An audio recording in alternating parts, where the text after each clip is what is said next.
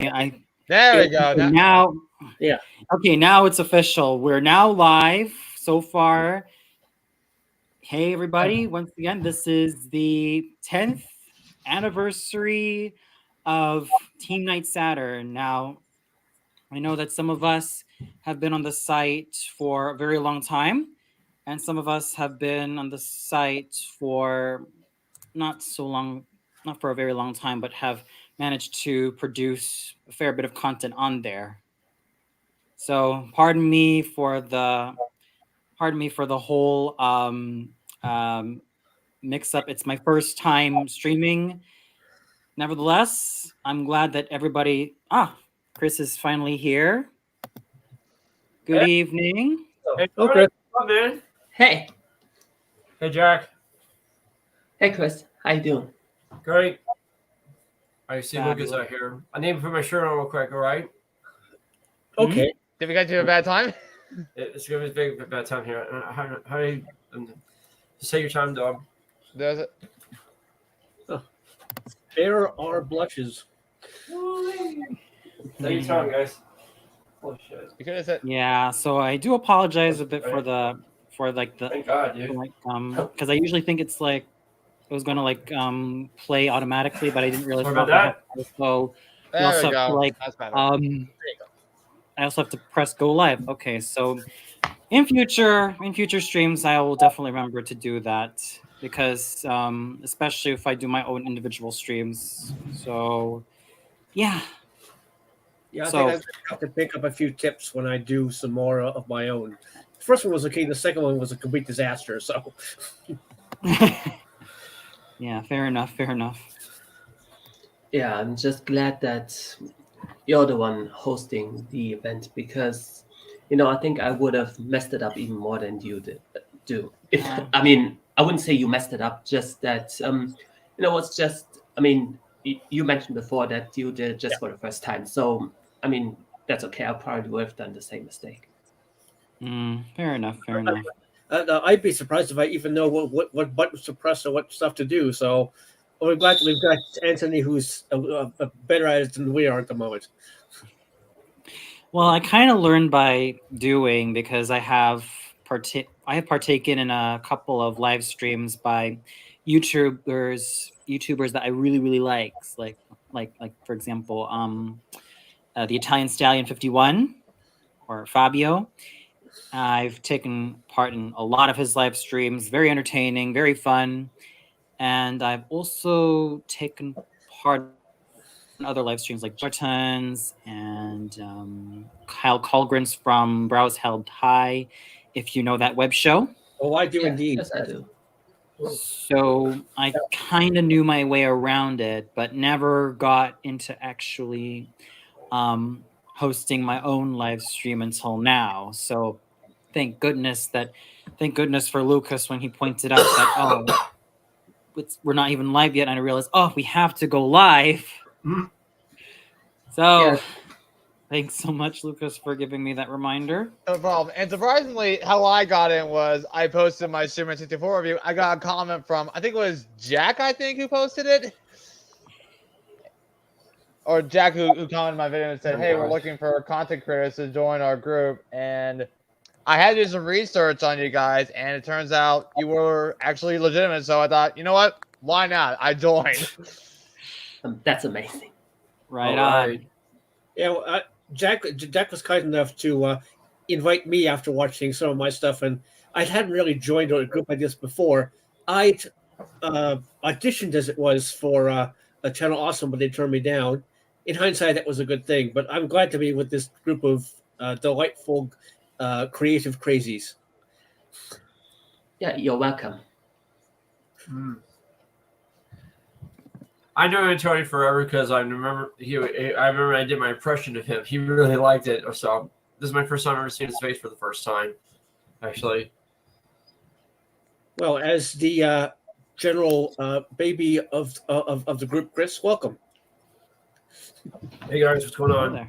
Good to see Antonio. Though I remember that he talked about. I remember we talked on the phone for the first time. I remember he disliked Spike's voice. That was Bruce Willis. I mean, Bruce was fine. I mean, I know he didn't like that though, but The only disappointment though, Lou Pickles was in there only for a few minutes, and then he was on Indoctrination with the family.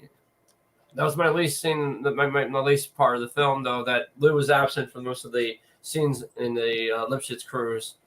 I was like, where in the world is Lou at? And then Lou was also there, not there too? What the hell? Well, I think what I sort of meant to expound on in terms of Bruce Willis's Spike is that it's really wasted talent incarnate, because just like you said, you mentioned that Bruce was and I was really glad that they got the cast of the Fairly Odd, not the Fairly Odd Parents. Was it the Wild Thornberrys? I'm glad they got Lacey. They got Danielle Harris, best known as as Jamie Lee Lloyd from Halloween. I thought that was interesting right there, and Tim Curry. I'm just sad that Tim is in the wheelchair. But he still looks the same. But I'm glad he's trying to get better in no time or so. But I'm glad that he was in the TV movie of the show he did, was best known for doing the what was it? Yeah, the Rocky Horror Picture Show that he did a long time ago, and then he did the TV and it was really and St. Lauren Cox as Frankenburger. Dr. Frank in that film. That is crazy. Well, the thing is, though, I've seen the original and I've seen the remake. There's a difference between transvestite and transgender. Yeah. Yes. So I don't really, originally, I think I heard that Adam Lambert was going to be Frankenfurter, which would have been much better.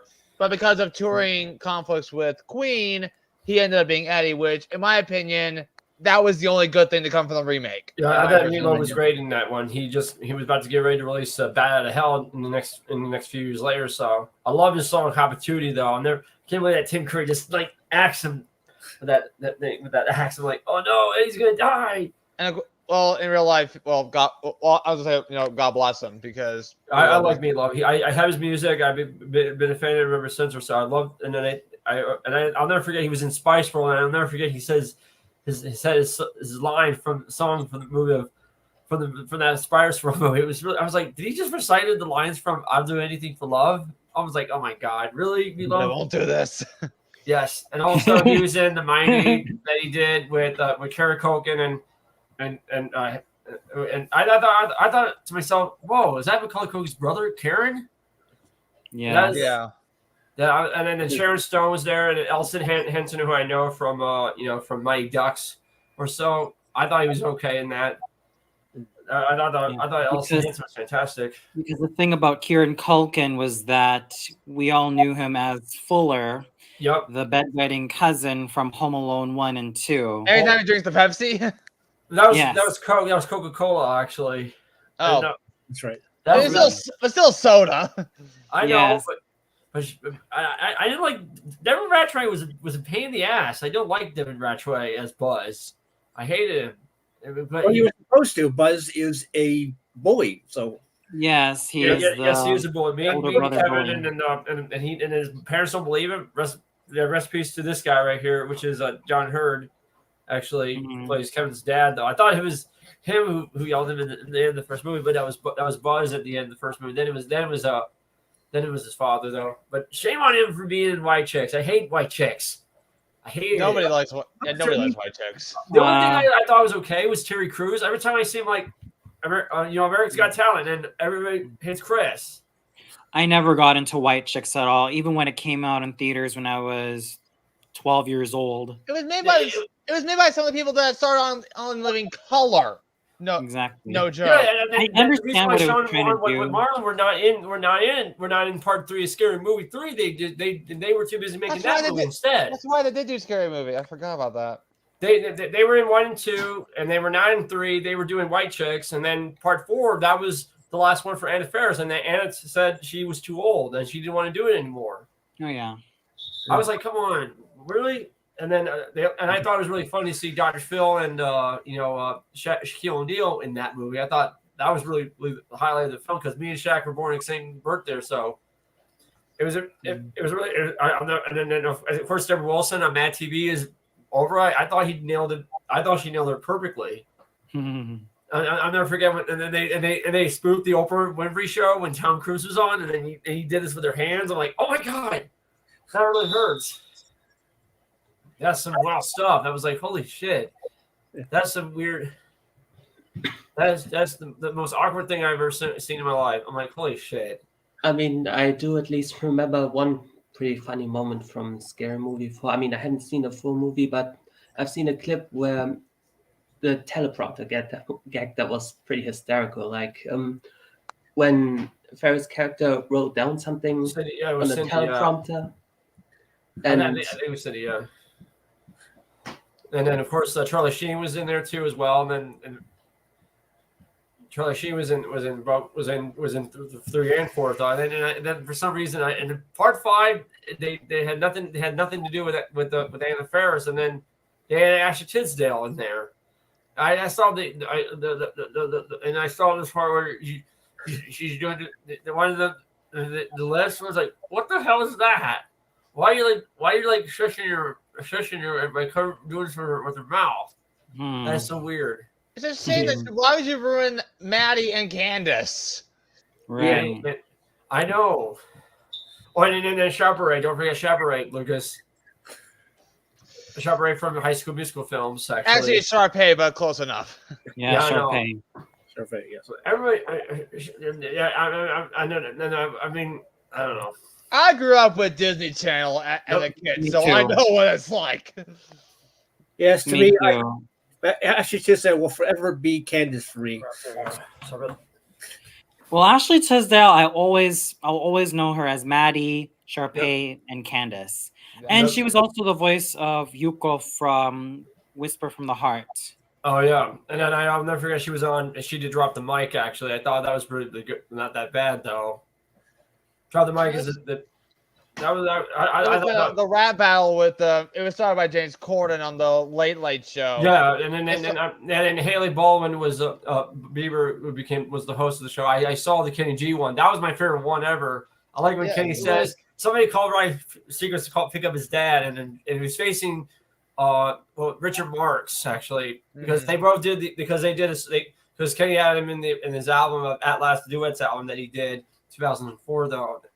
It was so funny. He did that though, and then Charlie was facing all 5 members of the Backstreet Boys one by one. Charlie Puth. That was a pretty good one by Charlie. I mean, I'm happy for Charlie and Tony. I'm happy that he's getting married though. Oh, who? No, it was Haley Baldwin and Method Man who were the 2 hosts. Yeah. And did you see Haley did this face like that? I'm like, what is that? What was that? And Justin didn't know that. That's ridiculous. I was like, that's ridiculous, Haley. Why did you make that? That is disgusting. That is so disgusting. If you asked me what my top 2 favorites were on Drop the Mic, it would probably be either the first one I ever saw was Shaggy versus Matthew Lillard, the battle of the Shaggies. Oh my! Yeah, I was like Shaggy, and Shaggy was great too, though, and Matthew Lillard was great as well, though, because I like it when Shaggy does this. Not a horrible impression of Scooby. He's like, I'm actually glad that and of course my second favorite is of course will always be the Muppets because I'm a huge Muppet. I'm a huge Muppet fan. Miss Piggy dominated the whole thing. Also, Rascal Flatts, the Boys to Men, though. I was like, where's Michael McCreary at? Where's Michael McCreary? We want Michael out here or so. But Josh is the one that does the beat drops or so. So I like Charlie Puth and the Backstreet Boys because Charlie was facing all 5 of them because all 5, well, actually 4 out of 5 are married except AJ. He's not married to his wife. It's just Kevin, Brian, and Howie and Nick, except for AJ. He's not married. He just they broke up or so. And Charlie was facing all 5 of them or so. And Backstreet fans can't be mom's Nick. Yes, that's what Charlie said though, and then also saying the boys at the end, and I like it. And then he did that pose. And pretty much though, and then Brian's like, "I'm not 30, 40. I'm not 40, dog." I'm like, "Well, you are now, Brian. You are 40 right now." He just turned 40 though, and then that was pretty funny. Oh man, let me give everybody my YouTube channel so I can follow it. That'd be great. I missed that show. Drop the Mic. Yeah, they had to cancel the show though. That's just. I think they want. All right. I think the reason why they want to keep the show going is to make sure that James Corden does not win a single Drop the Mic battle. I know, and facing Dr. Phil at one point. And all because he won against Ashton Kutcher, the show ended up being canceled. All right, I like so we Ashton Kutcher. got Chris's YouTube channel ready. So if you want to subscribe to him, Excellent. so Thanks, let me Anthony. try to You're trying to impersonate Mr. Burns. Excellent, So Smithers. it looks like we're Gonna, we're being drop it in the 14 at our comments homes actually. here. And Right, let's see. so here we are. So our dear viewers, you're welcome to subscribe to Chris Loutit's channel. You got the name right. Yep. Yes, indeed. So you're all welcome to subscribe to his channel. He's got some very interesting discourses on film, animation, television Yeah, shows. I actually added and all the some. like. I added the Rocky films on there because YouTube had added the Rocky movies from 1 to 6. We got, And then I added the Browns games and the Cardinal games because I'm originally from we got Arizona. something I'm from from Coffee Arizona though. Lover. Coffee Yeah. Lover 239. Oh, be lurking in the chat since I'm out for now. Jack did send me the link in case I make it back in time. Happy Hey, 10th Coffee Lover. anniversary, and I'm very grateful to be a part of the site. Well, you're welcome, Coffee. always Lover. And we're happy to glad have that you. you're part of the site. Also, sorry to say this, but I'm a Braves fan. Braves County. I'm sorry. I was born and raised a Braves fan, so. Oh, yep. Right here, Lucas. And for all you for folks out in YouTube land, this is our sort of unofficial mascot for now, MC. Hello, MC. Mary has a cat.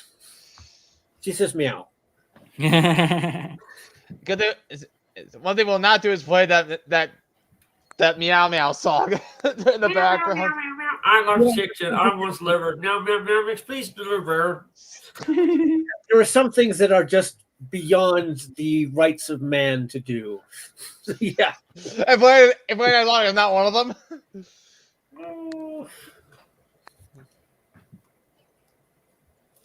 Sorry. Well, I'm relatively new. I've only been here, maybe 4 years. But I found that you people are really, really great people. You're all a little crazy, just like me. Some more than others, but that's how it goes. And I'm really glad to be part of this group that we can share our stuff and learn from each other. Thank you very much, Karl. And we can do stuff like this.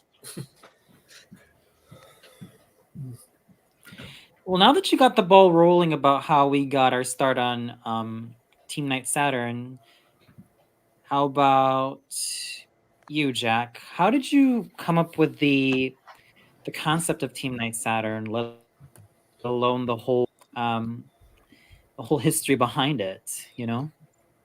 Well, just like many other reviewers online, I was a fan of, a lot of the content creators on That Guy with the Glasses, which later on was renamed to Channel Awesome, but it was Channel Awesome right from the get-go. But, I've posted some of my,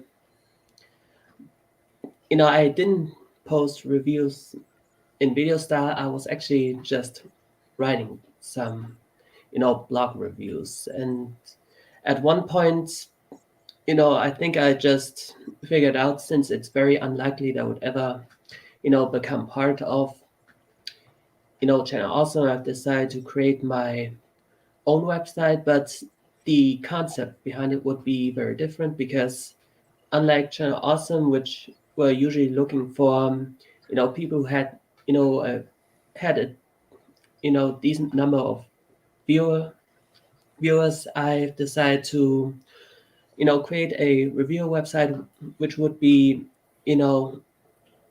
allow some relatively obscure, internet critics to join the site. And I mean, of course, we also did had some members, and do have some members which do have a decent viewership, but for the most part, I'm talking about like we as if that's like we're a company like me and a few others. I mean, we usually care about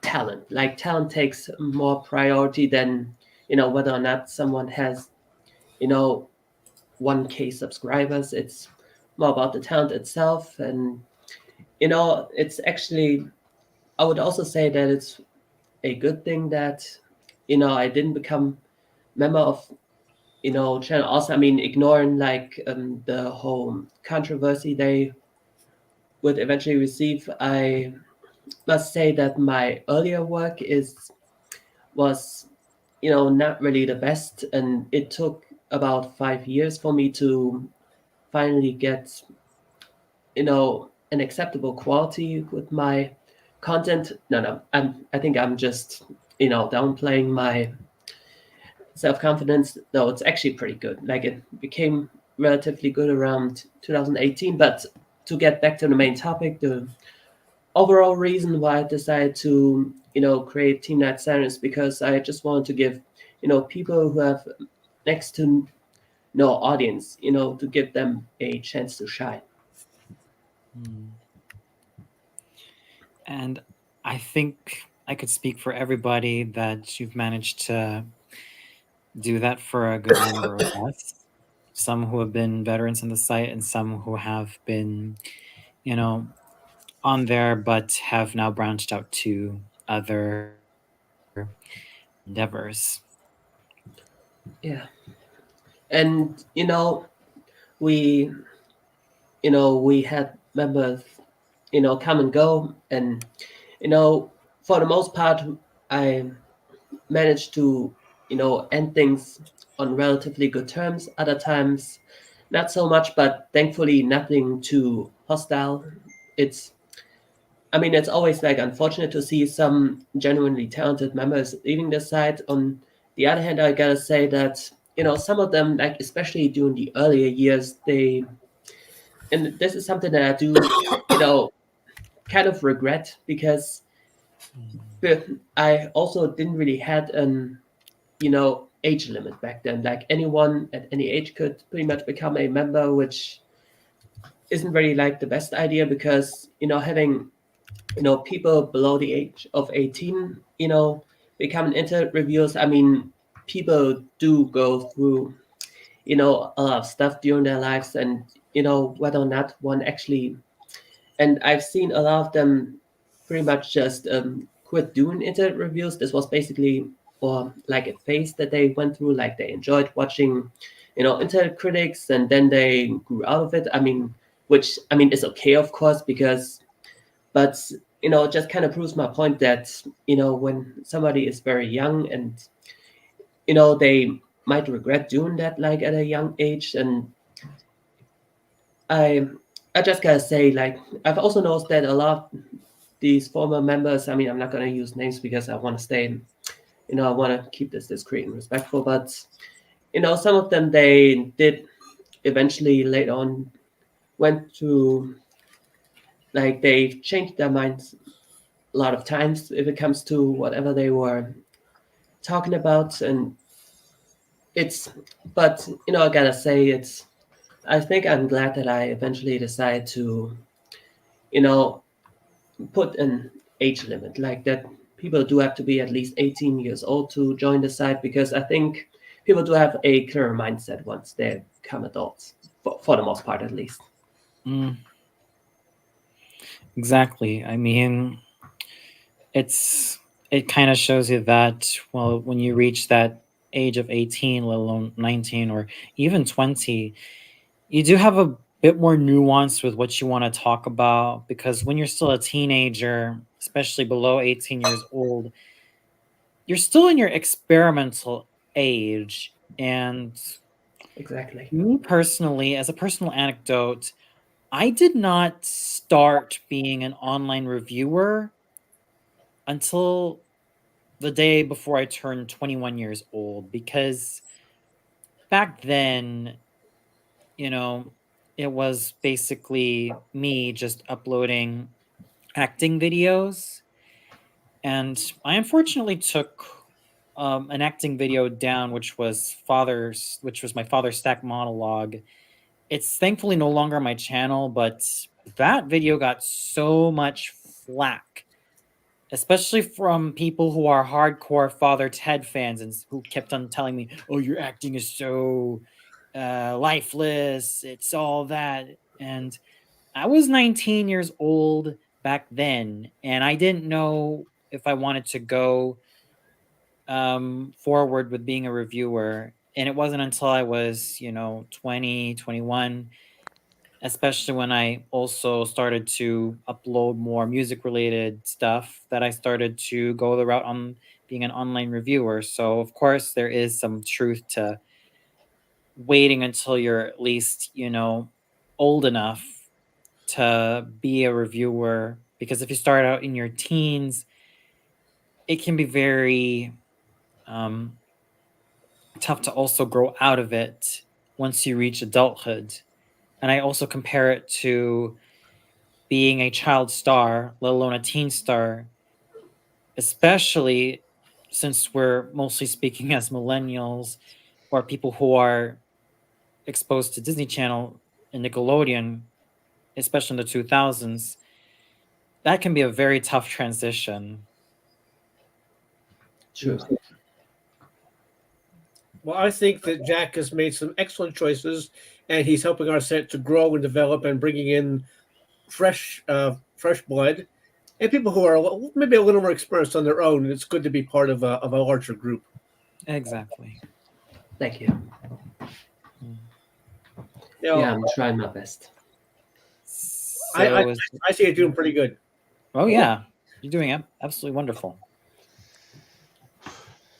Thank you, guys. So who spills their guts next then? I Let's guess say me. Lucas. All right. So actually, Fairly Odd Gamer was not the first YouTube channel I started. I actually started YouTube back in 2008, not as a online reviewer. I just post whatever I can.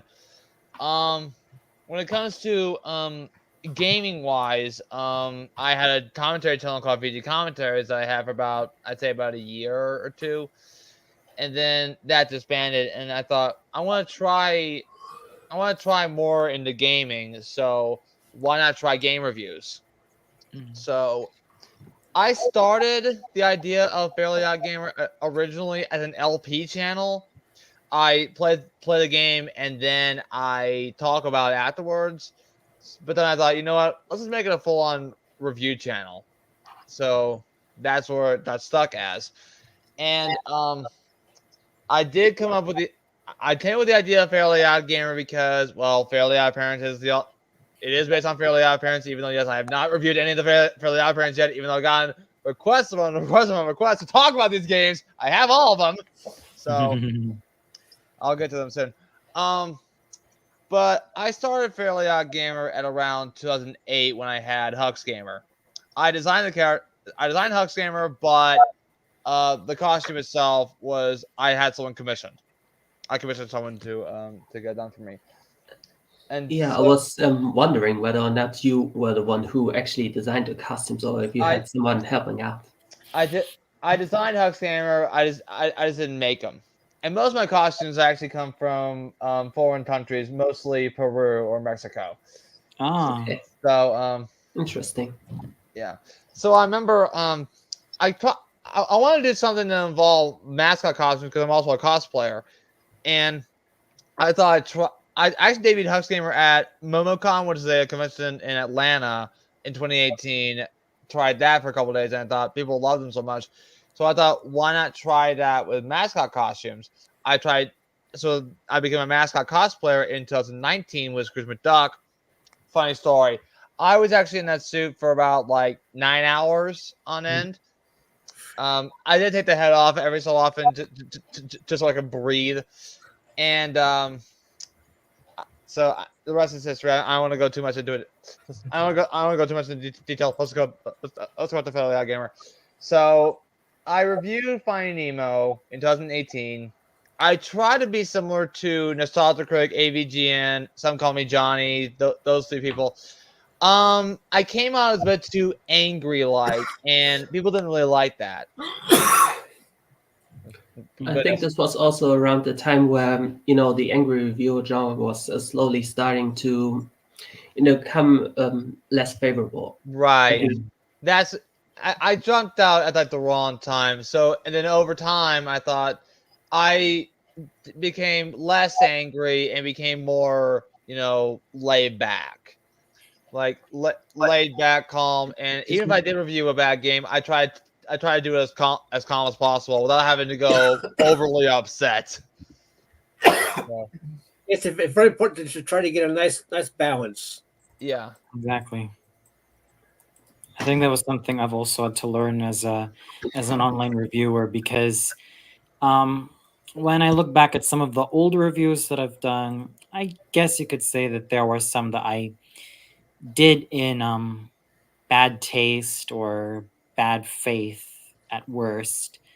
I don't want to go too much into specifics, but you'll find out a little bit later. Mhm. So is there anything else, Lucas, that you also want to expound on, especially with your beginnings as an online reviewer and the So stuff that you do so as I said, now? my inspirations were AVGN, Some Call Me Johnny, and Assault Crick, who, by the way, in case you didn't know, if you saw the Chipwreck review, I was actually in an Assault Crick video. I was in Comic Con on in the Assault Crick panel, and I was one of the wedding guests. Wow. Okay. Literally, I was on the front row with a jean jacket and a Sonic Mania shirt on. But you were technically there. Yes, I was technically in the review. So, Mhm. and I do know people of Channel Awesome. I know Doug. I know Doug very well. I'm one of their Twitch subscribers. So I am familiar with their work. I do watch some of their content now, but I don't watch it like every week. You know what I mean? So, but for me, I think in terms of the early years, I tried like the Grinch costume for the Grinch. Like anytime I do like a specific review and I have a certain mascot costume for that, I can use that for any specific review. But I think the one review that actually got the most respect and like the most positivity is the Barney review that I did back in February of 2019. It was right around the time that I believe it was, I think, gosh, I'd say like 30, so like 30 years of the show being out, and I thought it was the perfect time to have that out. And also, it was on February because it was like Valentine's Day, and Barney's all about love. So, and last time I checked, to this day, the Barney review is still my most viewed game review of all time with over 53,000 views. So awesome. That's a lot. Right on. And that was amazing. And that was the video that kind of got me on the map to being. So basically, for game reviews, not many people talk about licensed games. Like people talk about games of whatever they want to, but for me, I want to focus more on how movies and TV shows or any other franchises are somehow transcribed in video games. So that's kind of that's kind of like what my specialty is, really. So, see, I always tell people like, hey, I run a YouTube channel called The Fairly Odd Gamer, in which I review video games that tie into movies, TV shows, or any given franchise. That's basically what I do. I mean, this is a fairly unique concept compared to other gaming review shows that I know. Right. I also like that you're nice and fair with it, because a lot of people, when they do a licensed game, like say AVGN, will basically spend the whole time saying this game sucks, but you provide a nice balance. The stuff that's good and the stuff that's bad, and you try to be fair about it. Right. As much as possible. One thing I try to do is I try to compare and contrast, like first thing you always do is just watch the original source material, like what the game's based on. Like, if I were to do a game based on a movie, I have to watch the movie first and then play the game to see if anything is similar or different. Of course. And also, depending on if this game is is better or worse than the film it's based on. And most of the time, they're not that good. But there are a few exceptions in which the video game tie-ins are actually good, if not better, than the movie they're based on. Here's a question from Miss Kitty, and it's directed to me. What is your opinion on Friends? I did not watch Thomas and Friends that much. I mean, it's fun. I'll give it that. It's a fun show when you watch it on its own, but in my experience going around the internet, I've seen its civil fans and I've seen its toxic fans and it's really strange fans. So I'm a bit conflicted with Thomas and Friends. I never really grew up with it that much. What about you guys? I'll pass the floor on to you about your opinion on Thomas and Friends. Well, I've never really seen it. I've seen videos about, of little with videos like why Thomas and Friends is a nightmare world and that kind of thing. But I never really watched the show myself. I mean, I did actually, watch a couple of episodes from that, and it's especially like the earlier seasons, the ones before they switched over to CGI. I mean, it had a lot of charm. Like, it had a pretty sweet low budget charm, I would say. And I would say other than that, but I must say I haven't really watched it like too often, but one part that I really have to think about, because I really cannot stop laughing, is the mashup between the Thomas the Tank Engine theme and mixing it up with the Prince of Bel-Air theme. Like, I really have to laugh every time I think about it. I mean, for Thomas and Friends, for me, I don't really watch much of the show either. I've heard of it. Actually, how I first heard of Thomas was, believe it or not, the live action movie Thomas and the Magic Railroad, which was like theatrical film with Alec Baldwin, Peter Fonda, Mara Wilson. It features some of the Thomas characters in it, but I'm not really familiar with the show at all. I know it was like George Carlin who narrated one time. Ringo Starr narrated it one time. Just the original. I didn't really know there was a remake. I'm sure it was done by Mattel. So. And Chris? Yeah. Your opinion on Thomas and Friends is asked by I've seen the show. Yeah, I remember the show. I remember Thomas the Tank Engine a long time ago. I mean, it was on PBS a long time ago because Ringo was the one that did the Mr. Conductor, and then George Carlin, best known for Bill and Ted, and the sequel is in there. And I noticed that Jonathan Freeman, who I didn't know at the time because he was Cheeto, and I'm like, is he the one that plays Jafar in Aladdin? And I'm like, I was like, yep, it was him. I think the most weird episode I remember was when I was disappointed though that the Jukebox Band never met the humans or so. I remember Diddy Khan from Grease in the sequel. I was mad that they didn't bring back John Travolta nor Olivia Newton-John. They didn't want to do it. Diddy Khan was the only one that stays on the show, and then that's how. And then she was the only one that did the sequel in the original film or so. And then Eddie Deason as Mandark, he returned as Eugene or so. And I was watching the video on YouTube where they show the cast is getting along very well. So the only people that is not in it was Dr. Channing. She was not in the before they were stars. That was an England show. They did her, so it was really interesting to see John Travolta and Chris and Olivia Newton-John and the rest of the cast reunited. So and bless the soul to who is it? To Jeff Conaway, and also it was the last film for Eve actually. Eve is it? I'm trying to figure out who it is online here quick. And it is really sad that she passed away though.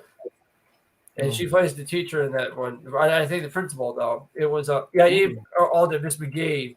That was her final role before she passed. That was her final role. That was the only movie she ended up doing though. So that's how I got to know Thomas the Tank Engine, and I got the toys a long time ago, but I didn't get the set actually. was a disappointment though. I just got the Mr. Top Hat and also the Mr. Conductor or so. That's the only that's the toys that I got, and also the trains actually that I got for Christmas in '93 when I was 6.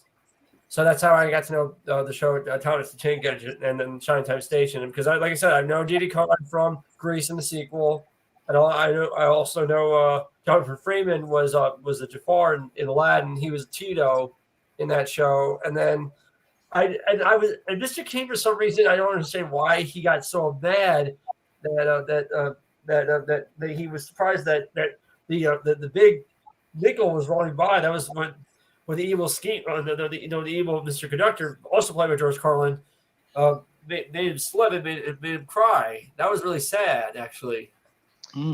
Also, a fun fact. Apparently, if you're in the UK, Sir Topham Hatt was often called as the Fat Controller. Yeah, and also and then there's some changes with the voice acting, with the narration by Ringo and George Carlin at the same time or so. I remember when Ringo goes, "Oh you!" That's Ringo's shout, "Oh you!" And then it's "Hey you!" That's what George had to say. Ringo's line is, "Oh you!" Who'd have thought that Thomas the Tank Engine would be narrated by a former Beatle? Ringo. Ringo's my favorite. He's one of my favorite drummers, though. I mean, he's still around here. Peace and love. I love Ringo. Right. I'm just trying to imagine who would narrate, Thomas and Friends. They would do it in Australia. Yeah, and then Alec Baldwin was the one who also does the narration as well, though. And he did the movie though, and I noticed Doug Walker did talk about that movie or so. I noticed Mark Wilson was there. Oh yes. I was like, what the hell is Mark? And I was like, what the hell? And he played out some videos of Doug when he was younger. I'm like, what the fuck? What the fuck is that? Funny enough, if you go to the DVD of one of those autocorrect DVDs, one of the things he talked about was his childhood videos that Mark Wilson tortured him with. That is so terrible. I was like, what the fuck is Mark Wilson doing? And then also, nerd! Riot James Rolfe, actually. The Angry Video Game Nerd right there. Nerd! I mean, I'm always reminded of how old I am when someone says that George Carlin is best known for Bill and Ted. Excellent! We got it, Lucas. Oh man, I was really sad that the third. I know everybody hated the third movie because they didn't get George Carlin in there. Well, because fun fact, that was filmed in Phoenix, Arizona, down here or so, and they filmed the mall shots at Metro Center Mall in Phoenix, Arizona. That's where I'm living right now. They shut it down permanently. It's gone now. So they shot it right here in Arizona, though. I thought that was a really fun fact right there for Lucas and for Jack and for Tony, though. I thought that was interesting right there. I thought it was really funny, though. And I thought that was really funny, though. And then when they did Major League, they filmed Cleveland for a bit, and they showed the Cleveland Stadium, and then the errors were and that footage was used for the. And then that was the county stadium where the Brewers play back in the day or so. And they used that video. They used that footage. They took that footage. They put it into Richard Marx's music video of "Take My Heart" or so. We have Bob Uecker and Mo McGuire, and then Eckersley makes a cameo in that music video. I thought it was pretty funny to see that or so. They recycled the scenes from Major League, the original Major League or so, and everybody did not like the third one because they don't have Charlie Sheen. Dennis Haber was the only one that was returning or so. And Willie Mays Hayes was not in it though. The only guy Scott Bakula from Quantum Leap, and then Harry Doyle was the only one that came back for this one. I thought it was interesting right there. I was like, what is going on right there? Because Charlie Sheen was not in the sequel though. They just focused on about the Minnesota Twins. They only talk about the that's the only thing they did for the third movie though. So that's the only thing they ended up getting though. So that's the only thing they wanted to make. The only person was Corin Bernstein, Bob Euchre, Dennis Haybird, and Taneki Ayashibi. I got that's the he's also a singer and a comedian, so he's the only one that plays the same role in both films of that. And Dennis Haber, who I know from his the Allstate voiceover. Yeah, Dennis Haber, Allstate guy. Yes. Yep, and then I know now it's Alicia Keys now, and then I know he is also the voice of Meet the Press. Actually, that's the show that is done by Chuck Todd, and then Chuck didn't leave the show because Chuck is getting ready to move on, and they got a new anchor take over. So, and then it was good, and they added a Tim McKinley from Marriage with Children. What? That is so weird. And then this is the second time they did this with the Minnesota Twins. Actually, they did a movie called Little Big League or so, and I'm glad they got Boomer in that one or so. Oh, that's right. We have a great show here tonight. What do you guys say for so Keyshawn Johnson? Hey, Boo. Hey. Oh my God. Yeah. And others are resident film trivia buff. Is it from the above or there, Kenny? Oh man. But yeah, I thought that was really funny right there. That and I was really sad that Luke Edwards had to let one of the players go. I was like, why? I was like, what? I was like, what? What is it? I thought it was really, I thought it was really sad though. I was like, what the heck is going on with what's the boy's name? His name is Billy. Yeah, Billy Haybird. And his grandfather was a Minnesota Twins fan. And then the best highlight was they put Randy Johnson and Ken Griffey Jr. and the rest of the players in there make a cameo. I thought that was great. I thought it was really good though. It was Ken Griffey Jr., Lou Piniella, Miggy Talent, Pudge Rodriguez, Sandy, Eric Anthony, Alex Fernandez, all those guys are so. And also Pete Crow and Armstrong was in there too. Best known for them. No, yeah, he only played one game with the Cubs. Okay. Well, that was a lot of information in a short time. Thank you. Oh yeah, definitely. Yes, I think you're going to do very well with this group. Yes, I will. Exactly. Yes. This group is filled with buffs. Yep. I think we've all got a 20-sided die hidden away somewhere. Oh, really? Well, with all our love of stats and buffs and things like that, I bet some of us have had a little bit of experience with rolling a few of those back in the day. Mm-hmm. Right. Is it my turn to deliver my life story then? Go ahead. Floor is yours. Thank you. Go ahead. As for me, when I got started in stuff, it was kind of a weird way because of Sonic the Hedgehog. I watched the show when it was first on, mostly the second season. And then I was reading question. Which one? Sat AM, Adventures on the Hedgehog, Underground, which one? Sat AM. Yeah. And I was reading a Sprite webcomic called Power Rings, and they had a link to Doug Walker's review of those two of Adventures / Sat AM, and I watched that. It was really funny. And about a year later, 2009, I started thinking maybe I could do this too. So I did a few relatively short videos, one of which you'll see later on. And I just kind of kept going and kept adding more stuff, talking about more things, expanding my repertoire and characters. I got a lot of people up here. I got to get them out somehow. And I just kept going. And eventually I tried to join Channel Awesome, and they turned me down, but that's fair. And then Jack came along, and I thought, oh, this is great. I can finally get to be with a group of people who are just as strange as I am. And I just kept going ever since then. I mean, I try to put a review out every 2 weeks at least.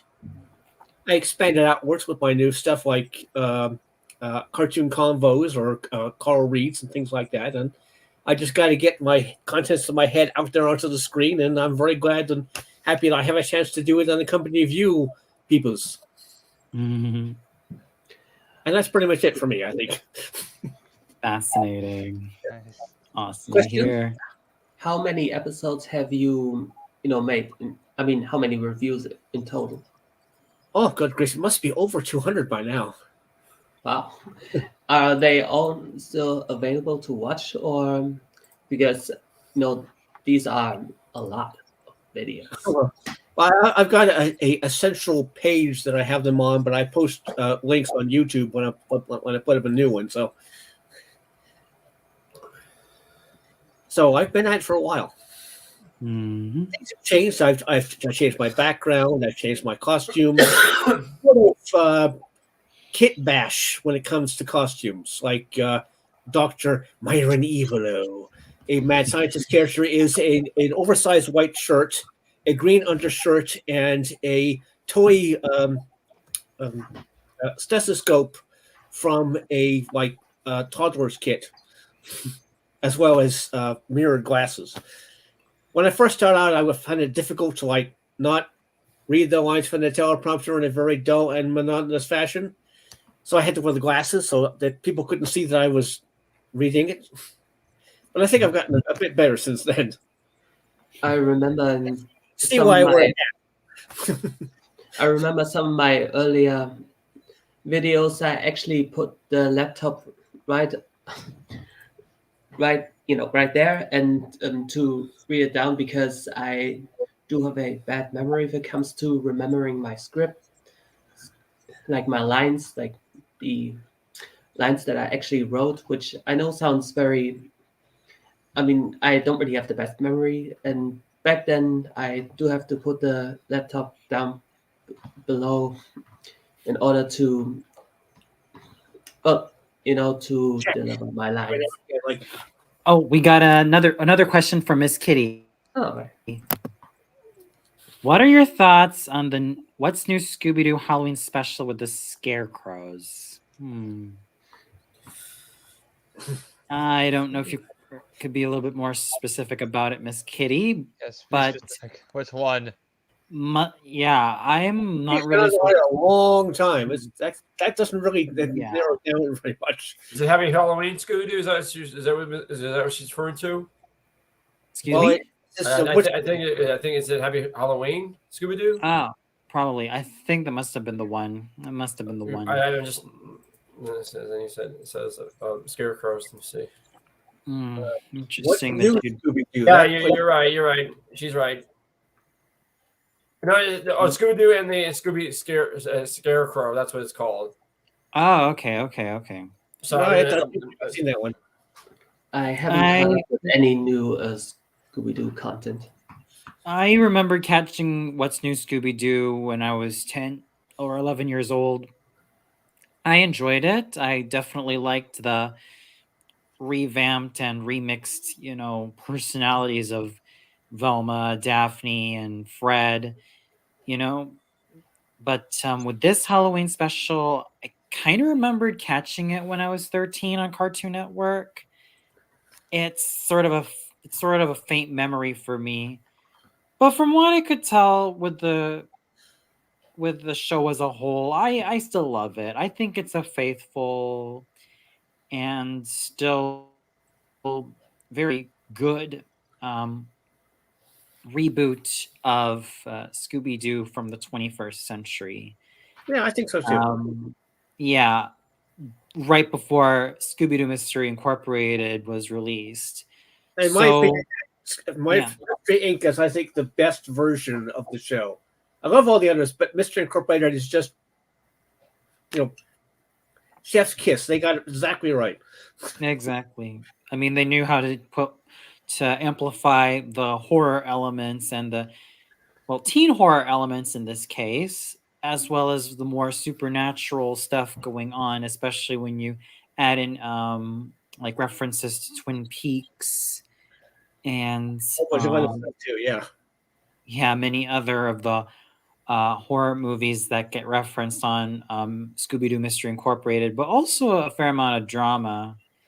As for What's New Scooby-Doo, it's arguably the second best one that I still love to this day. Although these days I'm extremely burnt out with the Scooby-Doo franchise as a whole. Mm. And even back then when I was 14, 13, I was already burnt out. So my memories with Scooby-Doo Mystery Incorporated was a bit slight, but I remembered liking it.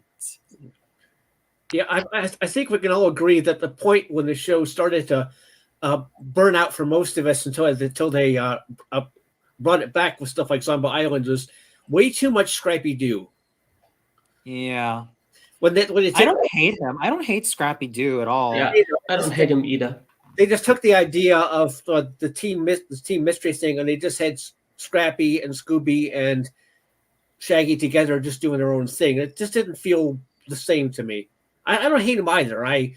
If I saw him, I probably wouldn't kick him too hard, but I don't feel that he was really necessary to keep going after he got the show going just a little bit longer from the original run.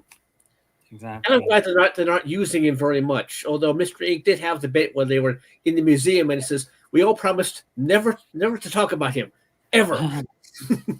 Yeah, and I thought it was a bit of a jab, especially when it came to his reception of how Scrappy Doo was received. But I never hated him. I never really understood the vitriol against him anyway. I think in his defense, he's a lot more willing to go head on against the villains. And of course, in the new Scooby-Doo and Scrappy-Doo mysteries and the new Scooby and Scrappy-Doo show, he was actually reliable. Mm. And of course, 13 Ghosts of Scooby-Doo, who could ever forget that? He was a very reliable ally. I must admit that in 13 Ghosts, he was an excellent character, though Flim Flam is... Well, there's a Dorks in the Flaming Pit right over there, Flim Flam, going right through there. I was not a fan of that character. Sometimes I kind of wish that Flim Flam just shut it up, okay? Yeah, I agree. I get that it's sort of bringing the kid appeal character, and I know that it's fine every once in a while, but come on, we already got Scrappy Doo on board. But me personally, I am just indifferent to Flim Flam. I'm just indifferent to him all the way through. It's been a long time since I've watched, that show, but I do recall enjoying it. And hey, it had if my memory doesn't, fault me, if I don't have any faulty memory, I do remember that it had Vincent Price in it.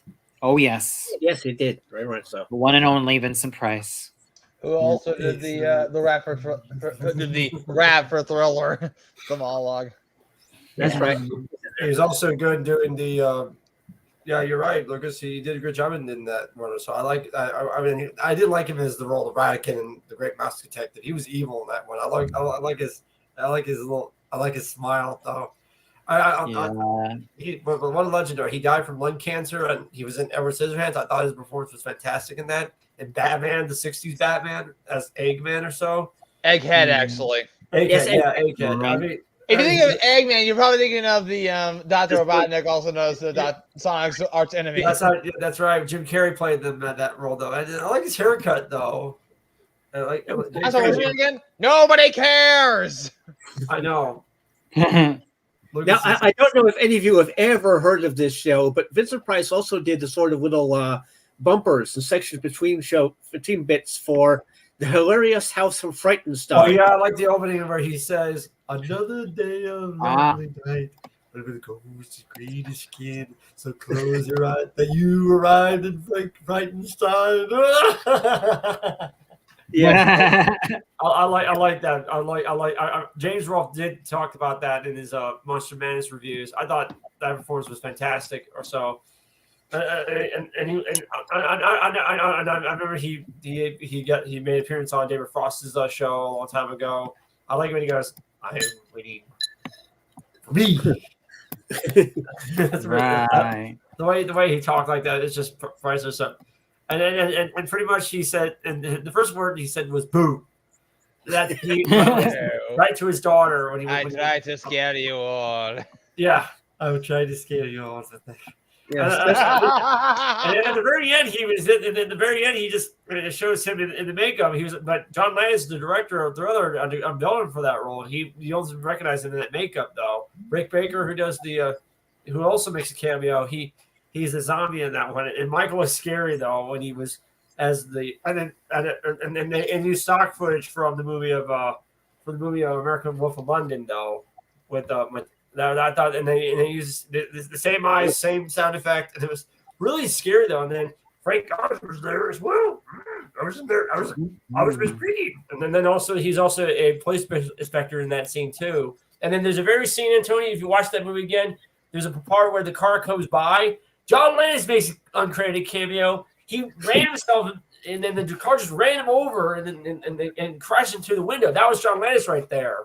Actually, funny enough, really? That was John Landis, the director. He ran. The car just ran into him, and then he crashes through the window. That was John Landis. God. Yep. And Funny then mention also that- Brad Dourif Mad. gave some, and I'm so glad that Michael saw that movie and he came up with the idea of doing a short film of that Thriller video. Thriller. I Yep. thought it was It's really the same. It was the same people that made that movie. I'm so glad. and it was I thought that it was a fantastic performance that I ever seen by Michael. It was really scary though when he did that scene right there. When John landed, when he crashed into that window, and there was really this, when I saw it, I was like, maybe I can find this on my YouTube on YouTube real quick. American Wolf of London. That was crazy. That Liz makes an uncredited cameo here. Well, I think that Werewolf was a kind of a good breather film from the more heavy sort of horror element movies of the 70s and so forth, back to the point when everything got drowned in slasher movies. With Halloween, Halloween, Friday the 13th, Friday the 13th and Freddy and all that sort of stuff, yeah. But back when it was just a bunch of teenagers and just count which one of them was going to die and how.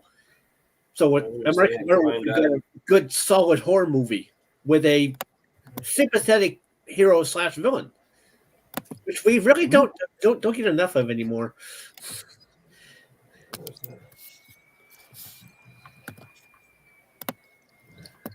Oh my gosh. And actually, funny enough, we're in October right now. It is literally a Halloween season, so it makes sense that we're talking about this.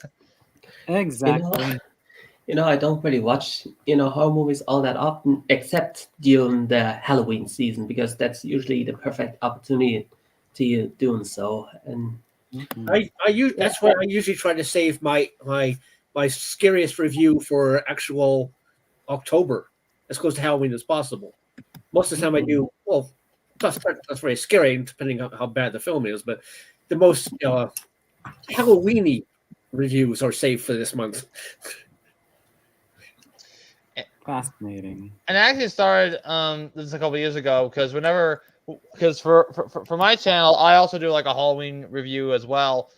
But I think I started this a couple years ago. I started doing something. It was based on Nostalgia-ween. That Nostalgia that I call it the Scary Odd Gamer, which I review Halloween or scary related video games. And I started off with Friday the 13th and Nightmare on Elm Street for the NES. Right here. That's John Landis right there on the phone. You can see it right here. That's him right there. Oh wow! Oh wow! In the blue bandana. Right, that's him right there. Right there, Johnny, right there. That's him right there. Yeah, with the right there, like you said. Good on the gravy. full screen. Yeah, I full screen that. Yeah. So that's what he looks. That's what. Let me zoom in closely so you guys can take a close look. There. Yep, right there. Right next to that tree right there. That's John. That's John Landis right there. Wow. Right, Okay. Yeah, I was like, and that's how and then that's why he crashes into that window. And I was like, how did he do that? I was like, what the fuck? I was like, what the hell? And Frank Oz was in there for a scene or so. He played. We all know he was Miss Piggy, and then he did the inspector in that scene. So that's the only scene he was in, though. I thought that was pretty. I thought to myself, what the hell is John Landis doing there? And that's how. And then Michael. And then pretty much though, when they were about to do the black and white video, Michael. John Landis came back to direct that. Well, Chris Columbus was originally going to direct that video, but he said no. He declined it. So Michael had an idea to get John to come back, and then they got Macaulay Culkin to do that video with Michael, and they became very good friends. And then he became, and then that when the trial was going on, and that's when Michael never done anything done with Macaulay Culkin ever in his life at the time. Because of the controversy. Yep, the trial, because and then he was found not guilty, that he did not do anything bad to, because he had done nothing wrong to that right there. Yeah, I'm gonna show you, dude. I'm gonna show you what it looks like. So I hope everybody can follow my YouTube. I hope everybody can do that. Oh yeah. I hope everybody can do this. So Miss Kitty, are you still there on the chat? Go ahead and follow my channel right there. There's the link in the description right there. You can check it out yourself, though. Exactly. Yep. I'm also spreading the word to various Facebook groups. The 10th anniversary live stream, so that there will be hopefully a little bit more people commenting in the chat or even partaking, whatever fits their fancy. I enjoy it so far. Oh yeah, it's a lot of fun.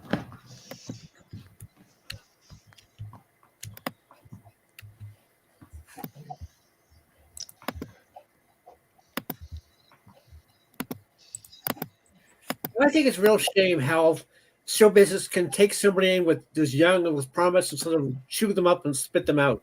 There's been so many child stars whose lives were completely ruined by just appearing in one or two movies, and then they get a bit big, and then they get burned out or whatever. And sometimes they can make a comeback later, like Macaulay Culkin. Other times they just get completely destroyed by the industry. Because that's what it is, an industry. Exactly. I mean, Alison Stoner's video about the insidious system of what Hollywood does to its child actors, you guys should check it out. I mean, I wish I could be more articulate about it, but you should really check out the system that she mentions about wages, the times that kids get on set, and all those hidden areas of contracts, this and that. It seems like if you're a child actor in Hollywood, you pretty much have to be like a sort of mini adult. Now, aside from Jeanette McCurdy, or aside from Alison Stoner, good thing I was leading onto it. Jeanette McCurdy, remember her book, I'm Glad My Mom Died? Oh, yeah. Yeah. I have not personally read it myself, but from what I've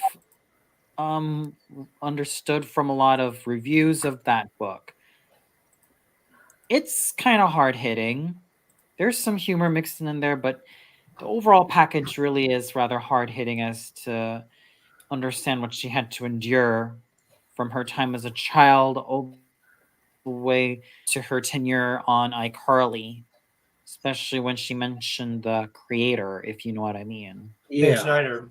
Yeah, I usually, whenever I'm reviewing something and, that has, a child actor, and I usually, I remember back during the early years of interviewers that, it was very popular to pick on, the acting, all that kind of stuff. I usually, like, even if I bring up that the acting isn't really all that good, I usually try my best to never go personal with that, because especially if you know about the constant bullying that Jake Lloyd, for example, went through, like this.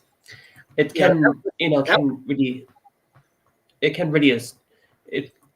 really like destroy somebody, like even if one doesn't like somebody's acting, like that it needs to be handled with caution. Like even if I criticize the acting, I usually go out of my way to stay respectful towards child actors, because they do deserve to have a to a healthy childhood and everything. I absolutely agree. Yeah, I may despise to the depths of my soul the concept of the Kenny, the annoying child character off a stuck into a monster movie, but I have nothing against the child actors themselves. They were told what to do and they did it the best of their quality. It's the writing around them, like with Jake Lloyd, for example, that is the bad part.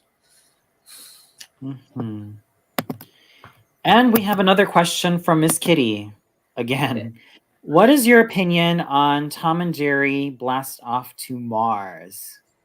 I felt it was a lot of fun. Oh, It was yeah. kind of cool to get actually off Earth for a while, and the Queen Mouse Martian Mouse was actually pretty funny.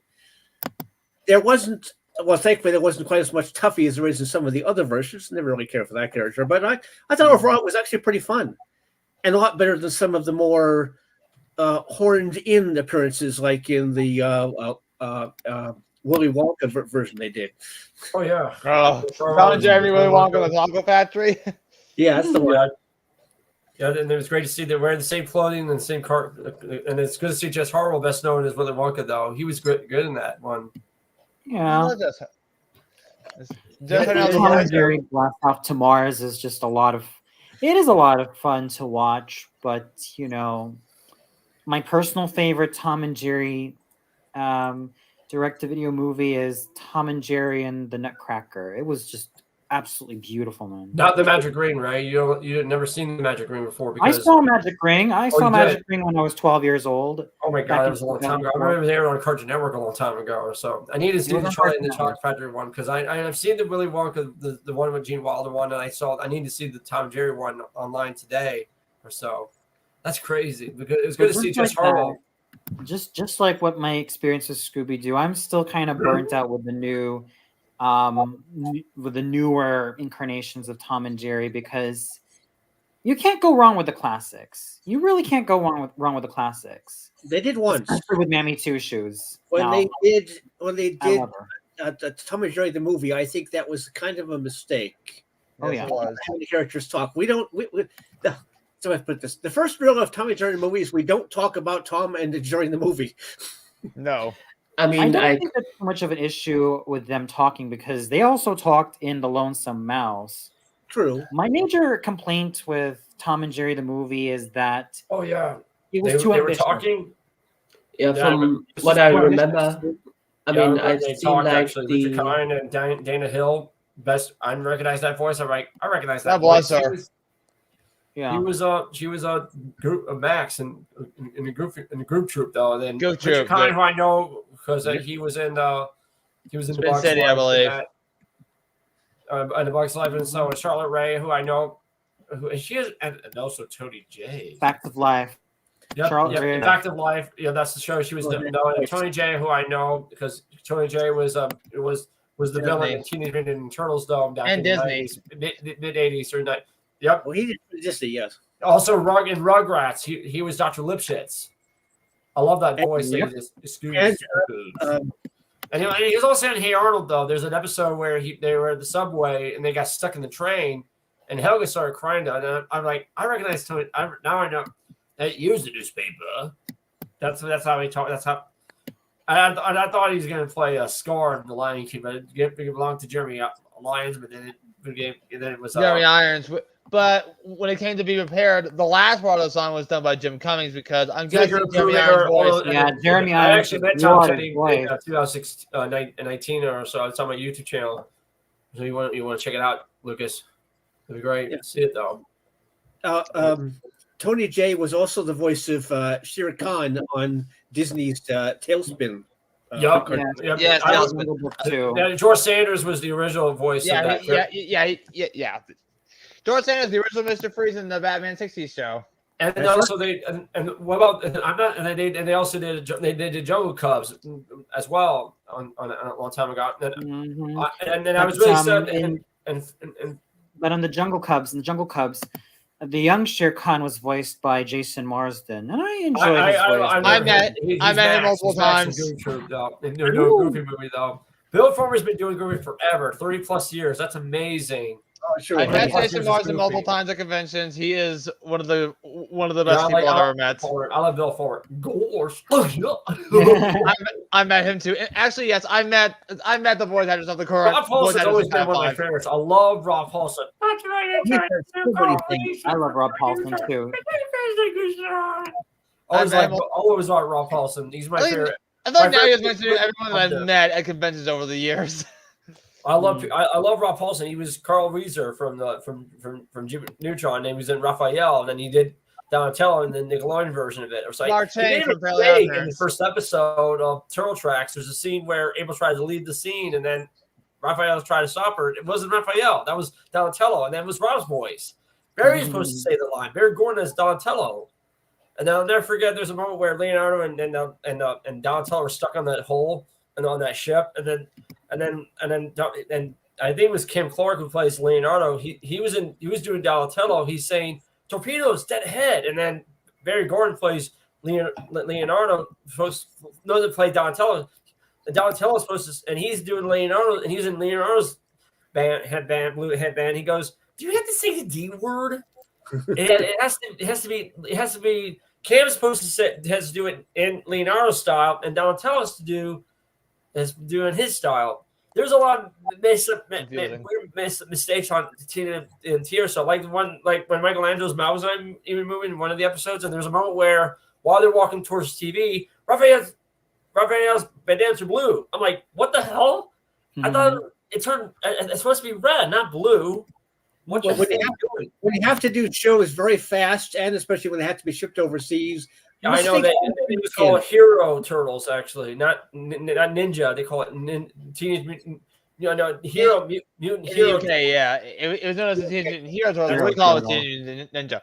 Like, it's like one thing I always find confusing is that sometimes the name changeovers is confusing. Like, for example, the first Harry Potter. We call it Harry Potter in the Sorcerer's Stone. They call it Harry Potter in the Philosopher's Stone. That's what they call it. That. How about Zootopia? We call it Zootopia. They call it Zootropolis. I'm like, I don't get that. Yeah, that's also a similar case with Avatar: The Last Airbender. In some parts of the world, it's Avatar: The Legend of Aang. And in other parts of the world, it's Avatar: The Last Airbender. I do recall the reason why. I mean, for example, I know that in the UK they renamed it to the Legend of Aang, because Bender is kind of a naughty word in there. Oh yeah. But one thing we can all agree on, the one thing we can all agree on is the live action movie sucks. Agreed. Agreed. Yeah. Yeah, the actor wasn't very good, I'm afraid, although I'm sure he's a perfectly fine person in real life, but that was the wrong director for this kind of movie. Shyamalan is terrible. And let's not don't even get started on all the production issues that went down during that time. Indeed. That was done by Noah Ringer, was it Noah Ringer? I think it was. Yeah. Yeah, Noah Ringer. Plays I mean, it's such a shame because why on earth would anybody want to touch, a show that is an instant classic and then just butcher it? Money, my dear. I don't. Thank you. I mean, They had Duncan Roscoe as Rufio from Hook, and then they also had Jack DeShay from All That. Oh my gosh. Oh, Marcus. I think we can all agree that whenever we need any kind of a movie or background trivia for our reviews, we should ask Chris. He knows it all. Let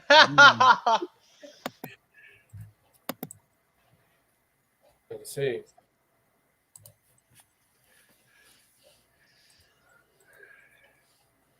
I feel like there should be some sort of debate as in whether or not we should have more live action movies based on cartoons that we all know and love.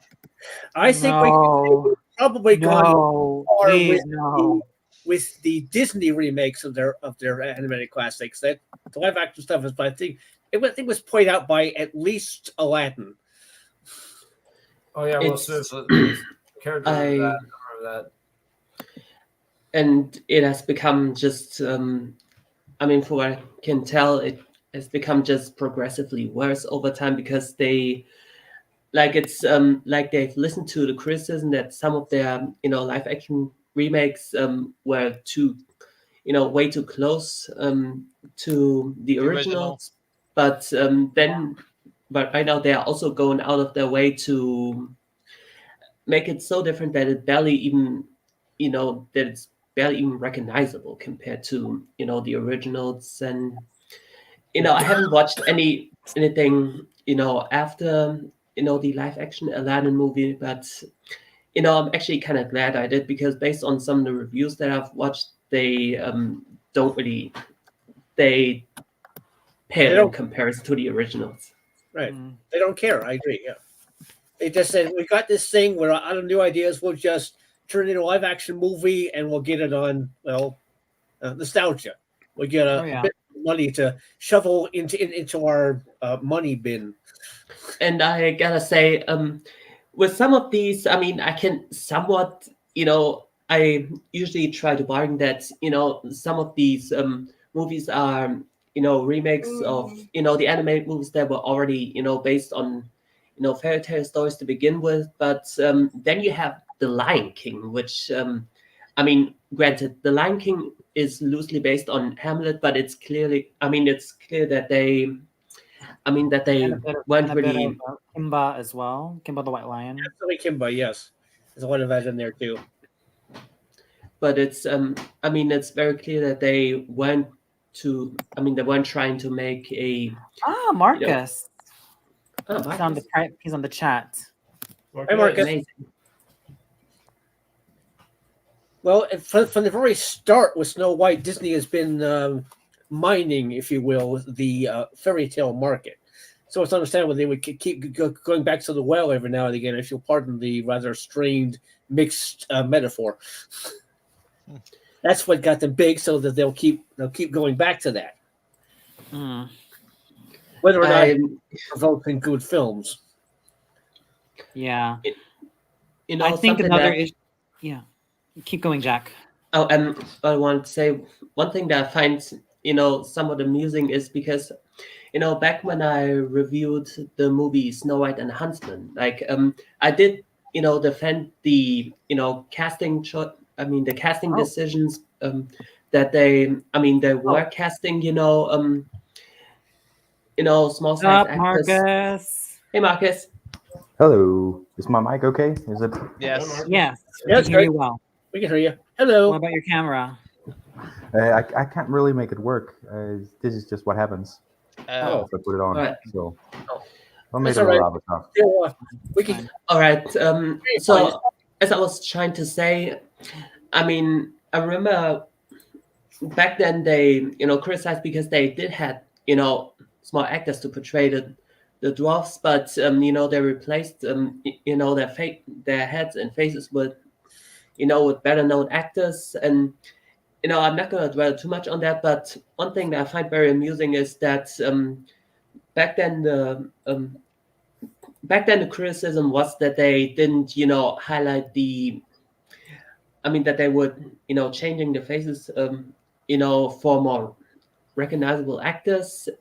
And now with the upcoming Snow White remake or adaptation or whatever, they apparently the dwarfs aren't even going to be dwarfs, and the reason behind that is just really odd. I don't really get, I don't really understand what they are trying to exactly to accomplish. Back then it was offensive if the dwarfs weren't portrayed by actual small actors, and now it's apparently offensive to have dwarfs at all, and now they are not going to have dwarfs, which is that makes no sense, really. Yeah, it's Snow White and Seven Dwarves. You're going to need dwarves. Exactly. I mean, if you want a dark version of Snow White and the Seven Dwarves, look no further than Snow White: A Tale of Terror, starring Monica Keena as Lily, who's also given the nickname of Snow White, and Sigourney Weaver as Lady Claudia, who is the evil queen. Yeah, I think I've seen some of it. I remembered watching it when I was 5 years old, if I'm not mistaken. I liked it. I freaking liked it when I was a kid, and it still kind of holds up well as an adult. This is how you do, or let alone adapt a grim fairy tale, and it managed to do so well. Now, I don't know if you've seen the movie, but we all know that in the fairy tale, the biological mother, she was it was snowing, and then she accidentally pierced her finger, and then 3 drops of blood fell on the windowsill in the snow, and she was going to name her kid Snow White. But in Snow White: A Tale of Terror, you know how the biological mother conceives Snow White via C-section, and all that blood. I think they stumbled upon the carriage, and the husband did a C-section on her, and that's how Snow White got born. And there was all this blood that's flowing on the snow. Oh yeah. As far as check out the opening of Snow White: A Tale of Terror. Yeah, as far as adaptations of a more grim, if you will, version of Snow White, you should check out the Neil Gaiman stories about her. In particular, Snow White: Blood Red. That's a classic. Oh wow. The problem with Disney, especially animated, is they can't really go for the gorier stuff. They have to kind of sort of Disneyfy it. Exactly. I mean, for example, if if we talk about Red Riding Hood, in the original fairy tale, I mean, they pretty much cut off the wolf. It's pretty brutal, and I mean that's one thing. I know what's pretty funny is I remember watching the Disney movie Into the Woods, and one part that really amazed me is that they actually kept in the part where the evil stepsisters are getting their eyes pecked out. I was really not expecting that. And however, that's what I found rather unusual is they have that part in, but without giving too much away, there's a character who dies falling off the cliff, but they don't really show that. It's I think it's implied, but it's but the way it was shot, you wouldn't even know that it was only that when the characters got informed about, and I was very confused. They include the scene with the the eyes, but they can show a character dying by falling off the cliff. That's pretty unusual. But by the way, I noticed that I think Marcus doesn't have his microphone on or something like that. I'm not really sure. Yeah. It's just because I'm eating a little bit, so to not disturb by chewing. So I'll chime in if I have something to say. Don't worry about that. Understandable. That's cool. But I think also a little worried to what Disney might do in that they've acquired so much more stuff. I mean, more studios and franchises. Are they going to try to make that their own style, or are they going to let the people do their own thing? Like with Star Wars, when Star Wars is not a nice story, there's a lot of nasty stuff happens in Star Wars. Are they going to try to make it nicer or more Disney style, or are they going to actually do it their own thing? I mean, I personally love the Mandalorian. It's a great story, but I'm afraid if Disney gets their hooks into it more, they might destroy it for the next season, kind of thing. Exactly. That's something I do not like Disney about these days, because that's why I ended up just abandoning Disney altogether, because they become this huge monopoly, and they're pretty much taking away a lot of intellectual property, let alone independent property, and then just merging it together. Interesting. I gotta say, I was very supportive towards Disney for a very long time, but I started to become way more critical when they bought out 20th Century Fox. This was a point where the whole monopoly thing went way overboard. I mean, it's one thing if you buy the rights of certain franchises, but it's another if you buy off an entire freaking film studio. That was where I think, okay, this is kind of terrifying, actually. Disney, I mean, it was, for a long time, it was a joke that Disney was trying to take over the world, but this, that kind of shows that this slowly doesn't seem much like a joke anymore. I think we're just about Oh, this yeah. far from the point I where they think have the actors lined up and open their shirt, and they have a little a sweet circle brand stuck on their chest, like you belong to us now. It's kind of as like for the my thing. personal experience, It's like the thing from Oh, Spider-Man go where ahead. Tobey Maguire takes out the shirt and it reveals the Spider-Man logo on his outfit. My gosh. That's what reminds me of, in my opinion. That's what it kind of reminds me of. As for me, yeah. As for me, my experience with Disney, it started out quite nice when I was very, very young. I mean, the old films like Snow White and the Seven Dwarves, Cinderella, Sleeping Beauty, and basically the Disney princess films from the 1930s to the 1990s were definitely my thing. Mm-hmm. Yeah. And they were for the most part very comforting to watch. Oh, unless they forget about Rescuers Down Under, which The Rescuers are so John Candy, Saul. It was an Their excellent first sequel, wonderful. Yep, and Bob Newhart was the best one ever. So they had his own show though. I think the show ended when he did the Rescuers Down Under at the time. Yeah, but around the time when I was in the 2000s, we also had Disney Channel, and I remembered loving Weekenders, Pepper Ann. Oh wow, and Doug, Recess. Disney's Doug. I don't think you don't like that version because it doesn't have Disney's Doug. I am very, very conflicted with it. Because Billy West gave is it kind of a pass. sucks. I gave it a pass. But I gave at it the a end pass of on the day, Disney's Dog too. The movie was really bad too. But I do enjoy, the Nickelodeon season of Duck. I was a big fan of the show, The Mickey Mouse Club, growing up. I loved The Mickey Mouse Club. I loved it a lot. I liked Dumbo Circus. I liked Welcome to Pooh Corner because rest in peace to Will Ryan as Tigger and Rabbit on that show. And I also watched, what was that show called? Under the Umbrella Tree. I remember that show. That was a Canadian show down there.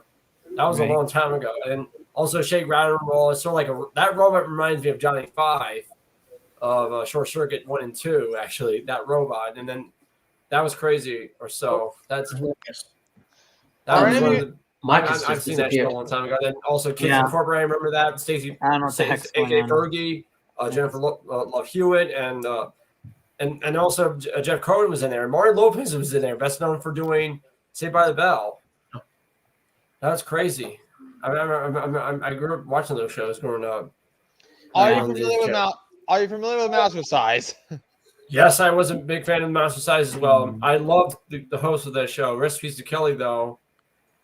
I remember the old bumpers though. They and the late Jerry Bishop was the voiceover for Judge Judy, and then he was the voiceover for Disney. Though they aired some movies they had on there just from the old. I remember the old bumpers they had on the Disney Channel back then, Tony. I loved those bumpers back then. So I grew up loving that show then. And they had music breaks or so. And Alice in Wonderland, not the cartoon version of it, the live action one.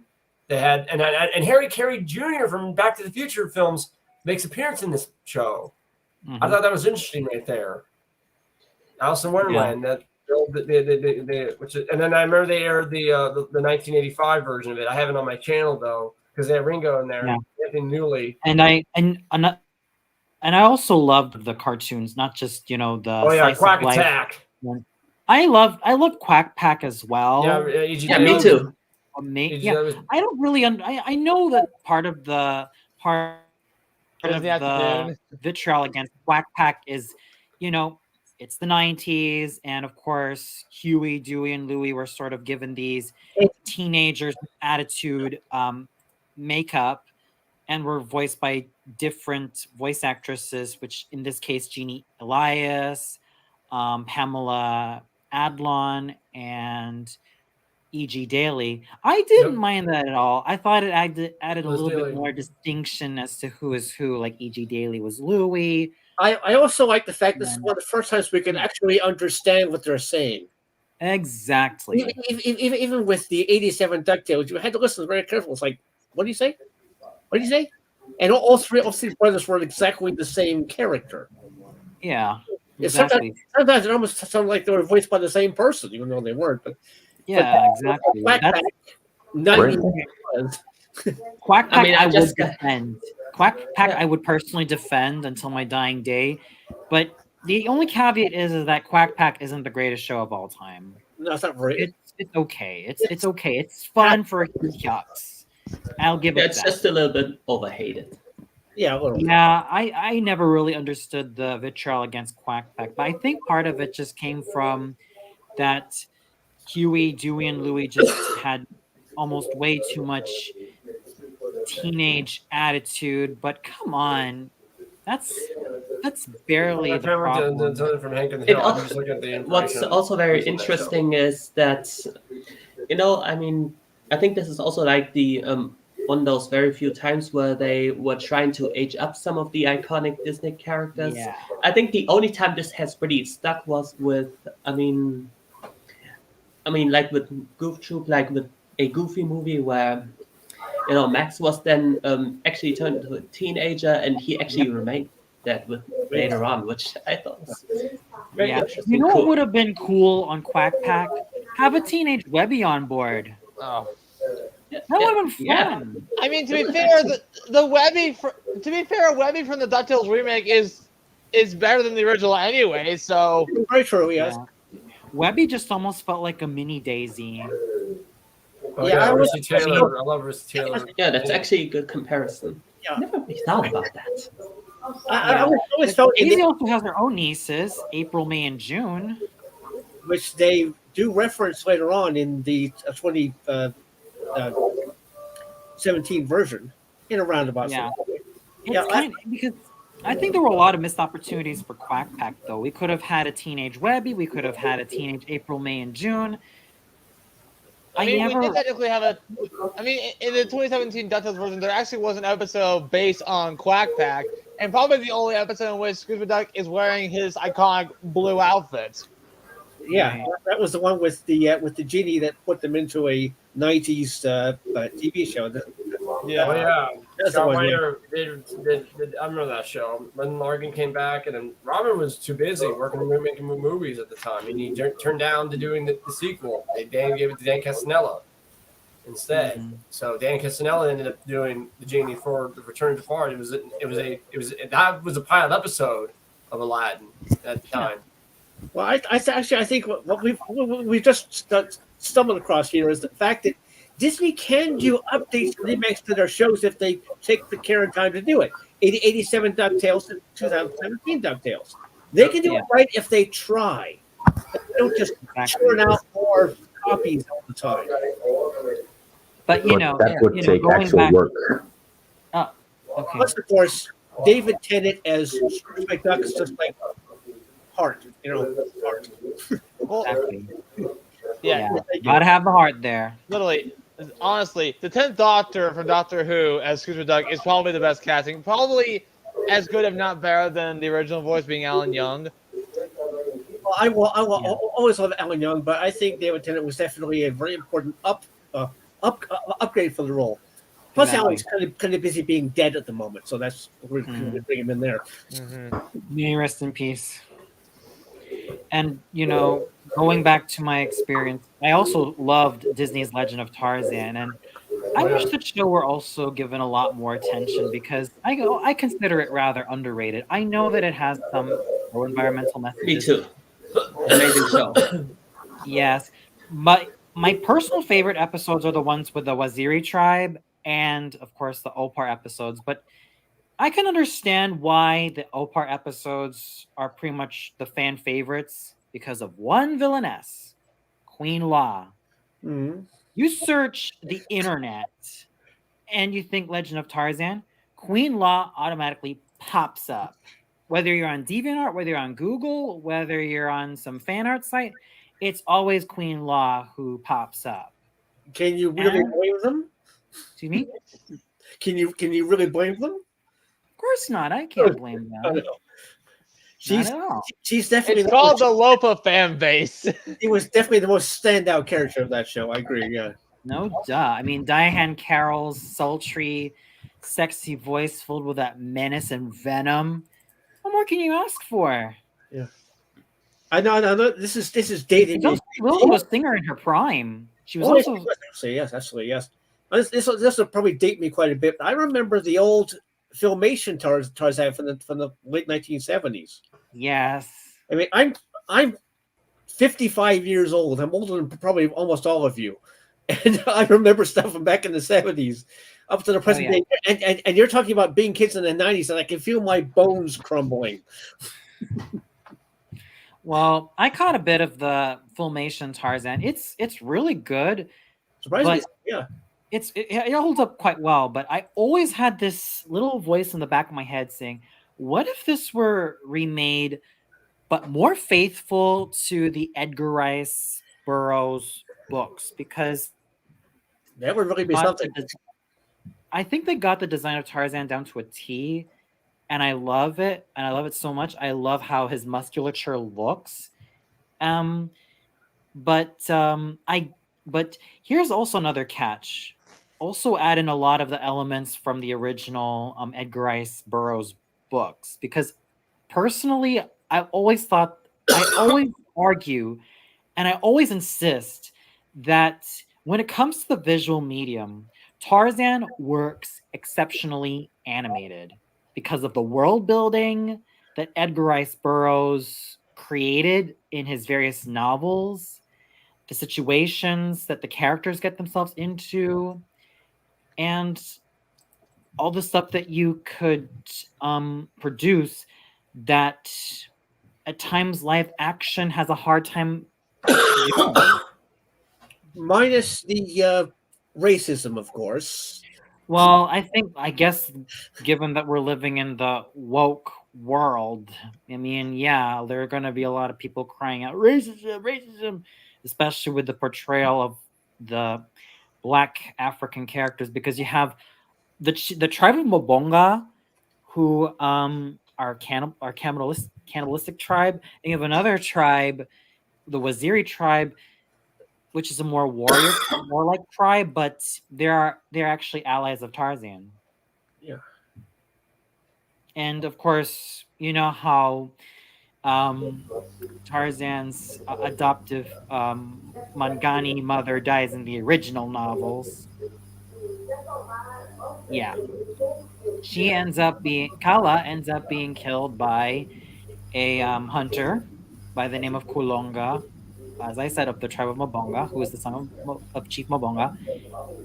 And I get why she didn't die in the Disney version, because it would have been like Bambi and Mufasa's death all over again. We can't just have another one being rehashed. I looked up Queen Law on online. You will never guess what one of the inspiration was for Queen Law. What is it? Indulgence. Jafar. Jafar. Yeah, because of her staff. That's kind of like in your face, I think. Yeah. But in the novels, Queen Law wasn't really she wasn't really an all-out villainess. She was more of an anti-heroine, and she had occasions where she was very helpful to Tarzan, but she still kind of had the hots for him. And of course, let's not forget about the like her the people under her, the men under her in Opar. They're basically feral and caveman-looking men, as opposed to the anthropomorphic leopards that she has. What I find interesting about the original Tarzan books is that you take a person whose parents are like proper British, stiff upper lip, teeth, and all that sort of thing. You stick them in Africa, and their child is raised to be just this far above a savage.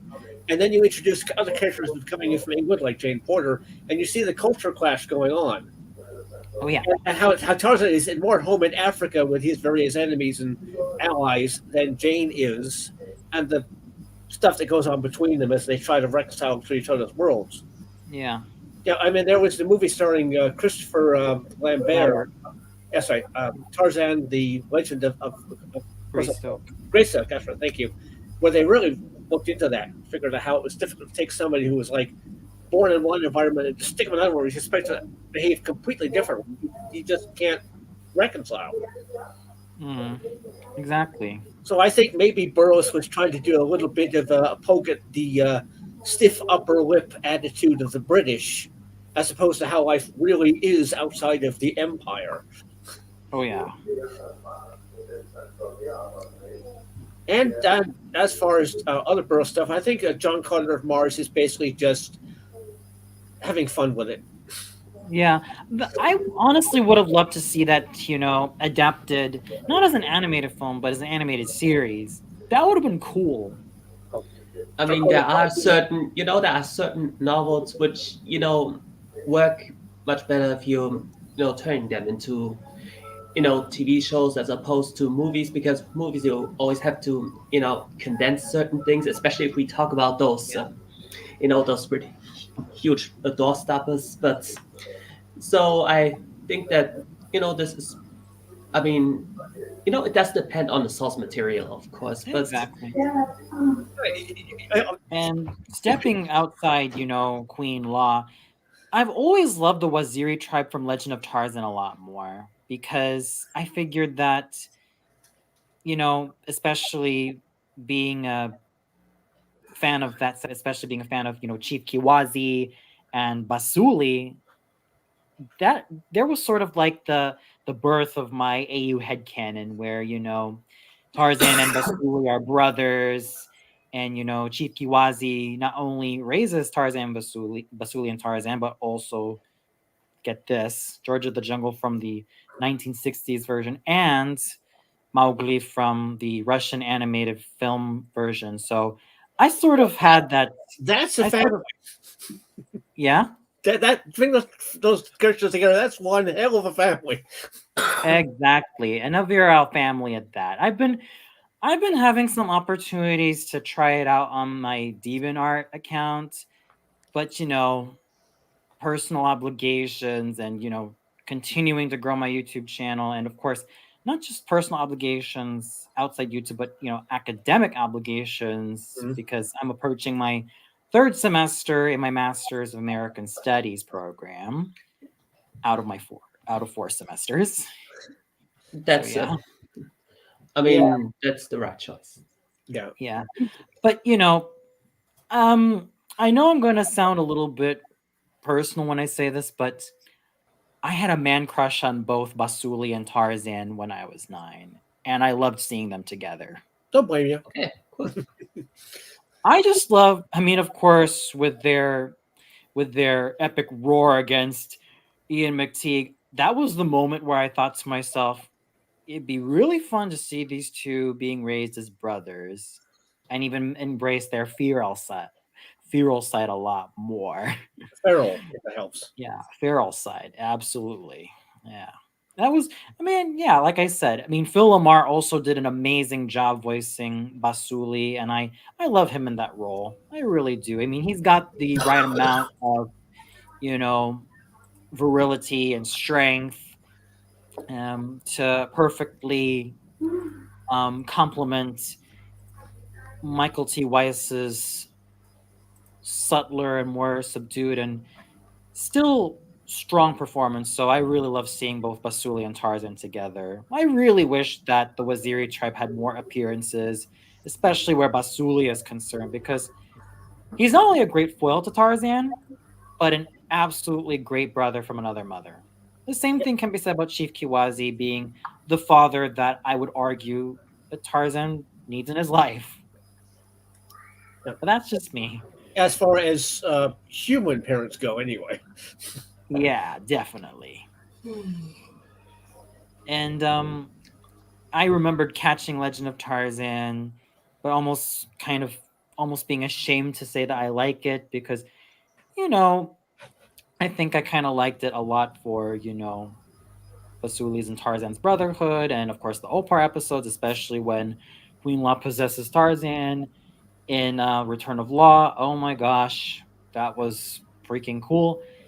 But going beyond that, I remember that Disney Channel in the early 2000s was way more edutainment and entertainment focused than it turned out to be from 2003 onwards, because when 2003 hit, Legend of Tarzan was initially taken off the air until it made a comeback in 2004, but things were making a change. Like, it was a lot more girl oriented in 2004. Like, I remembered being 12 years old and kind of being jaded with a lot of the programming from Disney Channel and Cartoon Network and Nickelodeon combined, because I was living in Cebu, Philippines. And if you know the channel Animax, where it's a 24-hour anime channel, it's sort of comparable to 2005's the Anime Network and, the Funimation Network back then, where it was like 24-hour anime. And I was starting to get into a lot more anime back when I was 12 years old. And of course, you can't forget about my continuous love for opera and classical music and classical crossover music. And I remembered going to school, and I would see a lot of my girl classmates have on their hands Disney Mania CDs. I was thinking and of course, having them act like a lot of the mean girl characters from Disney shows, and just acting kind of catty, and that sort of created something in my mind that, oh my gosh, Disney is brainwashing a lot of my girl classmates. So there was sort of that beginning where I was like, it's just me against Disney. And I felt like I kind of had a little bit of contention with it. And I was almost, to be fair, almost about to be brainwashed by Disney Channel, but I almost wanted to be a Disney Channel star myself. But luckily enough, I had stronger will when I was 14 and said, you know what? Disney Channel can go suck it. It can go suck it. That's all I care. Because, yeah. And this is why we do this. We watch these old shows, these old movies, and we love them. We take them in our hearts. We have things to say about them, good or bad, so we put it out there. Yeah. And I remember, yeah. And furthermore, I remembered one girl classmate of mine. She used to act so bitchy in front of me. Like, she would roll her eyes, she would throw me mean faces. And I used to blame it all on a lot of the programming that she and her and of course she talked a lot of shit about me, probably because she had a little bit of a crush on me, but acted like a major mean bitch about it. But those are the worst people. Yeah. I mean, even when I couldn't even, and even after I graduated, I couldn't even stand seeing her. I mean, of course she was a year and 10 months younger than me, but other than that, I used to really, really hate how many times she would throw me a lot of bitch faces and just mean faces and act like a total catty mean girl, as if she thought that, acting like that was the coolest thing to do. And I used to blame it on a lot of the Disney Channel programming during the, from 2004 onwards, because I felt like, and even when I watched a lot of the commercials from Disney Channel, there's still a part of me that felt could just spew venom on the Disney So Hot summer commercials for indoctrinating a lot of my girl classmates to behave this way. Things change over time. I mean, from the 1970s, shows like, well, some of the early Filmation were like environmental messages, or kids shouldn't hitchhike.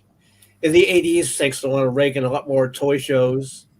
In the 90s, they tried to sort of level that out a little bit more, with more edutainment stuff, as you were saying. And then into the 2000s and stuff, it started to get a lot more remakes and reboots of older stuff.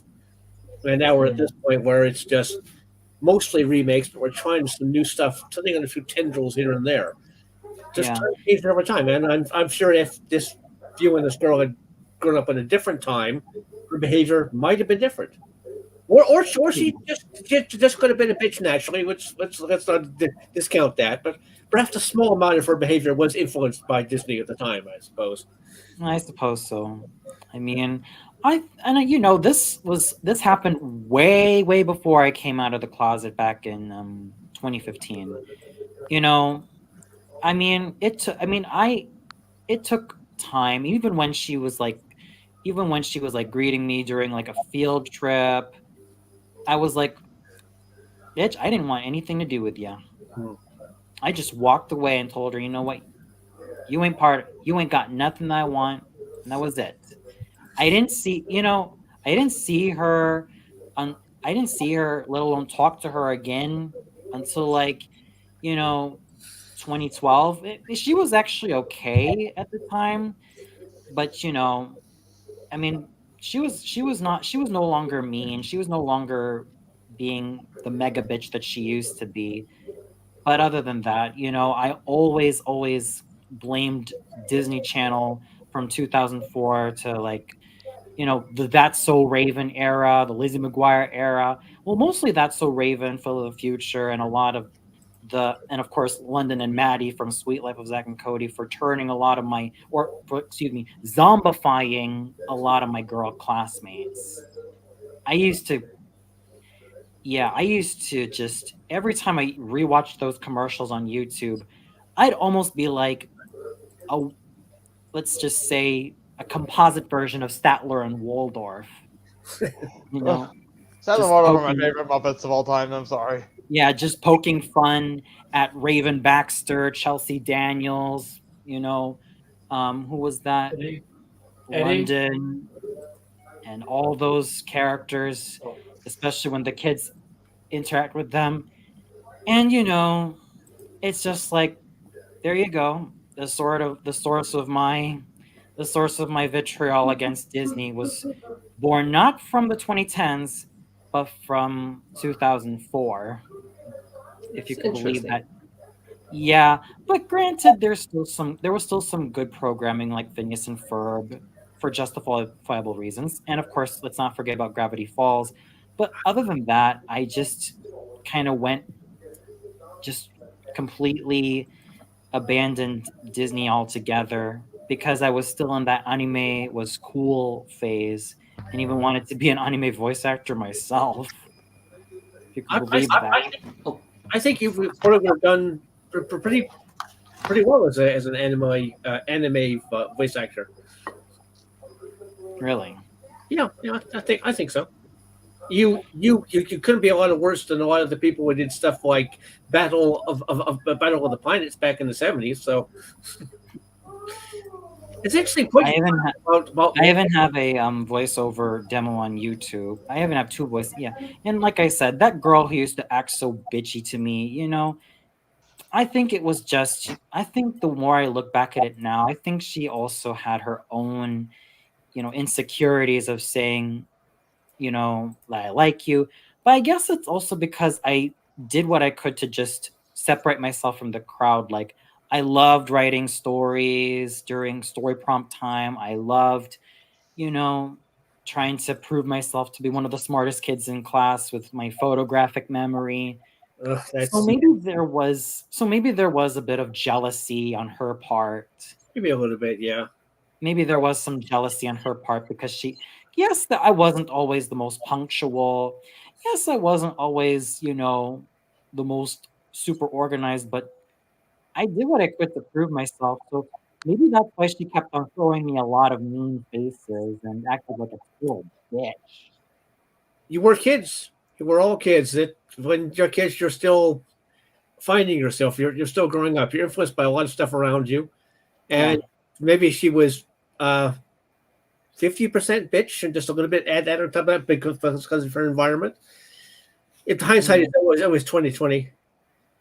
That's what Waldorf for but when I came out of the closet, back in 2015, she respected my decision. She respected my decision by giving me, a like on my Facebook.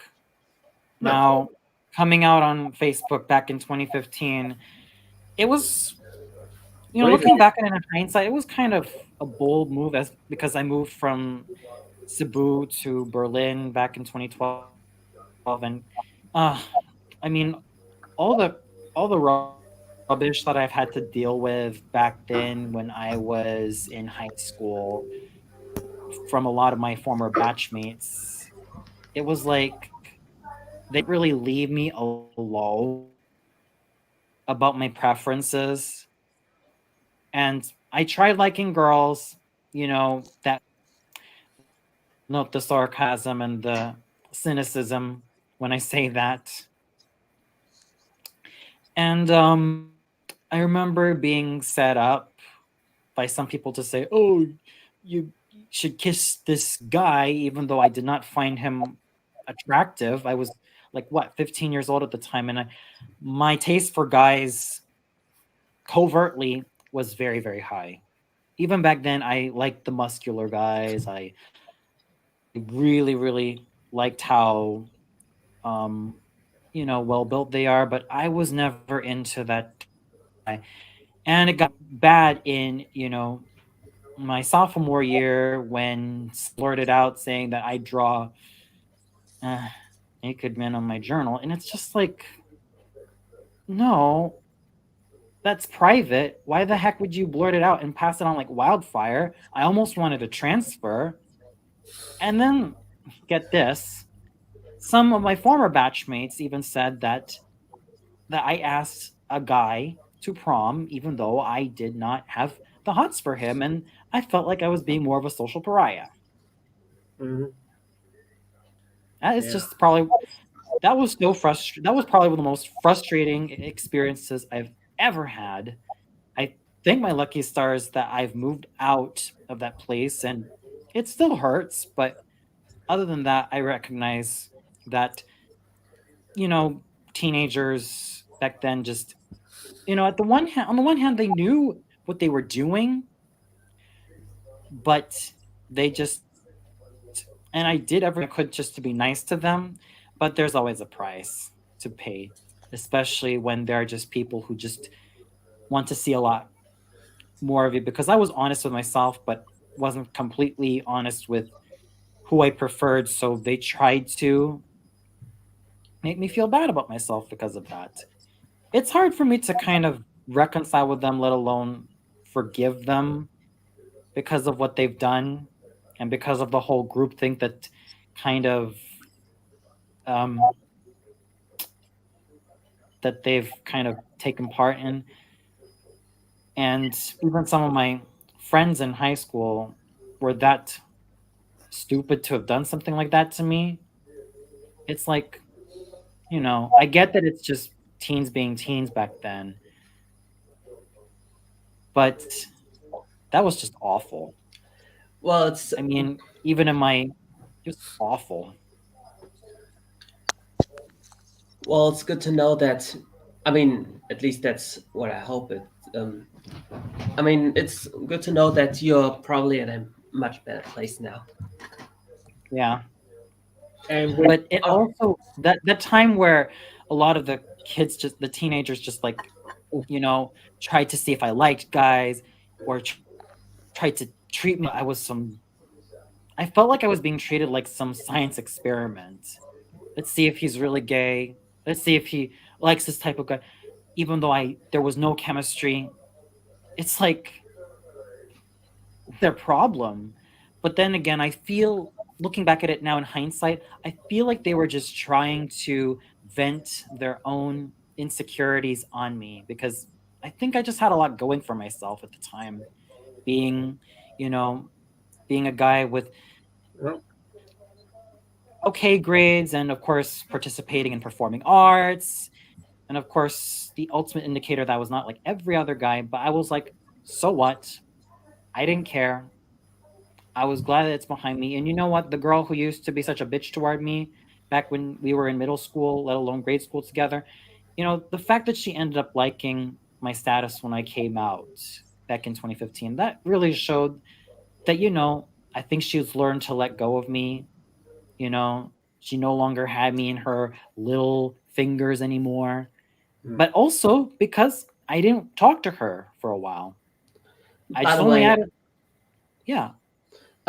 Sorry, I Yeah. just want to say, Coffee Lover has messaged me, and he said that he'll be here Oh, that's cool. That's he'll be cool. there That's cool. soon. Nice. Oh, That's lovely. Yeah. But yeah, the point is, there were some friendships that were, rekindled. Like even some of my girl crushes, which thankfully didn't happen, didn't like progress much further because,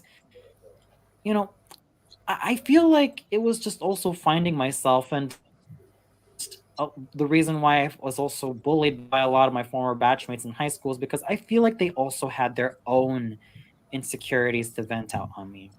I feel like I think it's a bunch of insecure kids just feeling threatened because I felt like I had a lot more to offer and just felt like I had to do a lot in my power just to be Mr. Boy Scout all the time. And there they were being kind of people who were insecure. So it was difficult to kind of reconcile, but nowadays I'm in a better place. I feel like I have better people that I could call my friends, especially you guys, which I'm totally blessed.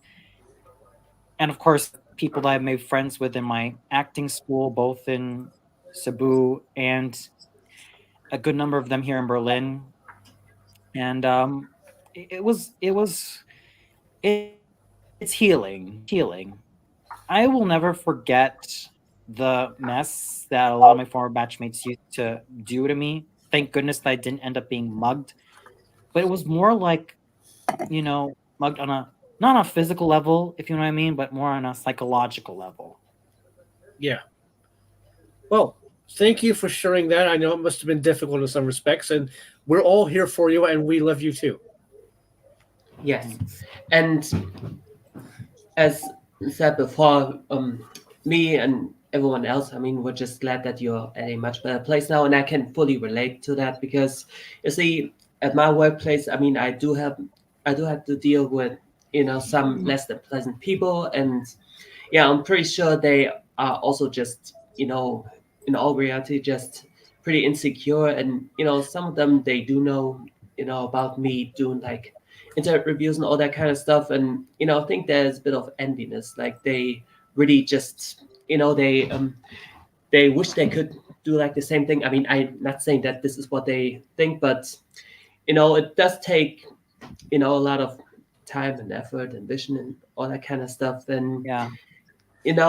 I mean and I do have some social anxieties, and I'm pretty introverted, and that's very exploitable. Like Yeah. some of them feign they pretend to be friends, and it took some time for me to finally figure out that what kind of people they are truly, the kinds of people that they Uh-oh. truly were. But yeah, Got some bad news. I mean, because I'm using the um the the like the basic version, it's only limited to 6 people on screen. oh, So yeah. okay, wait, so no, I gotta inform Coffee Lover. Upgrade if you need more. And then I have to it's like really upgrading this. I don't really want to spend a lot of money just to upgrade some more people because unless yeah, my current plan it's free. Yeah, basic is just $20 a month. I'm not willing to do that. Got other things I want to spend my money on. Perhaps we can maybe like switch over time, like some of us go offline so that one of us just leaves the chat temporarily so that Coffee Lover might be able to join in, and then we return at a later point. I could do that because Sure. I think if I could restart my computer, I might get my camera to work. All So I right. could Oh, no log out. problem. Alright. No problem, Alright. Marcus. No problem. See you later then, Marcus. See you later. Yeah, totally. So, Good luck. hello There there. he is. Hi, Hey there. I'm finally here. I didn't even know if I was gonna actually make it in because I actually just got back. Actually, I was from was out at lunch because 2 of my cousins' birthdays are actually tomorrow. So we went out to lunch today. Like them, like they're like, yeah, we went out basically. It was nice, but I made it back. So I'm glad to be here. And thank you guys for having me so much. I appreciate it. And, Well, you're welcome. and we're glad that you've made it. Yes. That nice to see you. Nice. Lovely Thank to you. see you too, man. Good to see all of you as well here, finally. Yes. And I see that Chris subbed to my channel here, so thank you for that, actually. I appreciate it. I should give a little bit of background on what I've actually done on the site then, if that's all right then. It's all right. Yes. So Do- here's so by my all story means, was advertise your channel. all right, so my story was actually kind of interesting with everything that happened, actually. Like, when I basically started, I've been making videos on the internet for like, what, 11 years now? And I've seen a ton of stuff in my day. I flipped through a couple formats, like, wanted to do game reviews initially, sort of switched over to music reviews for a bit when I was watching people like Tom the Shows, but I fell out of love with that inevitably because it just happened and I wasn't happy doing it. So then I went back to game reviews in like 2015. And I've been going at it ever since then. It's like officially with reviews, I've been on for what, 8 years now, and I've reviewed who knows how many variety of different games actually. Like, I've reviewed a lot of 6th gen stuff over the years. I've reviewed some retro stuff. In fact, my most recent review I did was of a sort of a modern update of an old retro game in a good old Night Trap for Spooky Month, because I've wanted to talk about that game for a long time, because I have a soft spot for FMV stuff like that. So I think when you mentioned that, because that's actually one of my games I'm planning to do for a future Serial Gamer review, but it's Night Trap.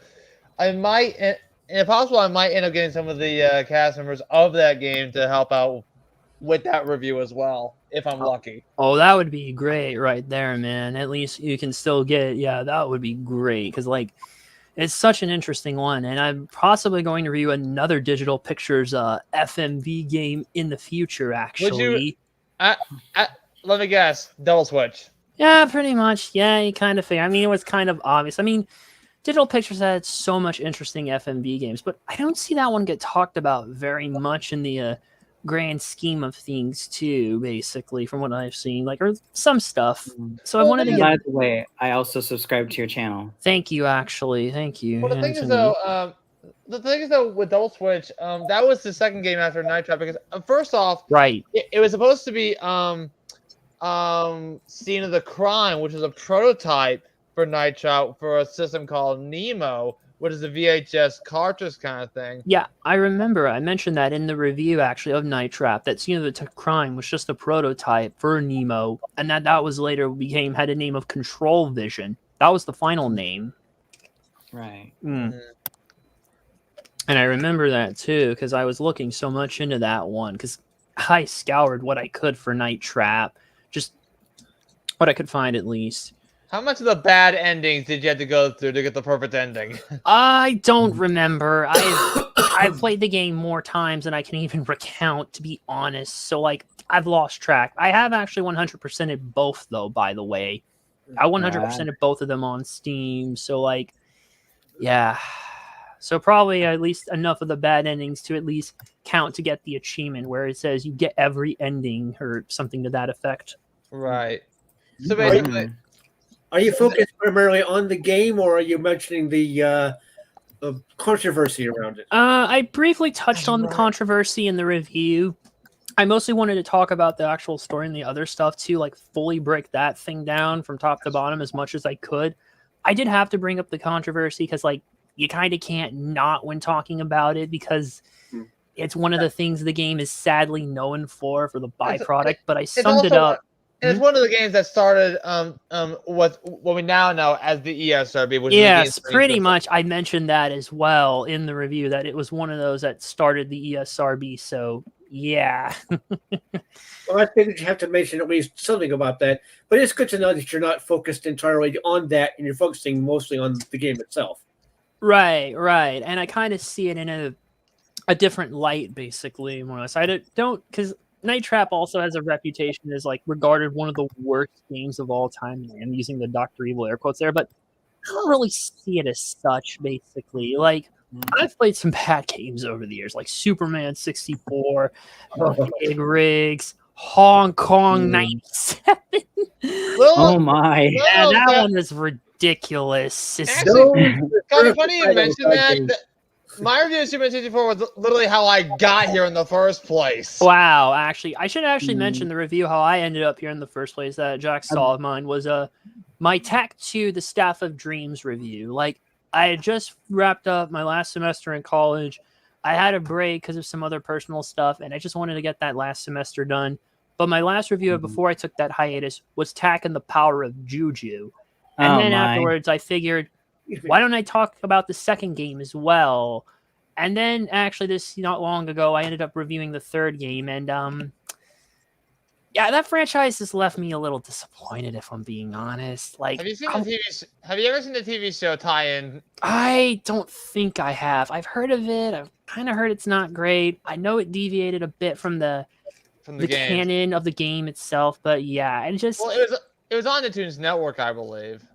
Yeah, I think it started on Nicktoons because like it's so funny with the Tax series because Nickelodeon had their tie-in for that before the series even happened itself, which is kind of not normal for them, basically. Yeah. And I do give it this; it has a very unique world to it, but the actual games, there was always something that just held me back from truly enjoying them. I never got into Tack and the Power of Juju. I mean, especially with my experience with the animated show.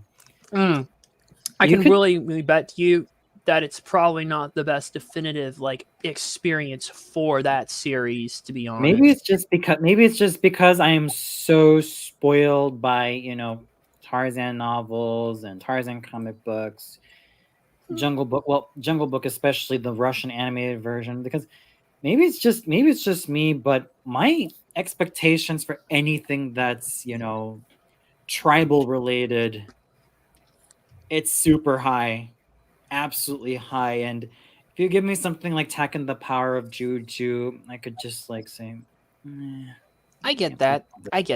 One thing I do with my reviews is that I always try to be fair to every game I give. Like, I always give it a chance, basically. I always do, no matter what. And even through the hell that that I have to go through sometimes with some of these games as well, because it's not easy, especially with the tag games. Because the first one, I felt so lost in parts, I didn't even know where I was going. The second one had that dreaded last section and that cop-out ending. And the third game, I'd rather not get into that. That was a mess of madness. But yeah. By the way, I just need to bring this up because given that this is a very long live stream, like once the stream is done, I would recommend that in the comment section that perhaps we could add a timestamp, depending which topic we're covering, so anyone who can watch it, they can skip to certain details. I think this would make it, very insightful and, fun for those who have missed out on this stream. Right. That would be good. Excellent. Exactly.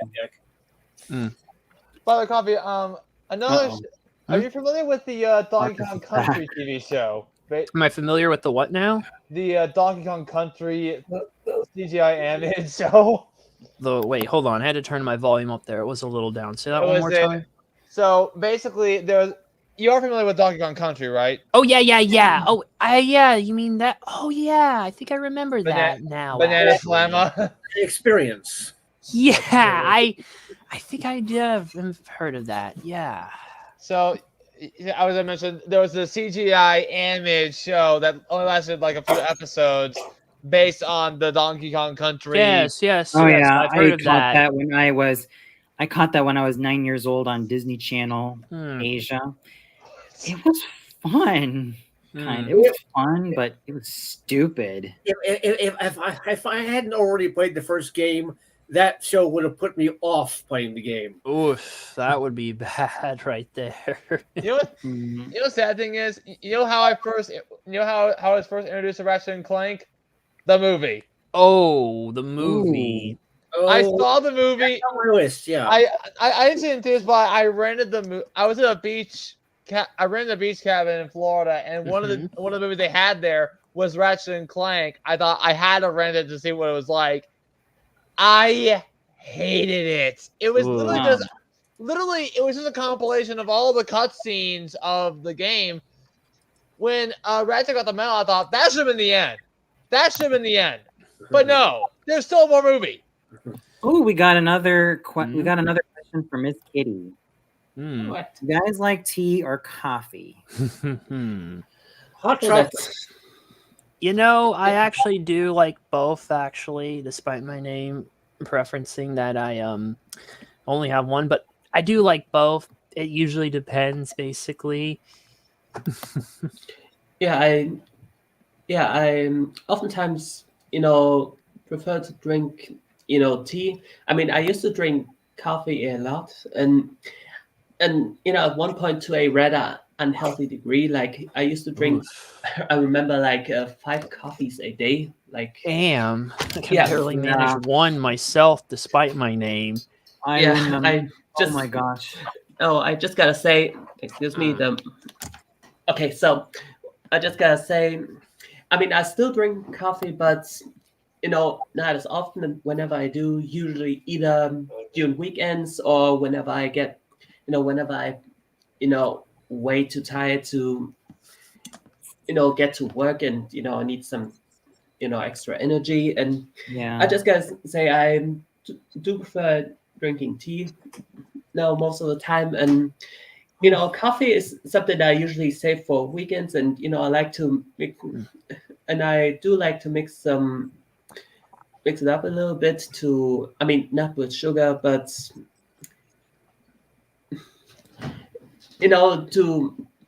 because it's, well, coffee alone is usually just something I couldn't really drink it, pure without milk. It's usually a bit harder to drink for me that way. Like, but okay, like that's my coffee and tea story. What about you guys? I never drink coffee, so that's the obvious answer for me is tea. I always have tea like in the morning, like every morning basically. I'm a tea drinker. I never drink coffee. I don't like coffee very much, although I will like it in stuff like, say, maybe a suitably spicy latte. But I'm also partially allergic to tea, so when it comes to hot drink, I usually just go for a nice hot chocolate. Hot chocolate. Interesting. Oh my. I used to drink a lot of coffee. I mean, especially when it comes to, trying to finish reviews or doing, schoolwork and a lot of other things as an online content creator. But these days when I drink coffee, I get all,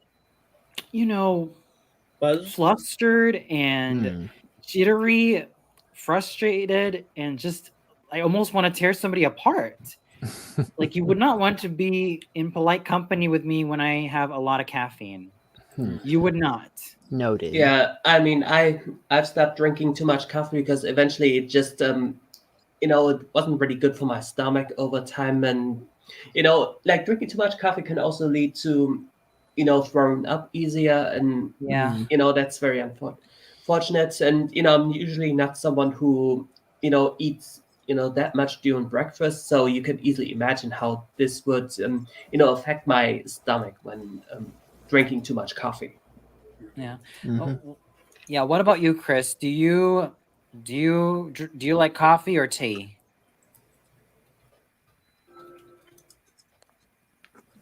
Chris? Your headphones. Your headphones. No. Oh, I think you forgot them. The headphones. Chris, can you hear us? Oh boy. Oh dear. Hey, Chris. Your headphones. I don't think. Oh dear. We are having technical problems. Yes, exactly. You're asking a question. You're gonna have to put your earphones on. Hold on. I got this. All right. Yeah. Okay. I'm surprised by how many of my film reviewers don't really drink coffee, especially considering how energetic some of them can be occasionally. Yeah. Put your headphones on, Definitely. Chris. Yeah.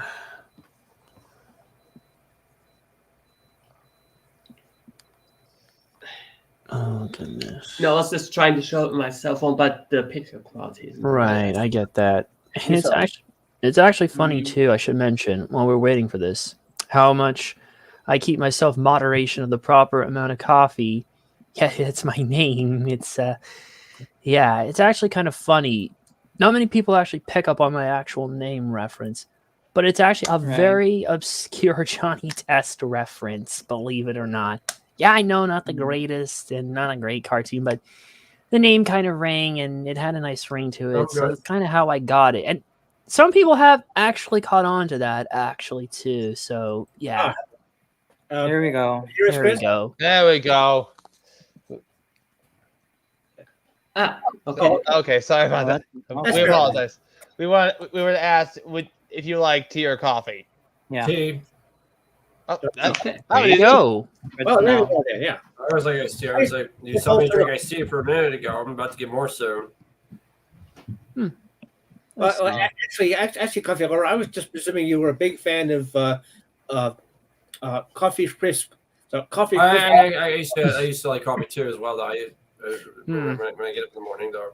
Yeah, someone could probably get that from there, but no, it's just an obscure reference to a cartoon I watched long ago that kind of been up and down, but you know what? Like I said, yeah. Well, what I remember most about Johnny Test is the fact that everybody seems to spend all that time shouting and the constant whip crack sound. God, the whip crack. Not to mention wasting the talent of James Arnold Taylor.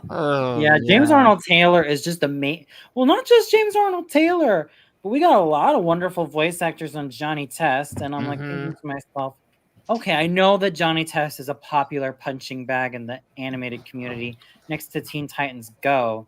I think it's a popular punching bag for a reason.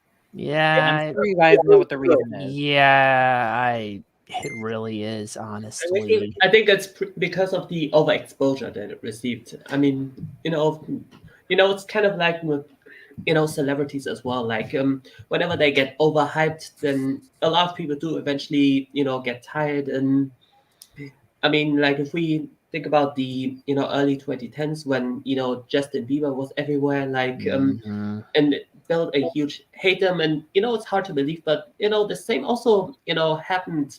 I would say also back with Elvis Presley. Like I would say he was also overexposed and backlash and everything, and and it's I think the same also applies to I mean in general whenever something gets highlighted too much. You get too much like the Simpsons. Which definitely. Oh my god. Well, the thing is though, like the Simpsons has gone through a lot of interchanges. Like for example, the chalkboard, the couch gag. So many of them. Yep. Also, speaking of James Arnold Taylor, I actually did meet him. Wow. Oh, that's freaking cool right there. Awesome. Cool, man. I've met some voice actors as well before. I do actually tend to put emphasis on that sort of thing as well in games I review where applicable, actually. Like, because there still is, like, important performances that really help bring the games to life themselves. So it's kind of important. I even do tend to point out other ones that have at crossover roles on other things and other interesting tidbits and things as well, because you never know, basically. And even putting attention sometimes on some more unknown ones that you wouldn't actually think would come to mind, basically, when you mention a bigger name, like, say, James Arnold Taylor. Yeah. Mm-hmm. Do you also, just out of curiosity, I often do that as well. Do you often use some of these celebrity voice actors as cameos for some of your videos? Noting that some of them is cameos. So I don't really do the cameo sort of thing, really, there. I have them. I'm mostly, it's just me and my own thoughts and my own stuff, getting things together. That would be nice one day for some jokes, but I'm not sure how I'm gonna get that because I'm still finding my footing with some of it, but that may I be have. nice one day. I know when I did. I actually did. I did release one review of mine, which does have a celebrity cameo. Jim Cummings, the voice actor. Wow, The voice actor. Wow. that's awesome. That is a gold star. Mm-hmm. And so far, I've recorded a few more of celebrity cameos. I've done so far. I have Calaver, Greg Griffin, Jason Marsden, and Bill Farmer. Oh gosh, and I think Kate Higgins at what? Kate Higgins, Yuri Lowenthal, and Colleen O'Shaughnessy. Those are some of the cameos I've recorded, but I haven't used them for reviews yet. I'm gonna use them for upcoming reviews, but these are some that I've already like recorded already at conventions. But I haven't doing something. Sorry about that. That's all right. You're good. Welcome back. Yeah, that is so cool Yes, right there, man. Very cool. Anytime, but yeah, anytime in which I could use a celebrity cameo for a particular review, I'll go ahead and do that. But if not, then that's totally fine. I only rely on what the what the guest wants. If they don't want to do it, if they're not interested in doing a celebrity cameo, that's fine. But if they are interested, then great. Mm-hmm. Yeah. I don't.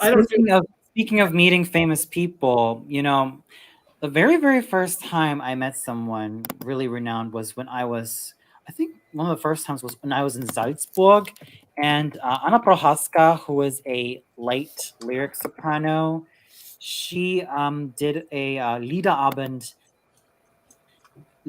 in Salzburg, and I was so fortunate enough to get a photo with her.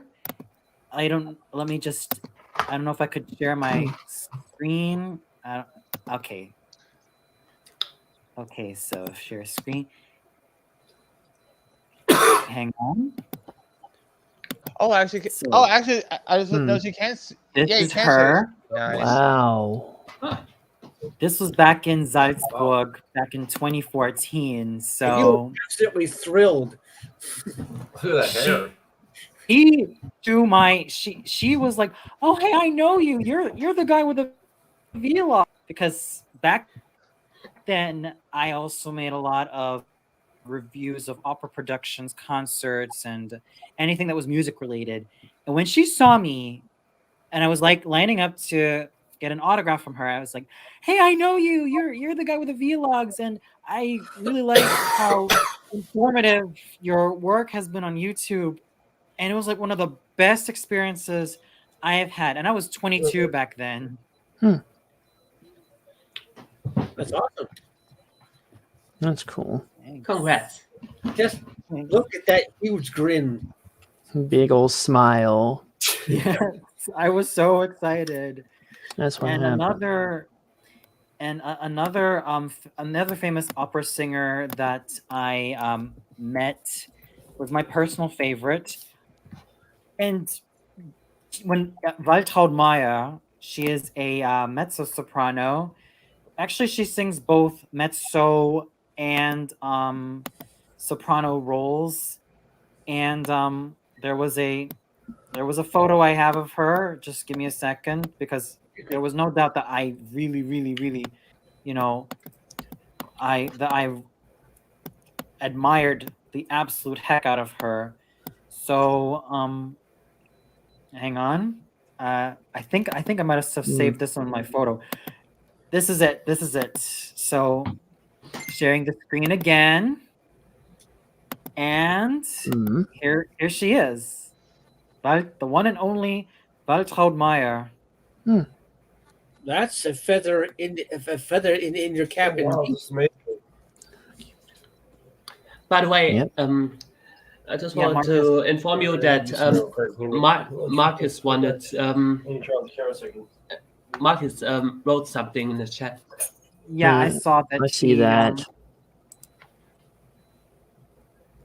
Okay, so maybe first we could have Chris, and then we'll spring on to Marcus.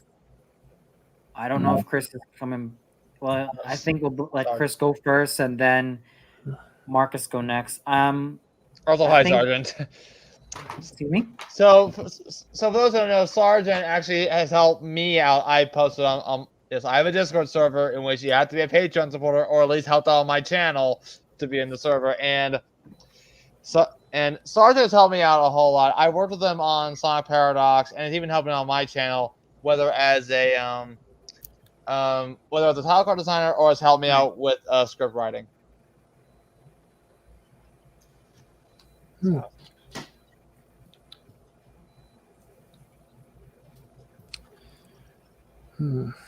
Oh, I'm just looking at the empty room of Chris. Yeah. I mean, he'll be back. He'll be back. Yeah. But I think the best thing to do is let him go on first. Yeah, I mean, we'll let him go on first because he's been on camera, and then I think I'll have to ask Chris if he's got any final words, and then we'll head on over to Marcus. If you're okay with that arrangement. Yeah. Are we also going to have those little videos that we link to you? Sort of little samples of our work. Hang on a second. Oh, we got another. We got a comment. What have we? It's from Tarzan 16-bit, and yes, he did help animate a couple of my intros, the Samurai Jack month and the Marcho intro. So that was lovely to hear, Sergeant. Lovely to hear. That was for me. That's awesome. Yeah, it's That my is channel. awesome. So, Chris. Yeah. No, the floor is yours. How did you get your beginning as a reviewer? Because we'll also need Marcus back on the air, you know. I think back in 2006, I was known as Crispinator. I was Crispinator 19 actually, and then I got 15 subscribers. I didn't have a webcam. I had a bad, crappy camera video. No. I had no camera back then or so. And I started watching some stuff online or so. I wasn't so sure about being a fan of the Nostalgia Critic.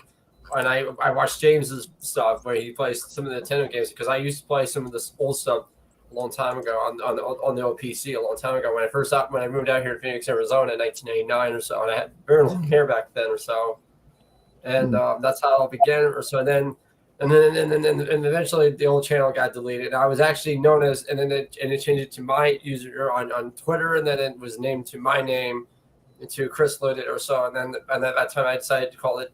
I just called myself the Crispinator 19 because it's named after the movie The Terminator. I was 19 in 2006 actually at that time. And then that's how I got more subscribers, and I added some videos I actually liked growing up when I was a young boy back then in Cleveland or so. I love the Mickey Mouse Club, like I said. I always like watching the I used to watch some of the stuff that I grew up watching back then or so, or anything like that, or anything like this or so. I was a big fan of each of the shows I grew up watching or so back in the day, and I became a sports fanatic. That's why I have all the memorabilia behind me. And that's how it all started from that point. Oh, cool. It's amazing. Yeah, and then I watched some stuff on YouTube. Like I watched some people do impressions or so online. They're like Frank Caliendo from Matt TV does impressions, and there's a lot of people I want to meet. I think the one guy I want to meet is Majorga Nuggets. I never heard before, Anthony. He's a guy on YouTube, does the Psycho series on YouTube with his parents and his brother and his ex-girlfriend Juliet, and now he's going to do a movie soon or so. That's coming up really soon or so. I'm not sure when they're going to be done because they're still working on it right now. They're just focused on trying to get the movie done. That's what the premise is of that. So I'm a big fan of this guy's work. I watch his videos where he does the Psycho series. I liked it, and I think my favorite video I liked was the video where he was visiting North Carolina. His brother wasn't there in North Carolina in that video. There's a moment where Jesse was about to do a real Q&A with his dad, and then he got canceled, and then Jackie wanted to do something different, and then that's when Jesse's decided to do a prank on Uncle Larry when he's asleep or so. And then there's a funny part where Jackie and his mom turned their butts and far right into right to Uncle Larry's face at one point.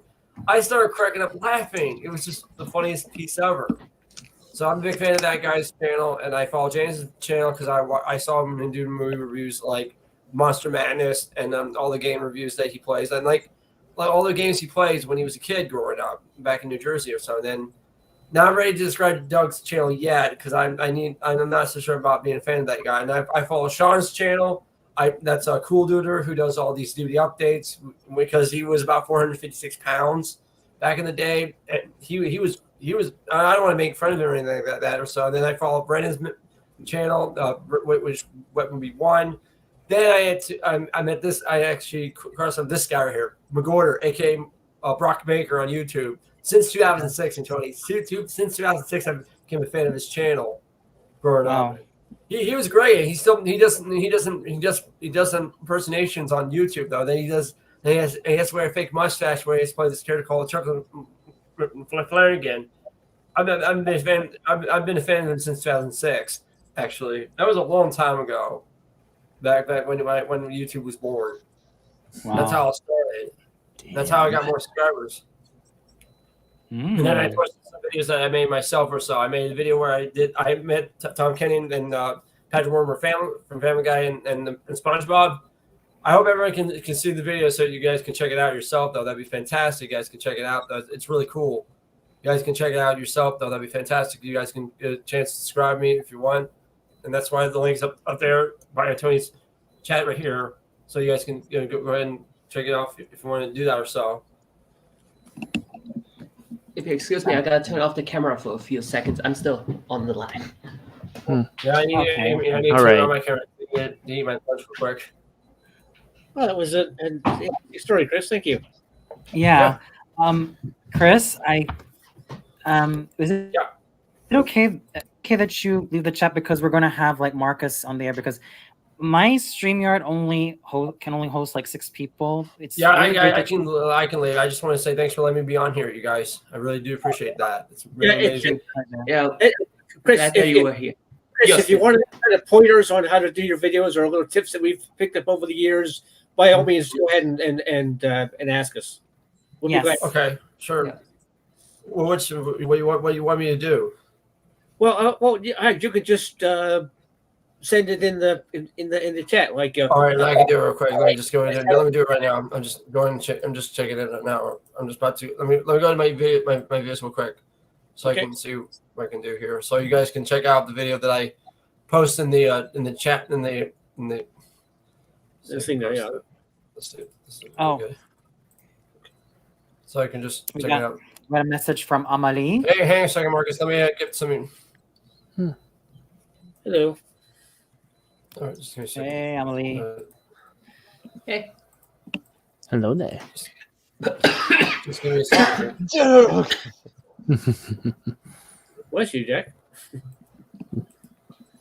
There's the link right there. That's the video where I did when I did the show of my DVD of Pure Pop Mommy 2. That's okay, so right I will advertise it now in the chat. Yep. So everybody can subscribe to my channel. That'd be fantastic, and Tony. So okay, this was the video that you did, Chris. So yep, we're gonna have to like because Marcus is about to come in a few minutes or so. Yes. All right. You want me to go right now? Hang on, let me post it right now. It's on the chat. I think I should probably get going also because I gotta do something about 5 p.m. Eastern time, so I'm gonna head on out. So with that being, first off, let me just say thank you all so much for having me here. It really is a great honor to see each and every one of you. Hopefully, if I ever get with some of you guys for some of my videos, I will let you guys know. All right. That's another thing. Sounds good. I was about to ask later, man. Like, what about your videos? Yeah. Like if you want to help out, be like a cameo or collab. I might, I think we're just gonna, we're definitely gonna make. Hey Marcus. Hello again. Hello there again, Marcus. Oh, what I was about to say is, I mean, we're definitely gonna do that a live stream like that again. So, all right, cool. I think we'll definitely get a chance to, enjoy watching your video. All right, thank you very much, and I'll see you guys later. See ya. See ya. Yeah, Lucas. Thanks so much for joining. All right. So, Marcus, the floor is yours, man. Yeah.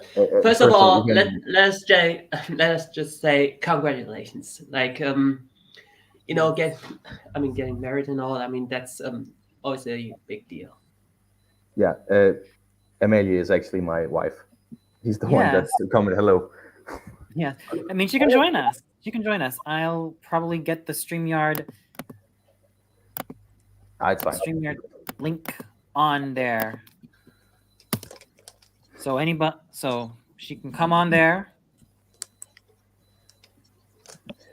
It'd be a pleasure to have her on board. All right, Amelie. You're welcome to join us. Yeah, no, she's working on schoolwork or something right now, so she probably won't join. But okay. So, all right. So should we invite Chris back? You could invite Chris back, if he wants to. I mean, yeah. Mm-hmm. But you know, but then again, we'll have to let the floor go to you, Marcus. Yeah, sure. So about how I started YouTube. Well,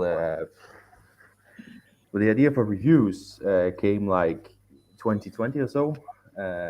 I really gotten into board gaming and also started watching movies on more of like wanting to analyze them. And then the idea of YouTube has always been there because obviously I've grown up in that generation of watching YouTubers and watching people become rich on it, obviously. So the idea kind of grew there, but I didn't really know how to get started or what to do or whatever.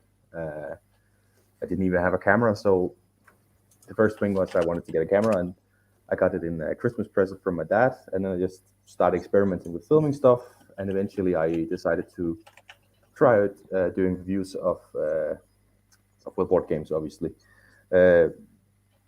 because I had really gotten into the board gaming scene and the hobby, and I want to share my thoughts on things. Obviously, I think that's the idea of doing reviews, is wanting to share your thoughts on something. Yeah, I agree. Definitely. So that's sort of where it started. And obviously, on my first video I uploaded, I got contacted by Jack with this Team Night Saturn thing. And first I thought, what is this weird thing? What the hell? Because who would contact someone on their first video? But I'm glad you did, because it's actually a nice little community, and awesome to see some videos from other creators who have different ideas and different creative outputs than myself to learn from. So I'm glad I decided to trust you. Yeah, and I just want to thank you once again for your short voice cameo in my most recent nudie rehab episode. Sure. I got a little surprised because I thought it was just come a review, and then I was like, oh, it's a pornographic review. That's interesting. Some of my friends who saw the video because they found out I did it was like, do you realize what it is? Like, it's porn he's reviewing? Oh, well, okay. Okay, my apologies if I kept you in the dark. Like, it's fine. I just was a little bit surprised when I found out, but it's fine. Yeah, I should have shared the script beforehand. Yeah. But it was a good video, I think. Oh, thank you. But yeah, that's basically how I got into sort of YouTube. Well, I started back way earlier by doing like trying to do FIFA videos, which is football and obviously European style football video game. So it's kind of recorded that, but it did work out for me. And then I put it on a shelf for a couple of years until I then started doing board game reviews. Right. That's very fascinating. Mm-hmm. We all start in small ways, and we get better and better, and then we join communities like this, and we expand. Yes. Exactly. The thing I like about this site is that there's people from literally all over the world. So many other groups have just had people from just the United States or just Canada, but we got people from Germany and Denmark and just everywhere, all over the place, and even this tiny little country called Canada. And also looking at different things. I mean, I look at board games and you read stuff, and there's video games and movies. So it's a very broad spectrum we look at, which I think is really cool. I agree. Yes, Yeah. a vast rainbow. More or less. Absolutely. Oh my. You have a dog or a cat there, Marcus? No, it's my wife. She says your cat is cute. Oh, well, thank, Oh, Aww. well, thank you for that. She'd answer, but she's asleep right now. Too bad I can't. Too bad I can't get my camera to work. I could show you my cat. I also have a little cat. Oh, that's fair enough, I suppose. sweet, Hmm. sweet, sweet, sweet, sweet.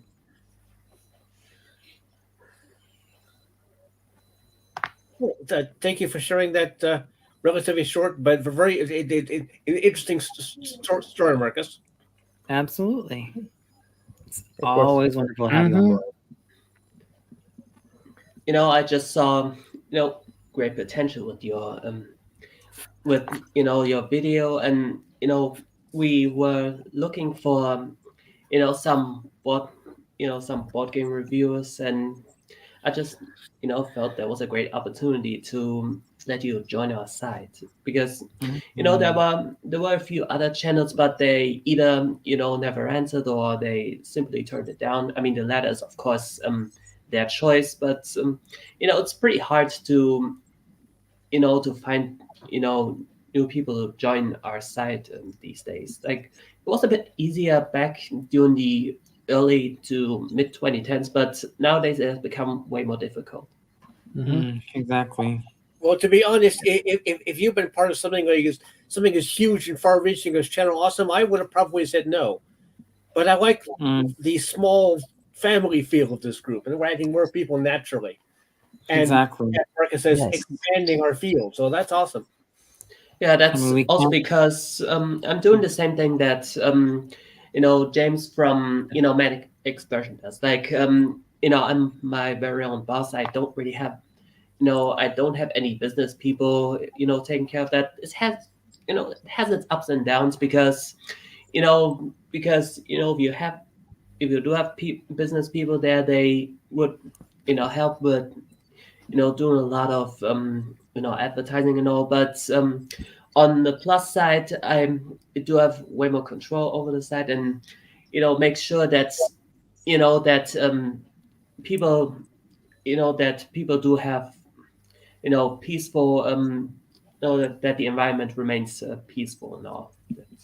Oh yeah, And that I do have, I mean, over the years I do have to add more rules to the site, but that's only because some of the former members, they they were a bit too I mean, they were just a bit too taking it. I mean, they just took it for granted to be part of the site, and some of them had even forgotten they joined the site in the first place. So, of course, I did have to add some rules that they must. Not yet. Sorry, it was just a bit of an interruption from my really good friend. fair enough. Sorry. Okay, I'm trying to make this short. Like, some rules are very important for the site, because if they do join the site, I mean, they should not just take it for granted. Like, if I remember, you better make it know that you're on Team Night Saturn, because otherwise, what would be the point of joining the site in the first place? Oh yeah, exactly. Yeah. And stuff like regular updates and letting you know if we can't do it for a certain reason or whatever. Yeah, 'cause I'm sure people who follow us want to be able to see regular stuff.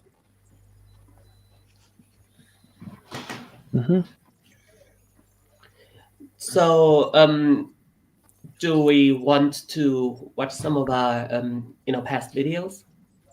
Well, I consider it old shame, but sure.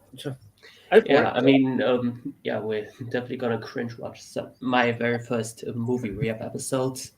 Like the picture and video quality is relatively poor. I mean, the link that I've sent Anthony, I mean, it's an upscaled version. Like, in terms of picture quality, I tried my best to, make sure that it looks as representable as possible. The audio quality is not the best, but Well, I gotta say, like everyone has their humble beginnings, and Yes. Yes. We So shall. let me just. We shall make. Yeah. Okay. I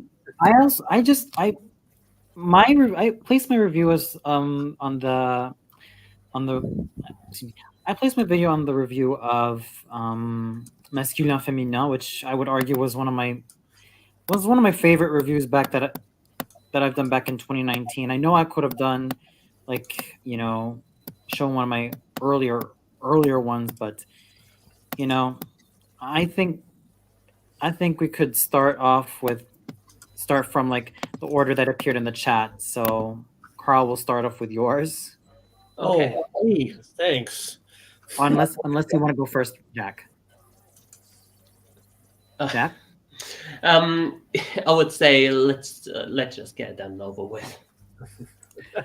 Okay. All right, ripping off the I think the Band-Aid. best thing to do is do yours first, Jack. I hope this won't get I hope that this won't get our stream claimed. I mean, on one hand, I mean the video isn't available on YouTube, which is why I suggested that we pause like a few times in order to make sure that the footage displayed in the review won't I mean, you gotta be careful. No worries. I could share. I could even share the screen right now.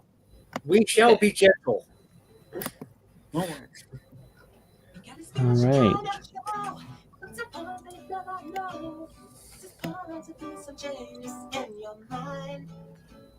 So profound that's as well, but not as much as we can tell, because you are the one who looks too far behind.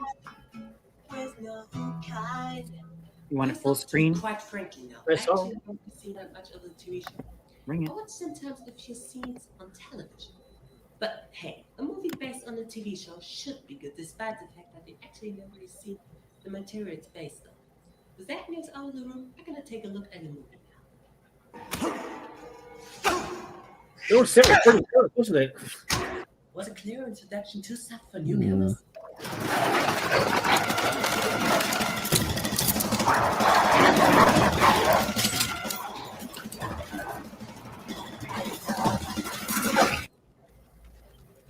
What the hell just happened?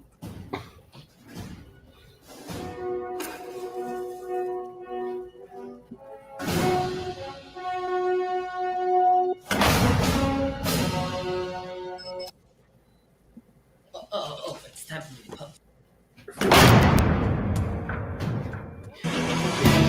I gotta say, That's the actual face. Oh, she cool, man. She in there. She's still fine as hell. So that's it? Bada bang, you out of the game? Done with the whole trade? Yeah.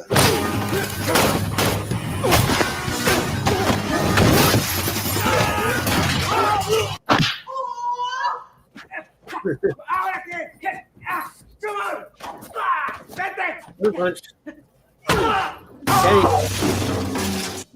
are you so harsh? She just wants to break dance. Right!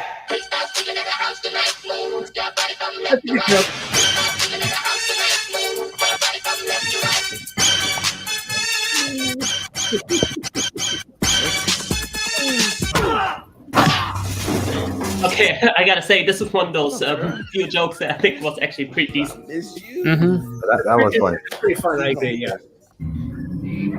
After that, we cut to Patrick Wood. And in this place, we need faith. You know? Whatever. Good morning. Now it's a party. Thank you, that's the exact same shot from before again. Me, when we see that the handle can change within without even moving. Sure, why not? Take your left hand off the wheel and your right hand off the shifter now. You ain't gonna shoot me in the head, Pops. You know that ain't happening. What the hell's wrong with you, Right. man? I'm not sure if it was supposed to be funny or surprising. In either way, it fails. At Yeah, I first, don't know he if was it pissed off, fails, but um, after they both discover that they both are in the Alpha team, they decide to stay fit.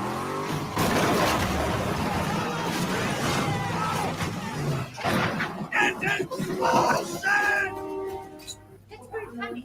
So after they escaped him, they decided to recruit the services of Agent Muddle, aka Howling Mask. Did you miss your daddy? Face, You know what's I the hate most trouble. important part of a well-oiled plant? What, we're gonna go in this dinosaur, this freak show? Yep. You spin me right round, baby, right round. Who is this guy? He'll be the comic relief of this movie. So after they flew off with a helicopter, they can get away from that. Agent accidentally destroyed DA's van, what makes him mad. After that, we got some pretty cool action.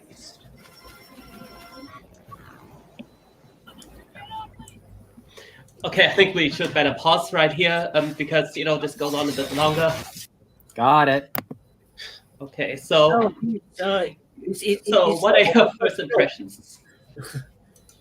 First impressions, your studio set is a little hard to see. Just that vague black and there's a little red spot that I like to be seen personally, but if it's early stuff, I understand. Yeah, I'm gonna say back then I was deliberately going for trying to add a unique a unique setting for my videos, and I also gotta say the picture quality. I've shot this video with a digital camera, and any other movie rehab episode I followed afterwards was with an HD camera, but the odd thing is the audio quality in the subsequent episodes is actually far worse. Despite the better picture quality, and the reason I've picked this video is because, well, back then, I mean, this is the only video that is actually somewhat audible.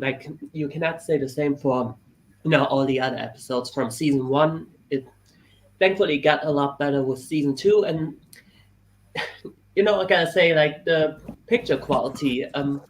Back then I was also deliberately trying to go for a lower resolution because I was actually back with some of the earlier reviews. I mean, they had lower picture quality, and I decided I'm gonna do the same thing, and then I slowly start to work my way up. But in hindsight, I mean, that was not really the wisest choice. I mean, the only reason why the lower picture resolution was a thing with the other reviews was because of the time that these videos came out, and with this, I mean, this was 2013, and there wasn't really any excuse to go for a low resolution, and lesson learned.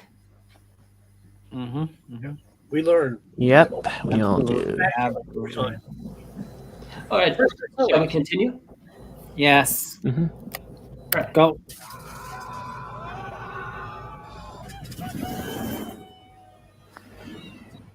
Then you had to deal with the bad guy. And we got kind of a catch. Again. Wait. People die. Run a flag, go figure. People die? By the way, the opening credits of this movie ran for 20 minutes. Just want to know.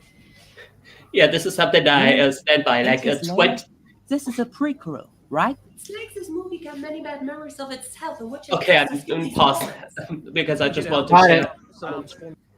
Okay, so one point that I do stand by is that I said that it takes 20 minutes until we finally get to the opening credits. I mean, because I think that's a bit too long. I would say 10 minutes at most, but 20 minutes, that's kind of goes on a little too long. The other thing I want to comment on is, throughout the review, I'm constantly, I'm okay, is this supposed to be a prequel, or is this supposed to be a reboot? I mean, the answer is actually pretty simple. If you really think about it, it's both it's a reboot, and as a reboot, you're obviously introducing this to a new audience. And so yeah, I was just trying to back then to cherry pick this since I was very new in the review scene. It's so cute they thought this movie was going to have sequels. It is. I think this movie only made about as much as it only barely made its box office back. That's kiss of death. Something like that. A little more than expected here from what I'm looking at. But when you combine in marketing budget and other stuff that's not factored in, yeah, it probably underperformed. The only good thing about this movie is that it inspired me to get the original series box set. That was about it. Oh, okay. It's gonna count for something. All right, shall we continue? Yes. Mhm. All right. Then. More flunkies from stealing over $1 billion in the next 30 hours. So the team planned to recover the U.S. Treasury plates from Iraqi insurgents. Meanwhile, Diza's Captain Carissa Sosa, played by Jessica Biel, tries to discourage the team against getting the plates, but don't have any success. So we got another good action scene. And with that.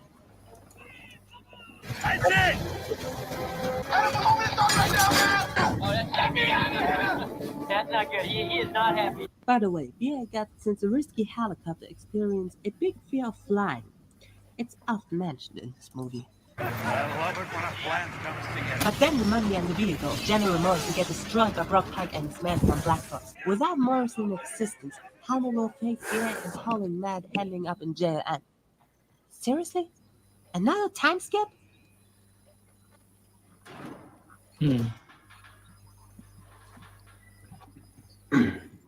So Agent Lynch gave Hannibal the information that Brock Pike may be trying to turn a plate with the help of an artifact. Makes a deal with Lynch that his team had full installment and clean records, in which Lynch agrees.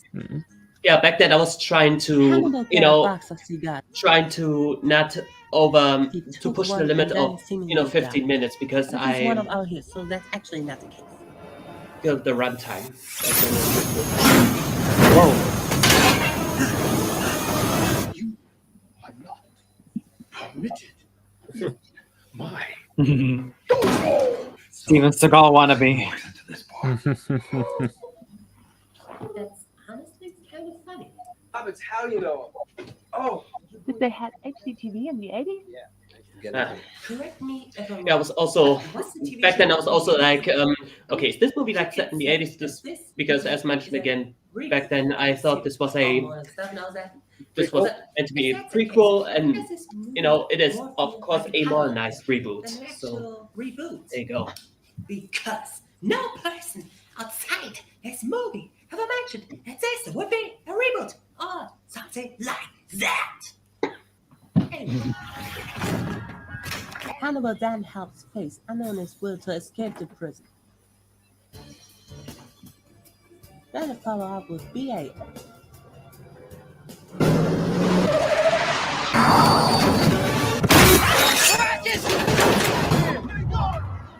And then at last with HM, who now resides in Germany for some reason.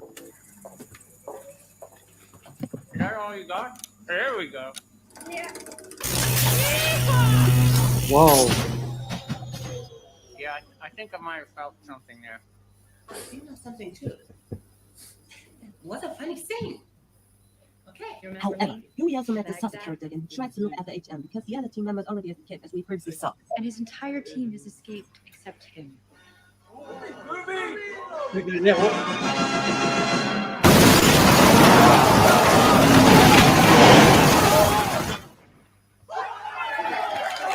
Okay, I admit it. That was awesome. But if this is a reboot, why does this movie then have all 3D movies and all 3D glasses?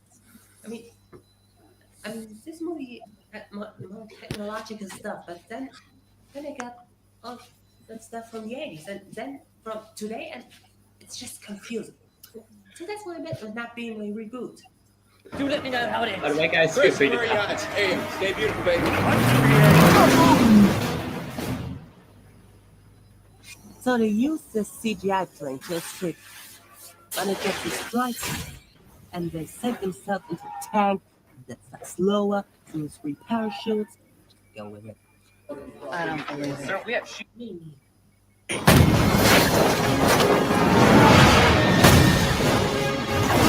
I don't even care about the illogical things here anymore.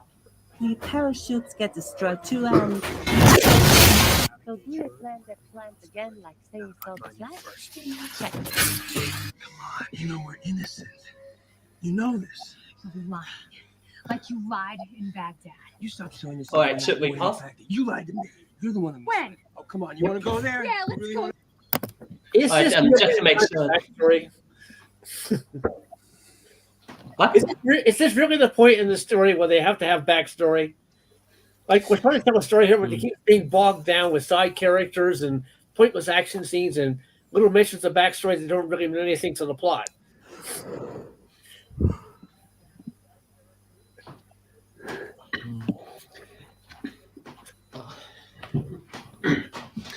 And I just gotta say, also, well, it's, back then I had this habit to, have the clips play on for too long. It's something I try to,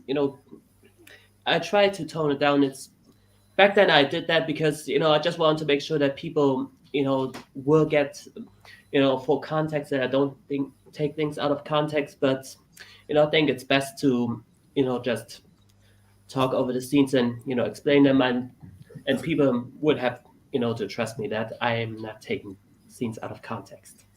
That's fair enough. Well, you're doing really well. I'm talking about the film itself. I decided to but the backstory at that particular moment. I mean, why? Yeah, the exposition dump. Yeah, I hate those. All right, shall we continue? You heard I was a player. You wanted to play, and then I got serious, and you freaked. Oh, I forgot. Yes, I you did not. Yes, I did not. Yes, you did. You panicked, and you ran. In the end, the truth is worth the risk. No kiss. And I believe in you, even if you don't believe it. What the hell just happened? What's the word?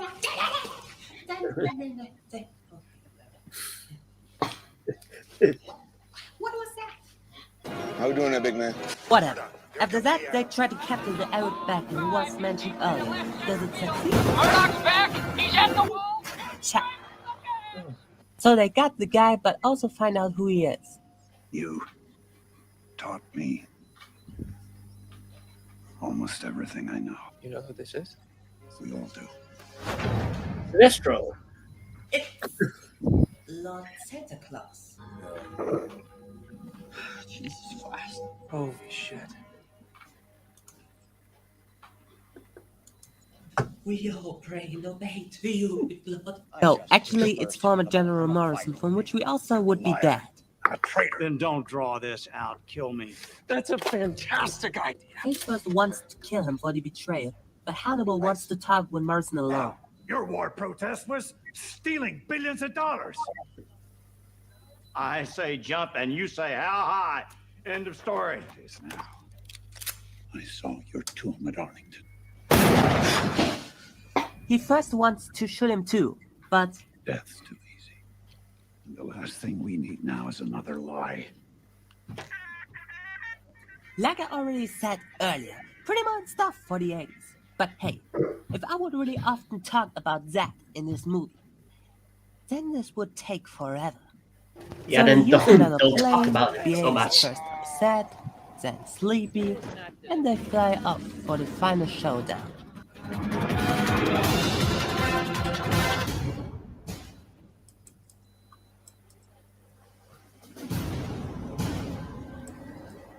Showtime.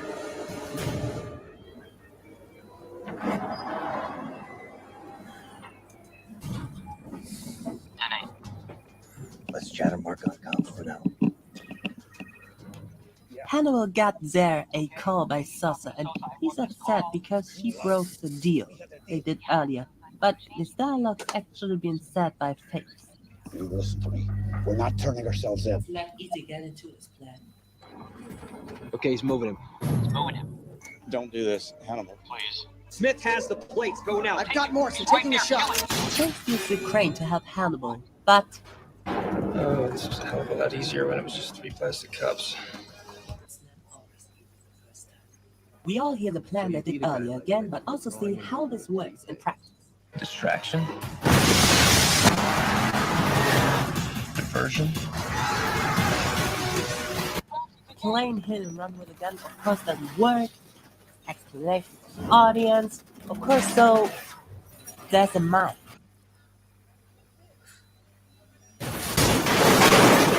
So that brings us to the next step.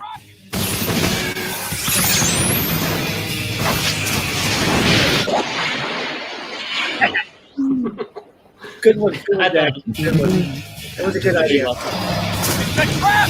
Pull back!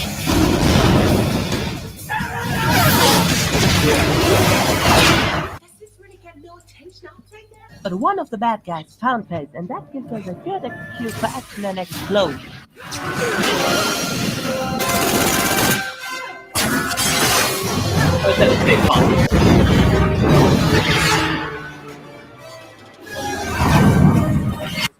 Pace is about to be killed. Look here.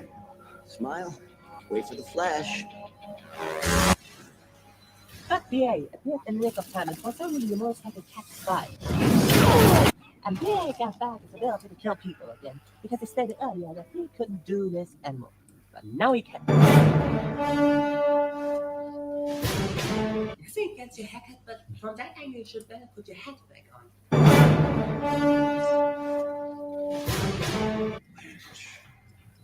Where am I? Lights! So we got our calamity between Lynch and Hannibal, and it seems like something's going wrong. But as long as Hannibal keeps Lord Santa Claus away from the... Hannibal, don't do this. Lynch, Hannibal. no! Never mind. On the bright side, Hannibal returns the fight back to his fate.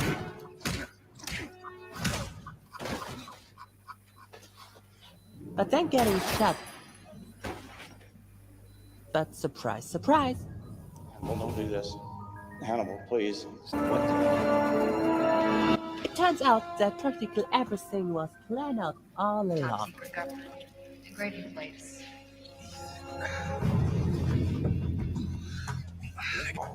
Things didn't go through. And the next day, the military arrests the A-Team despite their help. Santa gives Face at last a kiss. But for the same time, the key for the freedom. Whoa. I love it when a plan comes together. And that was the A-Team. What do I think about this movie? I honestly kind of like this movie. Yeah, it got many stupid and silly moments, but the action can be good at times, and the main characters are really likable. I don't really know if this movie got close to the show, but I want to give it someday a try. And is it close to the show, Karl? And I love it when a review comes together.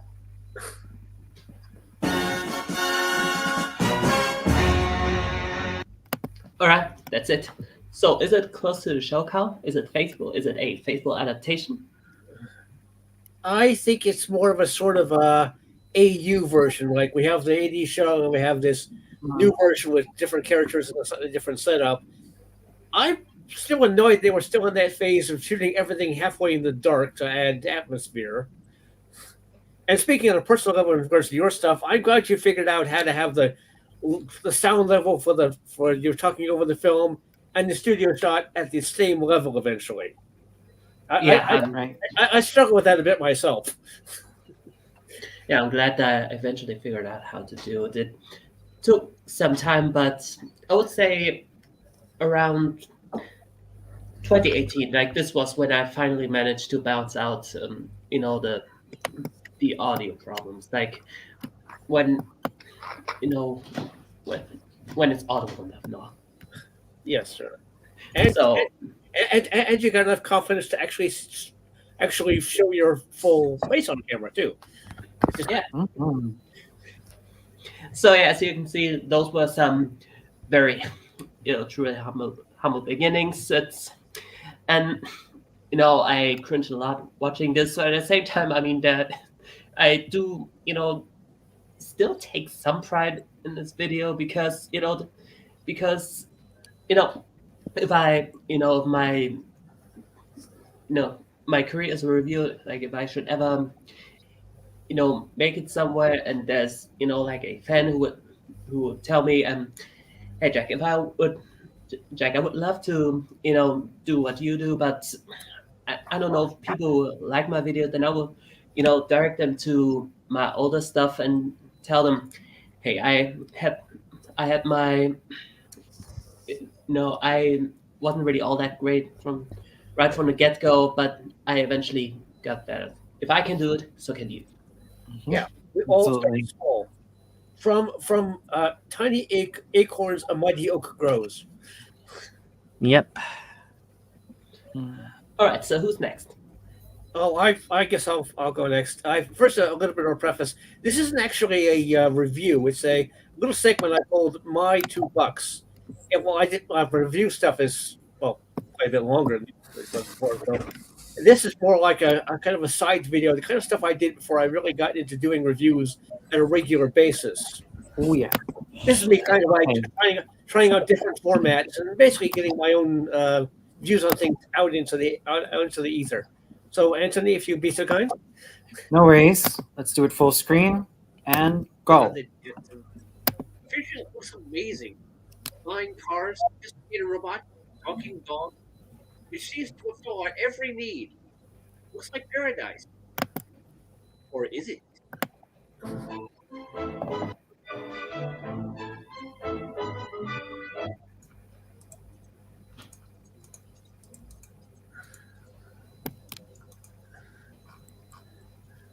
Look at this world more closely. There are very few people always what we see in the entire city. We almost never visit the surface or even mention it at all. And everything is way high up in the sky, with only an occasional mention of cities on other planets. Sounds kind of isolated, doesn't it? Like maybe there's a bit more going on than the paradise in the clouds. Look at colonization. When a civilization spreads out to other countries, the best and the brightest are the ones who leave. The explorers, the ones who are brave and powerful and able to survive a potentially hostile new environment. And the ones who are left behind are, well, not exactly the best of the best. Consider this. The characters that we see most often are George and his family. Now, George goes into work for maybe a couple hours a week to push a single button, and he can't always be trusted to do that right. Yet he seems to be the most technically trained person we see in the series. And even then, he has difficulty coping with the perfectly ordinary machines, like the automatic dog walking treadmill and so forth, around his own house. And robots are quite common. We have characters like Rosie and various other individuals who seem to be programmed with one purpose: serve mankind and keep them safe. Can we pause for a second? Yeah. This is what I think. Do you people have any kind of thoughts about what I'm wearing and so forth?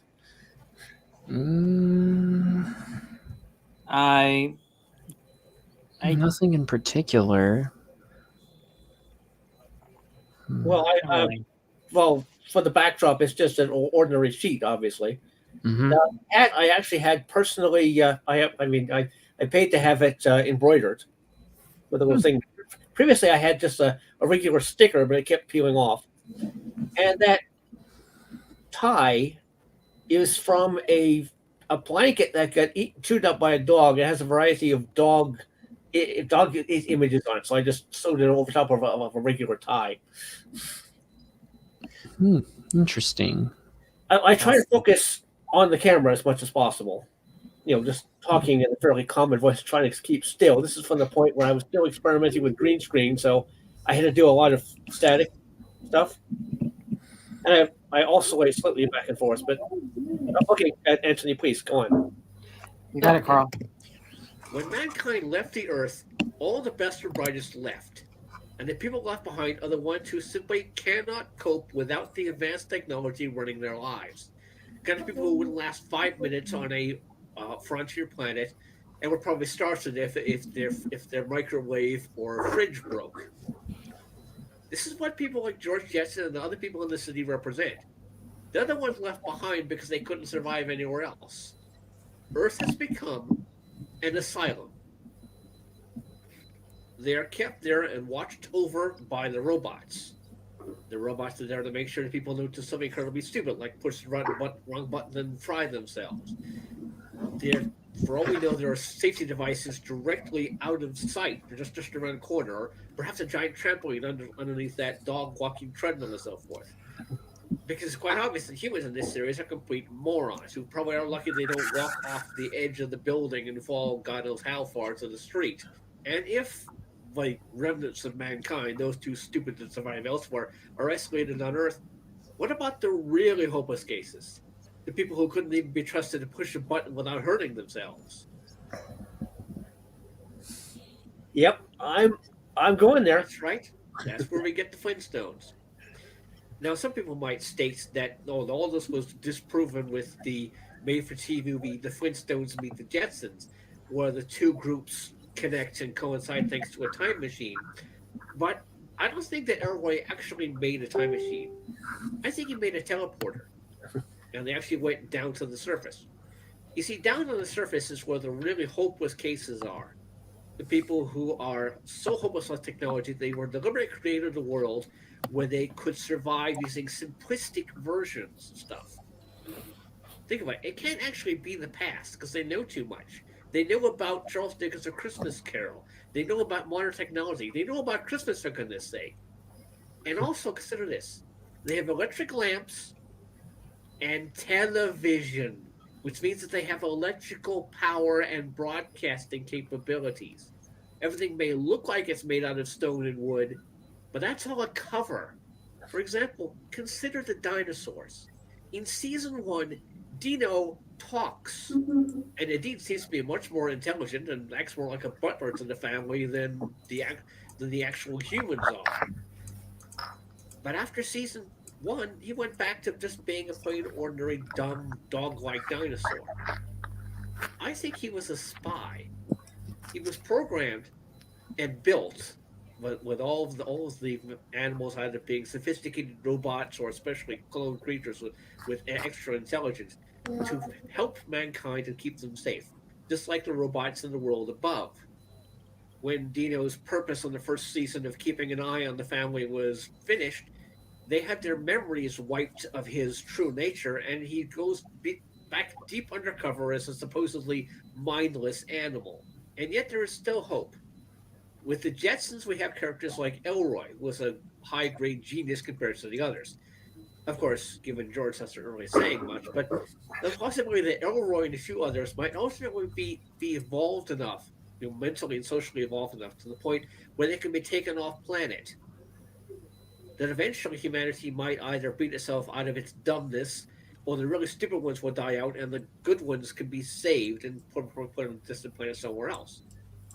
As for the Flintstones, if you watch carefully, you'll see that over the course of the show and the subsequent spin-offs and so forth, technology gradually becomes more and more socially advanced, gradually growing and changing and developing towards a more modern setting as society gradually adjusts to the point where they can handle it, in the hopes that one day these poor fools might be cured. Now, for those of you who may be thinking, hey, what about the Great Gazoo? That's the point. He's just like Dino from the first season. He's an artificially created life form there to test Fred and Barney, to see if they're sophisticated enough to be able to handle the advanced technology which he's offering, disguised as magic. And if they succeed, they and their children might ultimately become the forebears of a new, more sophisticated and less helpless human race. But hey, that's just my $2. Fascinating. No, thoughts on that? I never thought of it before. I just saw, the Flintstones and the Jetsons as, although completely different beasts, similar concepts, but, fuels for nostalgia. So, gosh, fun insight. Well, thank you. Mm-hmm. My mind is blown. And what did you think of the technical details, like the little title inserts and the general sound quality and lighting? How was that? It was kind of good. Yeah, it's decent actually. Well, I've practiced with a lot of less adept videos, but this is when I first started, I think, to really sort of get my groove in. So I'm glad that you liked it, and I'm taking the title from this to get more modern stuff, and the kind of stuff that you and I are doing, Jack, and that sort of thing. So, yeah, thanks. Who's next?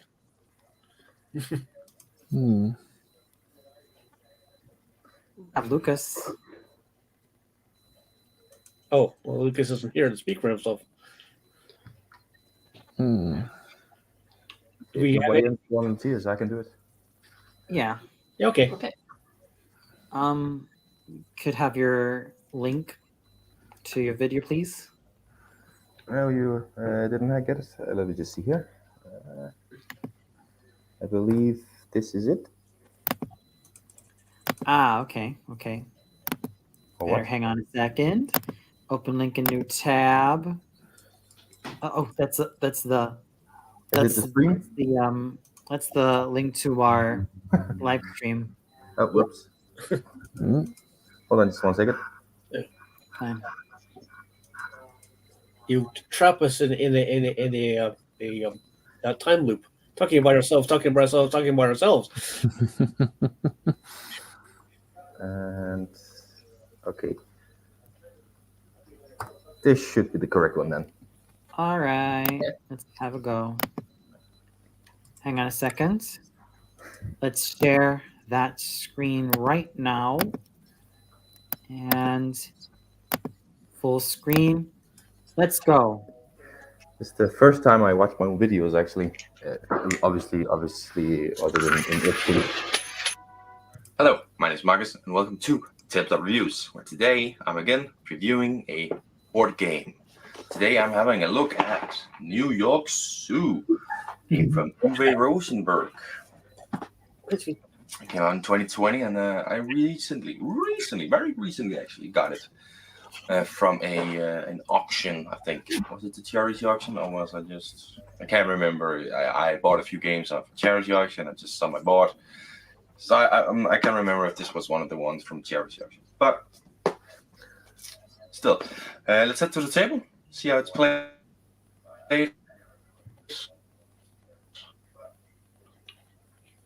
How it's set up on how it's played, and then I was glitching out for a few seconds. The rule book here. All right. So some simple steps to the setup. We're going to start off by grabbing the central long central board thing here. So put them in the middle of it all. And the box of animals shall be put somewhere in the middle so everyone can see it. Some of these areas here are called bays, and in those where you will put all of your tiles. You know, I do like the multiple camera angles. Having 3 different ones. And Yeah, I kind of work with that at the start to kind of make it my own style. Medium light green, medium dark green, and completely dark green. Amazing. Of course, you simply distribute the correct colors at the correct places. Starting with the lightest color. So it should be the darkest color on top. Then you will grab your large elephant meeple and place it where the red circle or red dot is at. And you'll grab your attractions, as they're called. All the green ones are called enclosures. And you can split them up according to size in a reachable area, maybe next to the animals. Just an example. And then you will need some individual player boards. You simply grab all the ones that are marked for 3 players. You can see that in the bottom left corner. And if it wasn't obvious, you're gonna need 3. And then distribute those out to each player. And the number in the bottom right will tell you who goes first, who goes. All right. And now every person gets 2 starting animals denoted by the top left and top right of your individual player board. You simply grab those and put them over in your houses. I can't remember what they're called. Anyways, and that's about it. That's the setup. There's quite a lot of pieces that needs to be distributed and stuff. So, yeah, it's quite a lot. I'm actually recording this after once. I know I didn't mention it in the talking point. I just quickly mentioned here that there's quite a lot of things that need to go out. But if you've played a couple times, then it's easy enough. You just gotta remember. Follow the colors here and do what it says there, and all of that. You just need to have played it a couple of times, then you get it. A little aid is at the top of your play cards. It shows you the kind of the rules. Rules for specific things. But again, if you haven't read the rules, haven't played it, you don't understand what those mean. Anyways, that's the setup. It's quite a lot. It actually takes up a bit too much white space, so I can't actually quite have it on this table. A bit annoying. But let's get into gameplay. Yes. To start off, you're trying to move the elephant 1, 2, Oh, you want me to spaces. pause? Yeah. Going. Got it. You mentioned it before, Jack, about the multiple angles there. It was what I was trying to do in the first, to kind of make my own style of this, where I talk over, sort of inspired by Shut Up and Sit Down. Because it's, I feel you when you say cringe. The me being very nervous in front of camera and pausing a lot there. Nowadays, I would kind of cut that out, or perhaps record it again just to get it correct. So. All right. Yeah, I find that when you're shooting something like that, it's a good idea to pause when you make a mistake, do it over again, and then edit it back together again. But I see what you're doing here with a sort of a podcast kind of, free form kind of thing. Yeah, but it takes a lot of time. So nowadays, I just try to do it for the big reviews rather than every review. But I like the style. Continue, Wednesday. All right. Marcus. Clockwise, of course.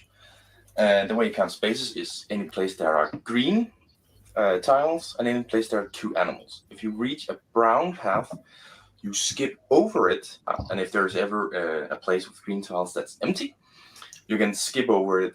If you land on a green tile, you get to take the top green tile of that pile and place it into your zoo. If you land on one of the blue spaces with animals, you get to grab one of each of those animals, and then you get to place them in your zoo or in your storage area. If you grab an animal, you also get to take an animal from your storage area of the same kind to kind of empty out your storage area, because of course you want animals.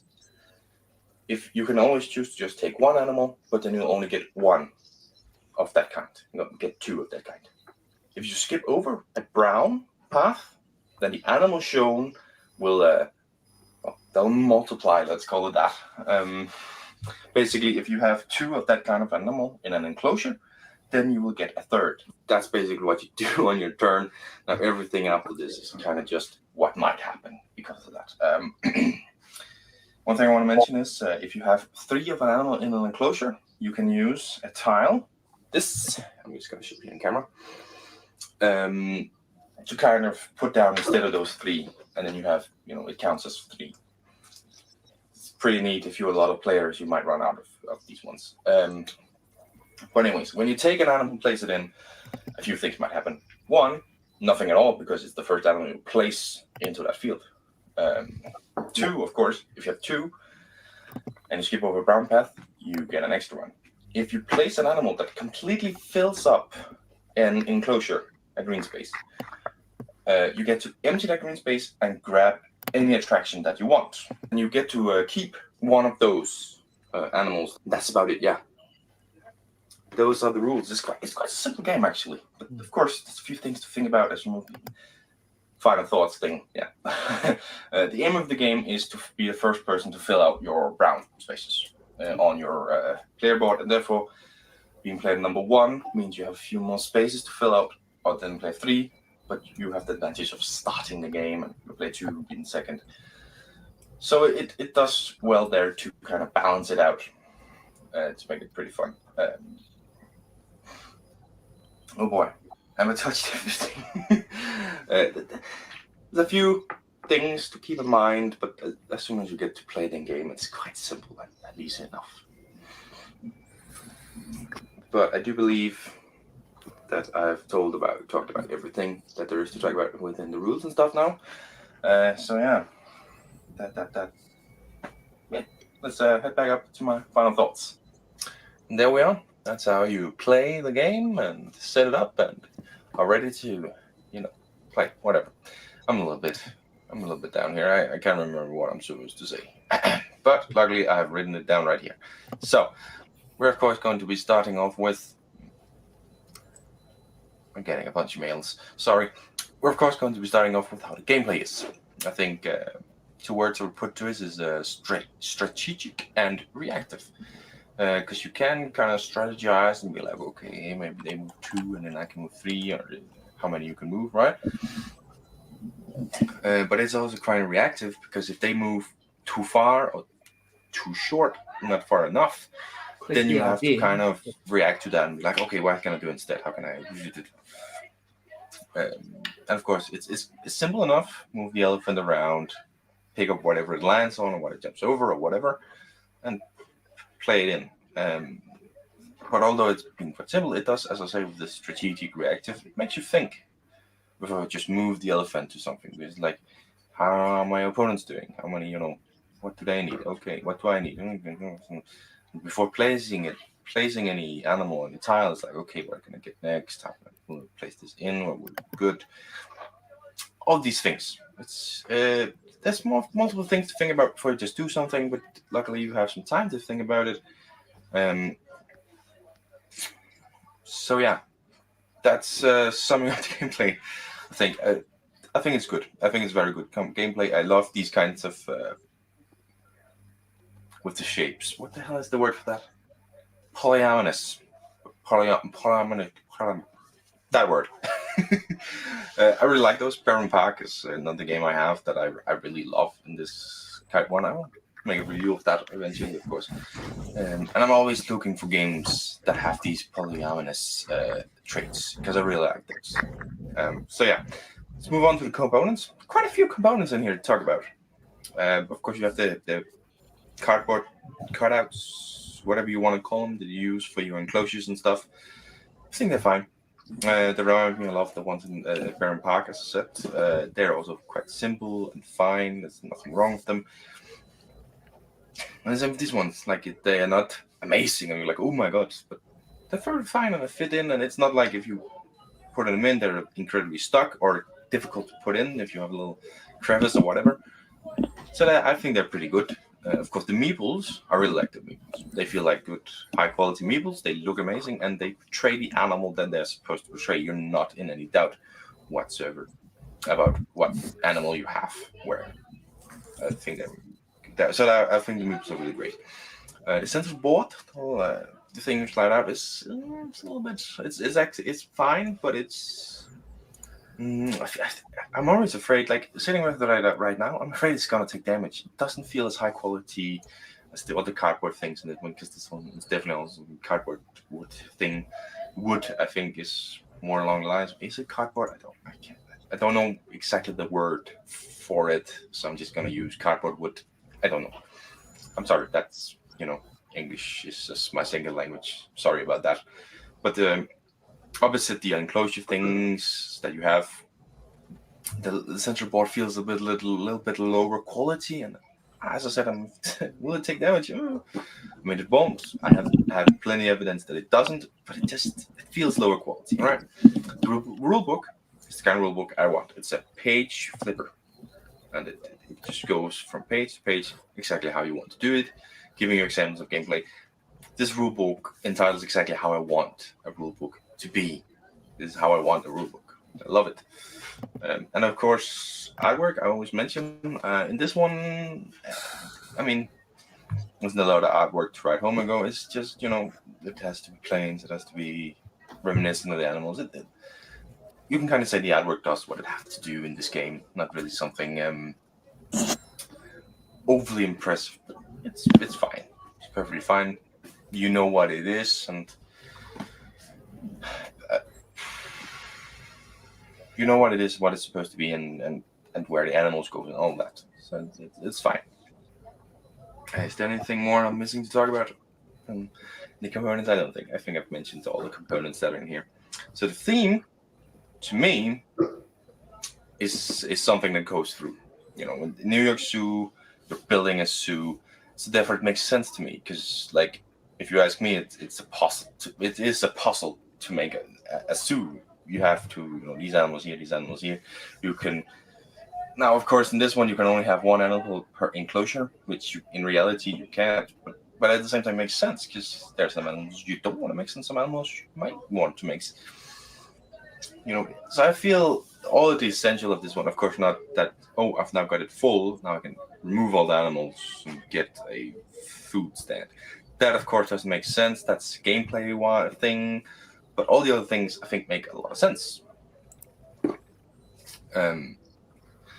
Otherwise, towards the theme of it. So, does it lie to you? Well, it actually says here. Oh, I'm clipping it. Okay.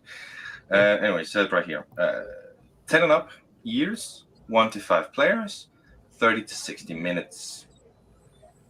So, the minute-wise, let's flip it around again here. Minutes-wise, 30 to 60 minutes. Very close. Of course, a learning game might take longer. More players take longer. But yeah, 30 to 60 minutes sounds about right. About what you would expect. 10 and up. I mean, there isn't really anything written. You just kind of have to understand to move the elephant and see what it is that is on there. So, that's... that is something... I don't know. Maybe you could go a little bit younger, just because it's nothing written. It's all visual, so it might make sense. But at the same time, it's the puzzle aspect, which is very different from any puzzles you will actually find. You don't have a given answer. So that's maybe why. Maybe it's quite accurate. Maybe we can go a little bit lower. But there are rule adaptations for a specific number of players. Of course, a one-player game is going to be completely different. But I think there's some adaptations to the rules for 2 and 3 players within the rulebook. And that, to me, tells that this was made for maybe a higher player count, because the lower player count seemed to have specific rules. So it tells me this game was maybe made for a higher player count rather than the lower, and therefore they had some adaptations to make it that way. But to me, it works perfectly fine at 2 or 5 or 3 or 4. I haven't played 1, of course. I don't really play solo. It's just me. But it is fine. But there are some rule adaptations, which, But the final score that I'm going to give it is actually going to be a 9 out of 10. Yeah, very close to one of the best perfect game. 10 out of 10. Ooh. But I really like this game. As I said. I love the theme. It's an animal theme. It's a zoo theme. That's my kind of freaking theme. And just the gameplay of the polyamorous. It's perfect fine how you get them with Moon the Elephant. I think all of this comes together to make a really great game that thematically fits. So yeah. And as I said, with rule adaptations, yes, but it has a wide range of players you can be. So I think it's a really great game, 9 out of 10. And of course, am I keeping it? Yes. The answer is yes. I am, in fact, keeping this game. It's going to stay in my collection for a long time, I think. And I'm going to play it a lot. I really like this game. I'm really glad that I got a hold of it. And that's another episode of Tabletop Reviews done. Hope you enjoyed this episode, and I hope you will see me. Hope to see you in the next one. Bye. Right on. All right. I definitely did some things right, but also a lot of things wrong in those early videos. That's you did tend to go off on tangents a couple of times and not quite sure where you're going to go next. That's understandable. I would say this final verdict. This was definitely in terms of length. This was an interesting length as far as final verdicts go. Like they usually go on for, I would say, 2 or 3 minutes. This one was, a non-traditional length. Definitely. I think one problem that I have is I spent too long on the final thoughts. They take a little too much time. That's most of the video, yes. But it was an interesting, insight about the game itself. Exactly. Yeah, I think when it comes to the part before the final starts, you were doing pretty well for most of it till the end when you started saying like, okay, have I got everything covered here? Yeah. And then, and in my newer videos, I do cut that out or not say it all. That's what we all do. We look at earlier stuff and we think, oh God, I was so terrible, but I learned things. and you moved on. You learn from your Exactly. mistakes, right? So Well, this has been awesome. I'm very glad I was able to spend time with you and share my thoughts and that sort of thing. I've got to get going myself. It's almost 3:00 here, and I do have other things to do today. All right, But I I think- can. Wouldn't mind going next. Okay. All right. Thank you very much, Carl. It was nice to have you See you, here. Carl. It was I'm looking forward to wonderful. doing. We can do this again. It was nice to meet you. And Carl, yeah, likewise, and you too, Marcus and Anthony, of course. And if any of you want to do a collab or anything with me, just let me know. And we'll sort something out. Definitely. See y'all. Love you. See ya. Bye. And to all the Bye. fans out there, stay crazy. Absolutely. Bye. So, looks like I'm next in the firing line. This was back in 2019. Now, mind you, I started reviewing back in 2011, but this was a review that I was admittedly proud of doing. Let's get it. Oh, excuse me. So,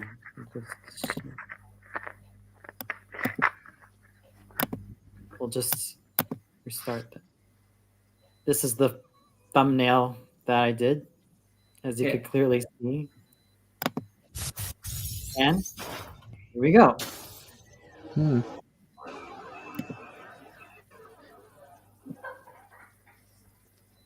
Hey everybody, and Tony here with a review of Masculin Féminin, known in English as Masculine Feminine. I'll pause it right here. That was me. Your eyes are not deceiving you, ladies and gentlemen. Gentlemen. All right. Wow. You could compare how I used to look like and me now. That was actually my second heaviest weight. I think that must have been one of my heaviest weights. So comparing to me right now, as you could clearly see in the camera, you could see how I kind of came a long way. I mean, the haircut's the same. Pretty much. Let's proceed. All right. I saw of Babylon, and which was released on March 22, 1966.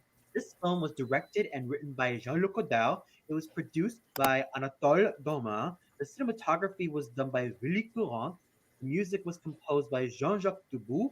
It was edited by Agnès Guillemot, and it starred the talents of Jean-Pierre Léaud, Chantal Goya, Marlène Jobert, Michel Debord, Catherine Isabelle Duport, Brigitte Bardot, Antoine Boussillet, and Françoise Hardy. Now, I did not know what I was going to get myself into in terms of this film, but since this is one of the films that was directed by Jean-Luc Godard, I knew that I was going to get myself into something that was quite interesting and rather enjoyable to watch. And I was not disappointed whatsoever after I saw Masculin Féminin in its entirety. Story-wise, this tells the tale of a young aspiring journalist by the name of Paul and his relationship with an aspiring pop star in the form of Madeleine. They go through life in the Parisian city, complete with a lot of hijinks ensuing, and especially in terms of Paul's budding career as a journalist and Madeleine's ever-growing career as a pop singer. So this story is rather quite quirky in its own special way, and it's also balanced out by some very interesting and very colorful characters, especially when you have the likes of Paul and Madeleine taking center stage. However, what I seem to notice about the story is that even in spite the main focus of Paul's and Madeleine's growing career perspectives and their relationship, there's also a bunch of very screwed up stuff happening. Like we see a woman killing her husband and therefore being interrogated of what was going on. We see another woman who is in the train with two black men, and there's a shooting that's about to happen. We even get to see a man who threatens Paul, but then commits suicide by stabbing himself with his own knife. So it really does show that a lot of really screwed up things do happen in the city of Paris, but nonetheless, it is still quite fascinating to watch. It's also helped that the story is separated in 15 vignettes chronicling Paul's ever growing ambition as a journalist, Madeleine's ambition as a pop singer, and their friends who include the likes of Elisabeth, Catherine, and Robert, who are basically involving themselves in a lot of protests and a lot of things 20 somethings would do in the 60s. So this was definitely quite fun and quirky and absolutely enjoyable to witness, and I was not left bored whatsoever. The cinematography has that grainy, gritty quality to be expected from a lot of French New Wave cinemas. It also resembles what real life looks like through the camera lens, and I was able to be completely involved in everything it had to offer. What I also noticed about the cinematography was the usage of long shots in terms of the characters' reactions. Like, for example, you have one character who's being focused on while another character is speaking, which is basically to drive home the fact that, according to Jean-Luc Godard and many other acting specialists or even film acting specialists, acting is all about reacting. So basically, what your partner has to say, you also have to kind of react to it in the way you would normally react to whatever he or she says. The character reactions are rather genuine without feeling too over the top, and they basically show how conversations between 20 somethings would go and how they would react to certain topics, such as the literature they read, and even what they hear in the news, and what they hear on television, what they hear on the radio, what they read on magazines. Anything and everything can happen. The music is also quite enjoyable as we get to hear Chantal Goya's singing voice singing some songs about how love is and how her feelings towards Paul is in one of those songs. And it's definitely a reflection of Paul's and Madeleine's relationship with each other. And what's also worth mentioning about the sounds is that we get to hear, after every little vignette, a crashing sound, probably to show that it might have been the end, or maybe something extremely chaotic might happen, even in spite of that. That also shows the crazy yet quirky lives of these 20 something characters. And after that crashing sound, which is a prelude to the next scene, we hear some dialogues and monologues said by each of the characters. And speaking of the characters, they're all quite quirky and quite enjoyable to witness. What we have in Paul is that he starts off as the boy next door. He's nice, he's unassuming, he has a very shy and very meek presence on screen. He's definitely an example of a boy next door who has no ulterior motives and who seems to do no harm. That is until later in the film does he start to become a lot more exuberant, a lot more sarcastic, a lot more snarky, and someone who is unafraid to let all of his emotions just pour out of his guts. He is a very entertaining male lead, and I enjoyed each and every single moment he was on screen. His metamorphosis from being this shy, unassuming lad to being this extroverted and very vocal youth is just so fascinating and so fun to watch. Madeleine is essentially the girl next door who has aspirations of becoming a pop singer after her stint of being involved in working in a store. She does have this very sweet and very humble girl next door personality, and when she gets famous as a pop singer, she doesn't allow herself to rub it in everyone's faces. She still maintains her meek and humble self while ensuring that everything she works hard for in terms of her craft as a singer does not go unnoticed. She is someone who is really genuine and really wonderful as a character, and she's also just plainly wonderful in terms of how she's able to reach her goals and in terms of how she's still able to be as meek and humble as she's always been. Elizabeth, out of the female leads, is very vocal and very opinionated in terms of everything she experiences that's going on in society and in the government and everything that is going on in Parisian life. She's someone who is unafraid to speak her mind and is very gutsy in terms of how she likes to get her foot down.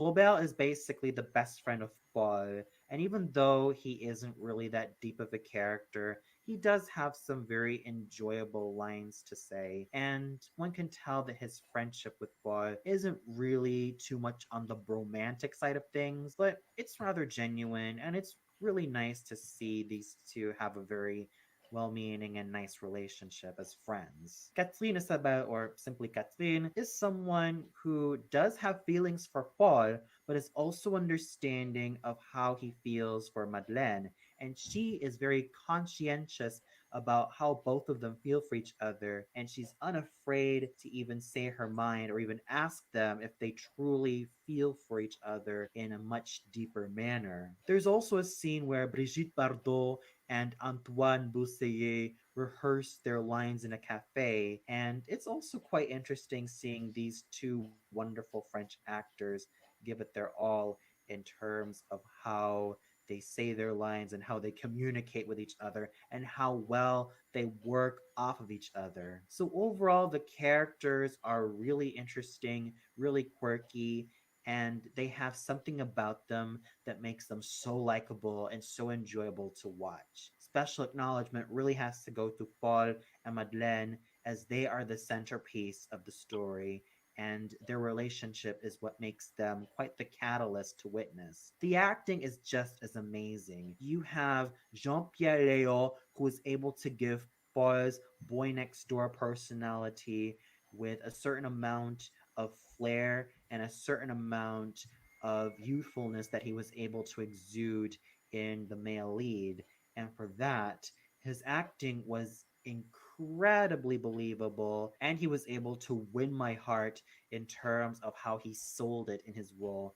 He was basically playing himself, and it was natural. Chantal Goya gives a very sweet and very genuine portrayal of Madeleine. She was able to use her singing voice really well in terms of how she was able to sing her songs, all thanks to that lilting and soft voice, which has made her so well known as a singer. I definitely enjoyed how she was able to be so natural and so well kept as a very fine young woman. Marlène Jobert was able to give Elisabeth a lot of fire, passion, and determination, and she was able to be as gutsy as she was in this role that she practically stole the show. Michel Dubois as Robert was able to make him a rather sympathetic and very well-meaning friend to Paul, and even though his character wasn't that deep, he was still able to be quite entertaining in his own special way. Catherine Isabelle Duport was absolutely lovely as Catherine, as she was able to take advantage of her girlish charms and her absolutely darling screen presence to make this character come alive. There were also some wonderful performances, not only accomplished by the likes of Antoine Boussaillet and Brigitte Bardot, who really stole the show in that one scene they have in the cafe, but also that of Françoise Hardy as the American officer's wife, as she was able to do a fine job in this role. So overall, Masculin Féminin was an absolute treat to watch. With its quirky, offbeat set of characters and its wonderful direction as accomplished by Jean-Luc Godard, I was able to be completely involved with what this film had to offer. And for that, I give this film a well-deserved rating of 4.5 out of 5 stars. Sure, some of the characters could have used a little bit more depth, but in spite of all that, I definitely enjoyed everything Masculin Féminin had to offer. And for those of you who watched this film, what did you think of it? Did you really feel like Paul and Madeleine served as fine leads? Was there a character who stole the show for you? Or did you feel like there was someone from the cast of characters that you did not like in particular? comment below and let me know. Well, that's all for now. Be sure to tune in much later for my review of Au bout de souffle, which I also saw at the King of Babylon. So until then, have a great day, everybody. Well, That was a lot to take in. Yeah. So, well, one part that I really liked was when you were talking about, the reaction shots, like when they were focusing on, when they about the reaction as they didn't really show the characters talking, but the way they react. That was actually a pretty good take. Thanks. It was something I learned from my years as an acting student, and it's something that's been ingrained with me ever since.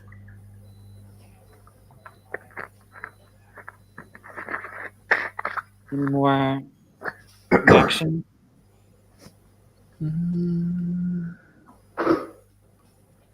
I would say you're pretty good at not having a monotone voice. Like you actually want to listen to what you have to say. I agree. Thanks. Thanks so much.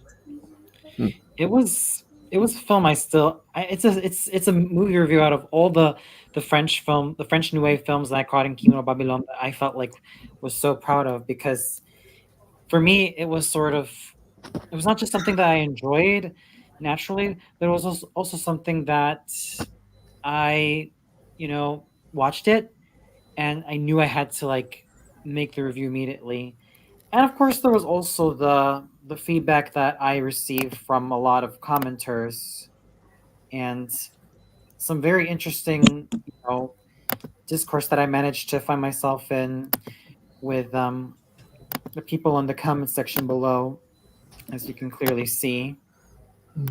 So, never did I expect a lot of these takes to come out, and this was also something that, like I said, I was very proud of making. The feedback that I received was, and of course the additional back and forth that I received from this movie review said a lot.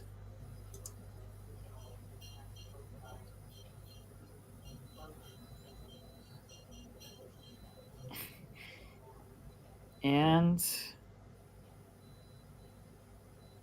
this one was actually my favorite, because it also kind of made me realize that you learn a lot from the people who leave constructive criticism in your videos, and that to me, especially as a reviewer, is something that I can never ever take for granted.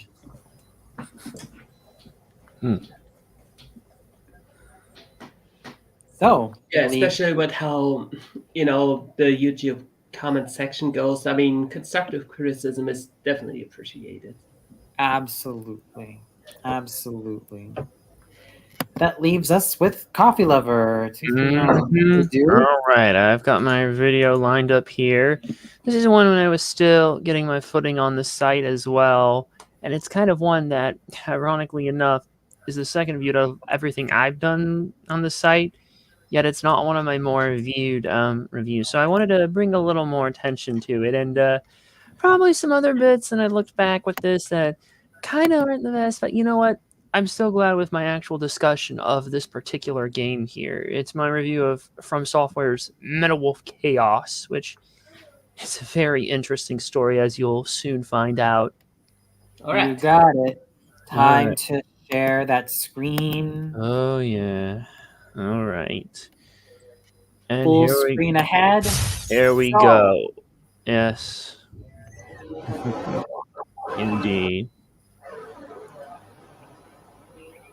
All right. And before anyone asks, that theme right there that I'm using is actually the theme to the show Psych, because it's one of my favorites. I just binged it properly this year, but it often describes how I feel with a lot of the reviews and stuff. And given that the re-release of this kind of got a more mixed reception, yeah, with some of what they're saying, some actual reviews. But let's just get back to it now. We'll get back to it here. You'll see how I feel about it soon. Got Yeah. it. All right. Boom! Smash cut to the game, and it is the XE version there. Because yeah. Have you ever wanted a game that screams? Yes, it does. This game made I had to make that reference. Be warned, it's kind of a mishmash of game design that once you figure it out, you probably won't be taking too long to beat it. Metal Wolf Chaos is a third-person shooter mech game developed by From Software and originally published by them. It first came out on the original Xbox on December 22nd, 2004, but only in Japan. You see, the game was originally made to help out the Xbox in Japan, as it wasn't doing particularly well with the lack of Japanese developers supporting it. So Microsoft teamed up with From Software to make a more simplified Armored Core with American themes. But due to the post-9/11 political climate in the States, and the releasing of it so close to the Xbox's end-of-life cycle, it only came out in Japan. The game still grew a strong cult following because of its very patriotic nature, still having full English voice acting and YouTube videos. This cult following led to Devolver Digital expressing interest in localizing the game in 2016. With the help of General Arcade, a remastered version subtitled Metal Wolf Chaos XD was released worldwide on August 6, 2019 for PS4, Xbox One, and PC. With the game finally having a worldwide release, how does it hold up? Well, it's a bit rough to say the least. The story takes place at the end of the first quarter of this century. The US is stuck dealing with civil and economic unrest. Vice President Richard Hawke leads a coup d'etat along with the military and gains control of every government institution. Our main player character, the 47th President of the US, is Michael Wilson. He's a fictional relative of Woodrow Wilson, and his relationship with Woodrow is similar to the real-life relationship between George W. Bush, president at the time this game was released, and his father, George H.W. Bush. Pause right here for a minute. What happens, his reaction can be summed up. I just want to say right now, by the way, with that right there, when you saw the mech literally going out as like Wilson shouts out, "Let's party." That's the sign I should say right there. Don't take this game too seriously, by the way, because it is a bit crazy, and you will see further as we get into the review. But continue now. There's Richard! oh god! Oh dear. But instead of getting slapped, All right, he pause armed real himself. quick. Now I wanted to Got give some it. context for that joke there, actually, that reference. See, in my year-end games that I review, at the end of every year, I always cover the games that I played in general, in addition to stuff I review. Well, see, I used to have sort of breakdowns of the year, but because 2022 was up and down, I decided to forgo doing that. So that was the only time I was going to be able to reference this. So, yeah. Oh, and funny, we paused it right there because you'll see soon enough. Go ahead and resume it. With a mech, the titular Metal Wolf. It's up to Michael and his secretary, Jody Crawford, to take back the country. Because I'm the president of the great United States of America. Perfect timing Metal on Wolf that one Chaos there. is Primarily a third-person shooter with a mech. Themed mech assault, but with more America. There are 14 missions in the game overall. You'll go through most of the major US cities, and even space at the end. Yeah, space. Metal Wolf literally rides a shuttle to space. The objectives you are given seem complicated, but in reality, they basically boil down to destroy X object. Variants include destroy X object in Y amount of time, or fight a boss like a big attack chopper named after Hakeem Olajuwon in the Houston level because that's so on the nose. That's not the only reference like that in the game. You do these objectives to take back the US from Richard Hawke. Some levels have you destroy specific things, but generally it boils down to the simplicity I mentioned earlier. In the levels, you'll find energy pods. Every 5 pods you get will boost your mech's health, which you will definitely need later on. There are also prisoners of war, POWs, that you rescue. You shoot their cell with light arms to free them. Sometimes they'll have bombs attached to them that count down when you get near them, and if you don't destroy it fast enough, they die. Use a sniper that was rifle for these belated. POW boxes, just not a heavy arm sniper rifle. When you rescue some of them, they'll boost economy and technology parts, which nets you more money to spend on making new weapons, and the tech parts help with getting the weapons by giving you materials to make the weapons. Basically, money invests, and money and materials build weapons. Speaking of weapons, there are plenty of weapons in this game. Light arms include handguns, shotguns, machine guns, and assault rifles. Heavy arms include things like bazookas, missile launchers, grenades, some sniper rifles, but not all, some railguns, and multi-missiles. You can even use a damn flamethrower. Some arms take both hands, some only need one hand. Experiment and see which weapons work best for which missions. I'm serious, by the way. In order to survive in this game, you'll need to have strong weapons, and you need to be fast and alert. But that's also part of what hurts the gameplay. For first-time players, you're not really going to know what weapons and strategy works best on a mission. The first set of missions aren't too much trouble, but soon after the second mission, the game ramps up. Suddenly, you have to destroy a cannon on Alcatraz before it activates. And you're platforming in the Grand Canyon while trying not to mull around the bridges, and the Houston mission, of course. While this keeps a sense of unpredictability, it also leads to frustration, mainly because there are no checkpoints in these missions. While they are short, you probably won't beat most of them on your first go. Some of them are also downright evil. Liberty Island is complete bullshit, and you'll have to hope you stomp that tank fast enough to beat it when it starts running you off the bridge. And in New York, the boss there can one-hit kill you if you're not careful. It's shit like this that makes me think From Software wants us to suffer the same way those of the assholish variety want Benny to suffer.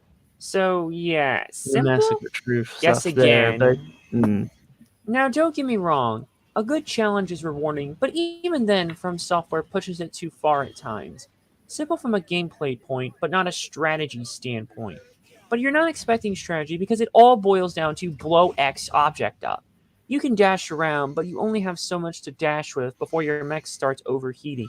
And after enough kills, you'll fill up a meter that, when you push the two analog sticks in if you're playing with a controller, or push the appropriate button on your keyboard, it unleashes a barrage of missiles that blows up anything in its path, and you're invincible, while Michael yells out, "How do you like me now?"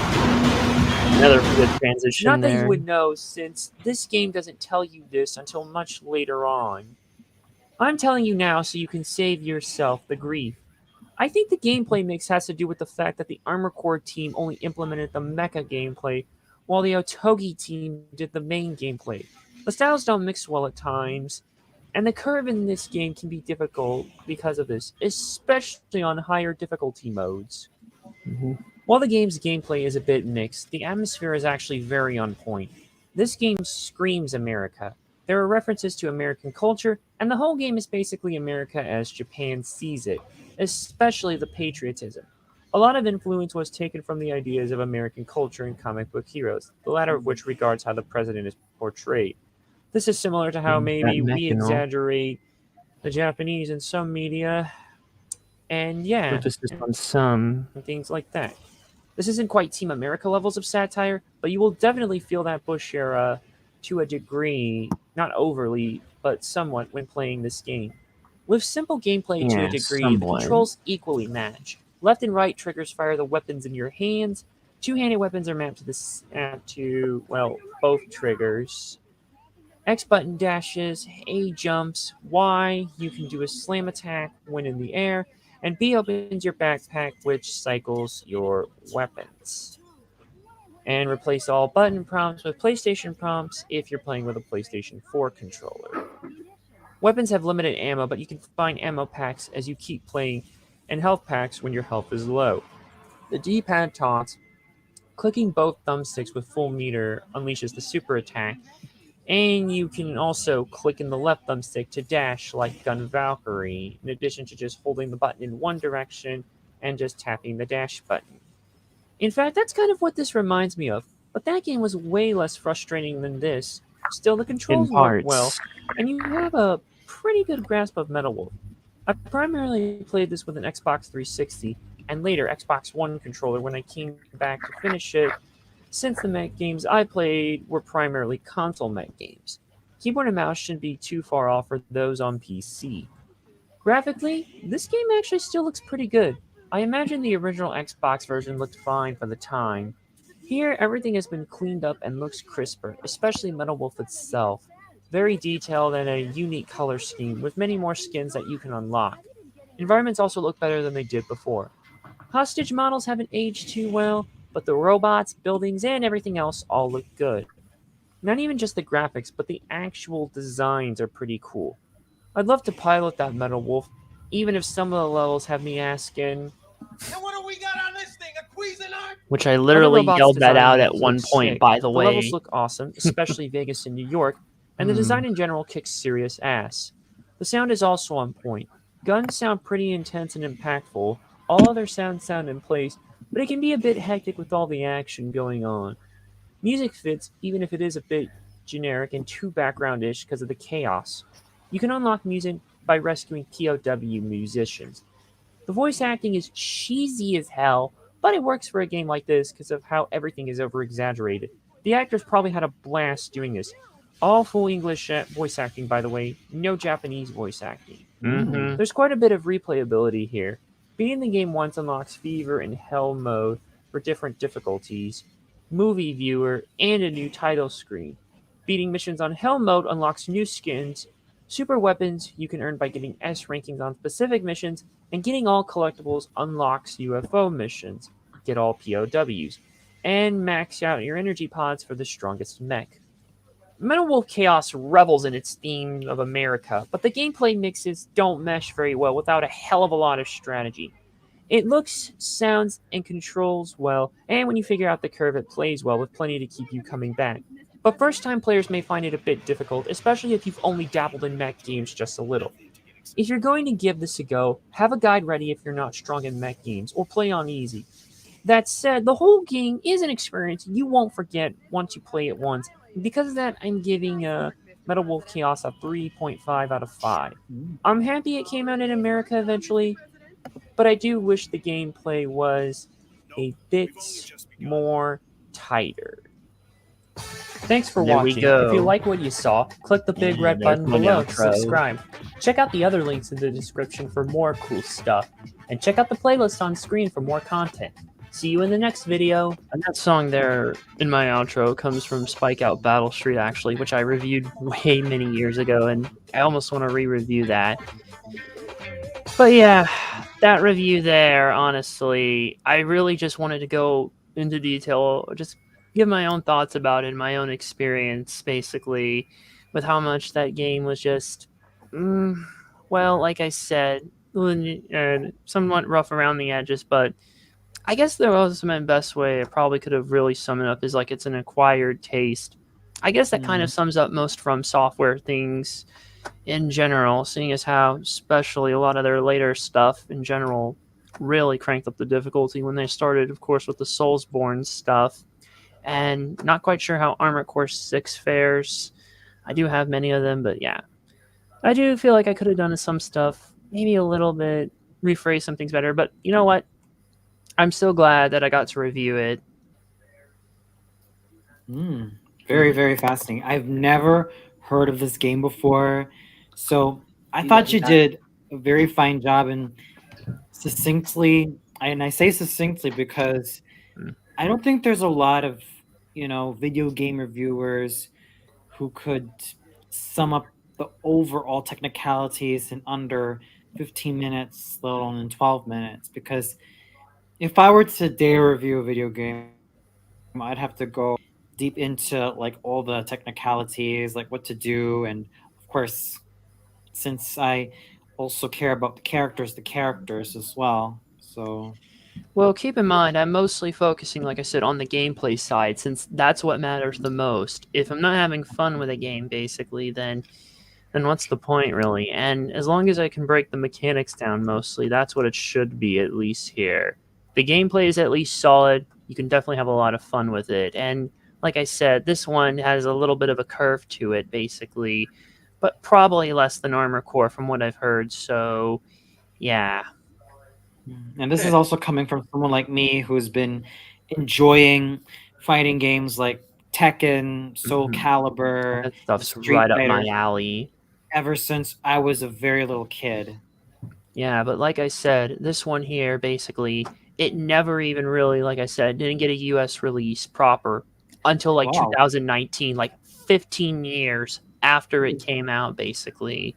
Gosh. I know, right? And like I said, that's a lot of it there. And actually, what's interesting here that I didn't get to mention is that one of the original designers, I think on the game here, mentioned basically like why he was surprised like and didn't know why basically Westerners would want to play an old Xbox game not released in their region. Here it is. Producer Masanori Takeuchi basically. Yeah, he basically didn't know why eventually they would, even despite the fact that this game had such a strong cult following. And yeah, that post 9/11 climate stuff actually was true, basically. Although, basically, Takeuchi did express some remorse for the game not being able to get a worldwide release, and it left Metal Wolf Chaos as a handful of Japanese Xbox exclusives until 2019. Ah, fascinating. Very fascinating trivia. Thanks. Like, it really is a very unique game, and you see why I like talking about this sort of thing, actually. Hmm. Does anyone else have any other thoughts on it, the review, or?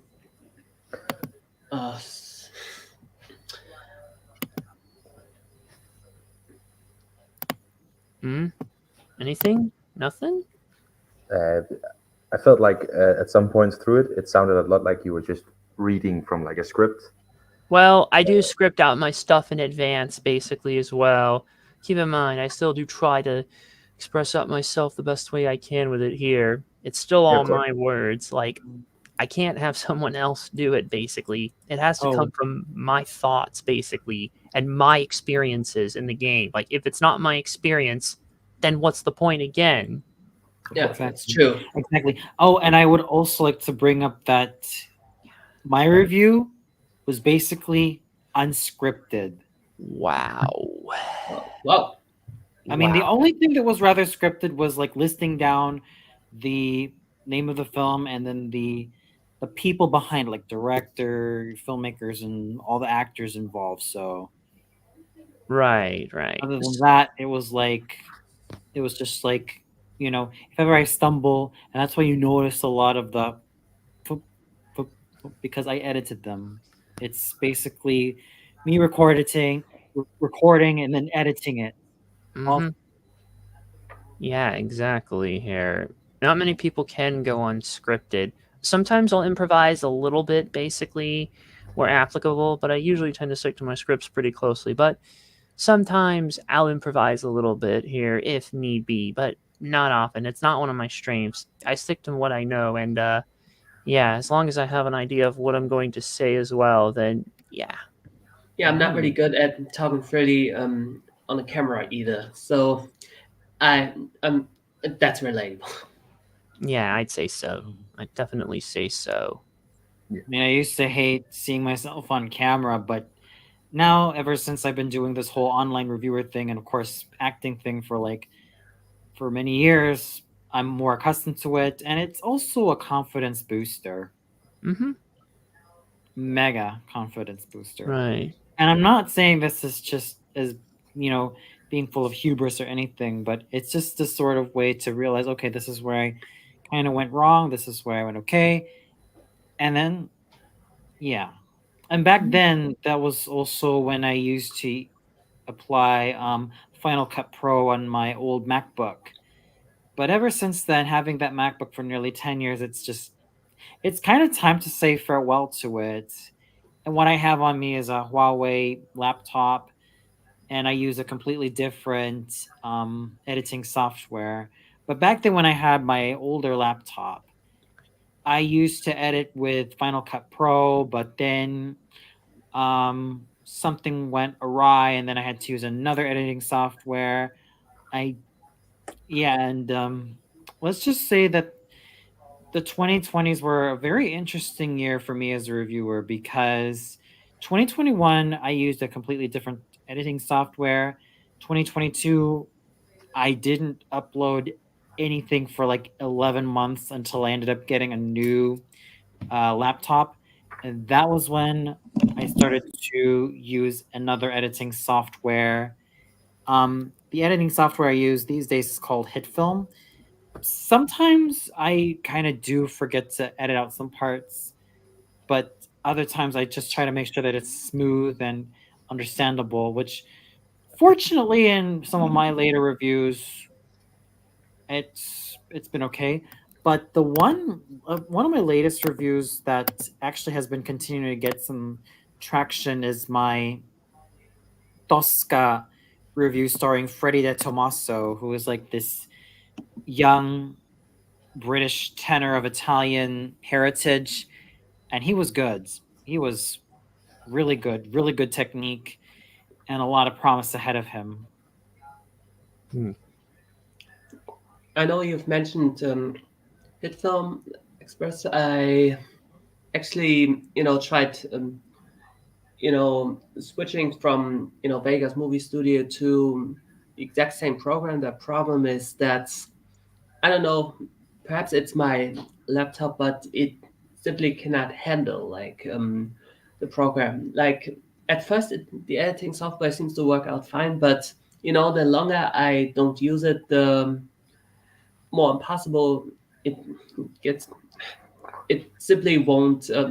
Simply starts freezing. Like whenever I use it, perhaps I need something more. Perhaps I need a home computer or something like that. I'm not really sure. So I pretty much just stuck with Vegas Movie Studio because, despite its imperfections, it usually does its job fine. Right.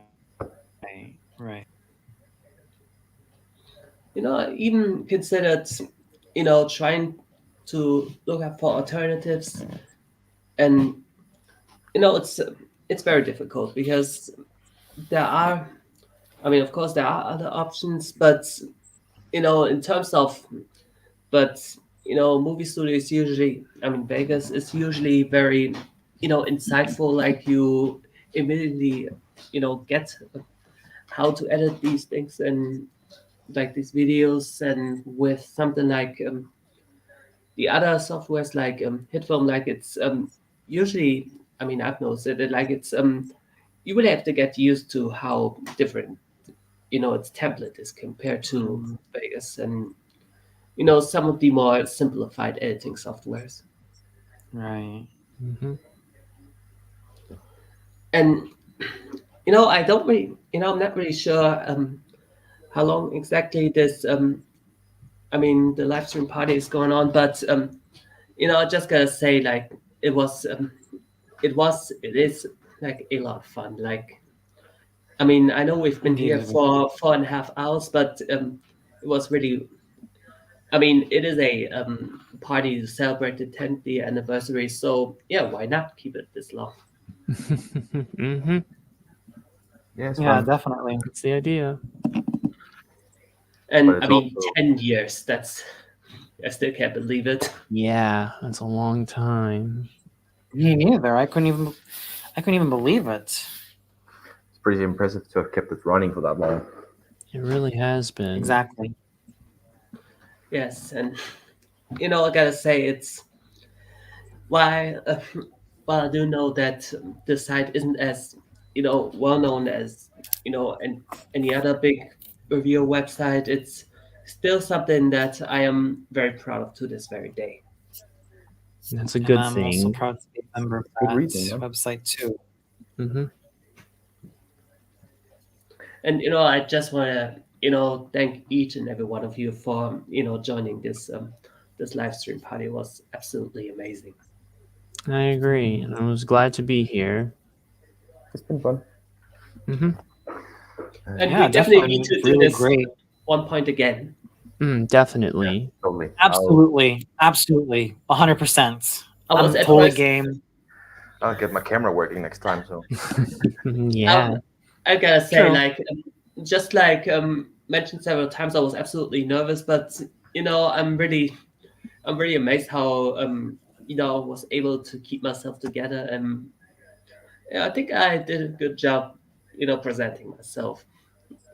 I Yeah, you did. agree. You did. And for a So- first live stream that I've done with you guys, I was quite surprised that I managed to manage to manage. For You, our first time, it's you did gone a pretty great well. job.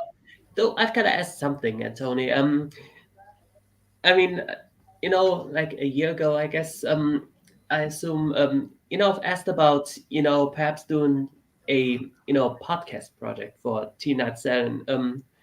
Would you at one point like to make it Yes. work, get it off the ground? Oh, great. Yes, 100%. All right. I gotta say, I'm really looking forward to this. Like, once you manage to make it work. I mean, I know we all have. What? I'll definitely be down to appearing in a podcast, getting So a am I. microphone. So. Yeah, and I it mean, might be a I've bit appeared easier in for one some. podcast, Play on Man Expression, so I think it'd be very great to appear in something like this too. Yeah, definitely.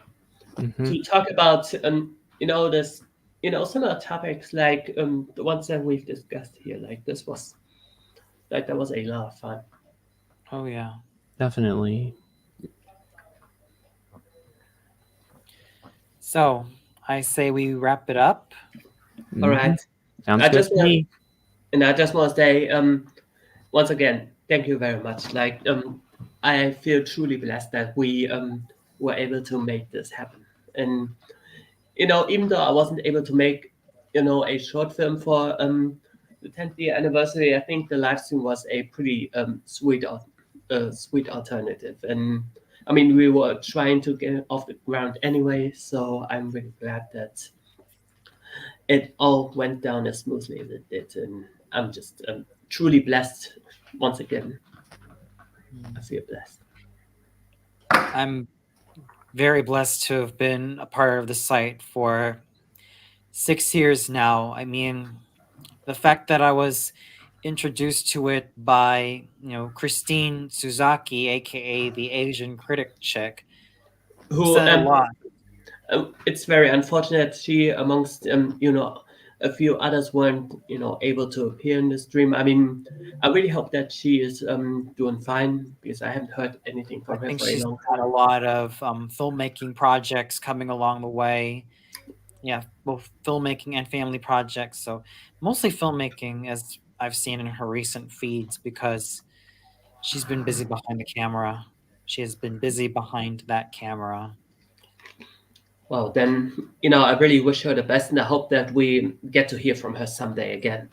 Yes, I mean, I would not have been on this site if it were not for Christine Suzaki, because how I managed to be in contact with her was because back then, when I did my top 30 reviews, which looking back in hindsight, it was a little bit much side entries, but the fact that I placed Christine Suzaki's name on there as on the Asian critic chick also showed me that I definitely love her work. She's definitely been one of the many, many reviewers that I looked up to.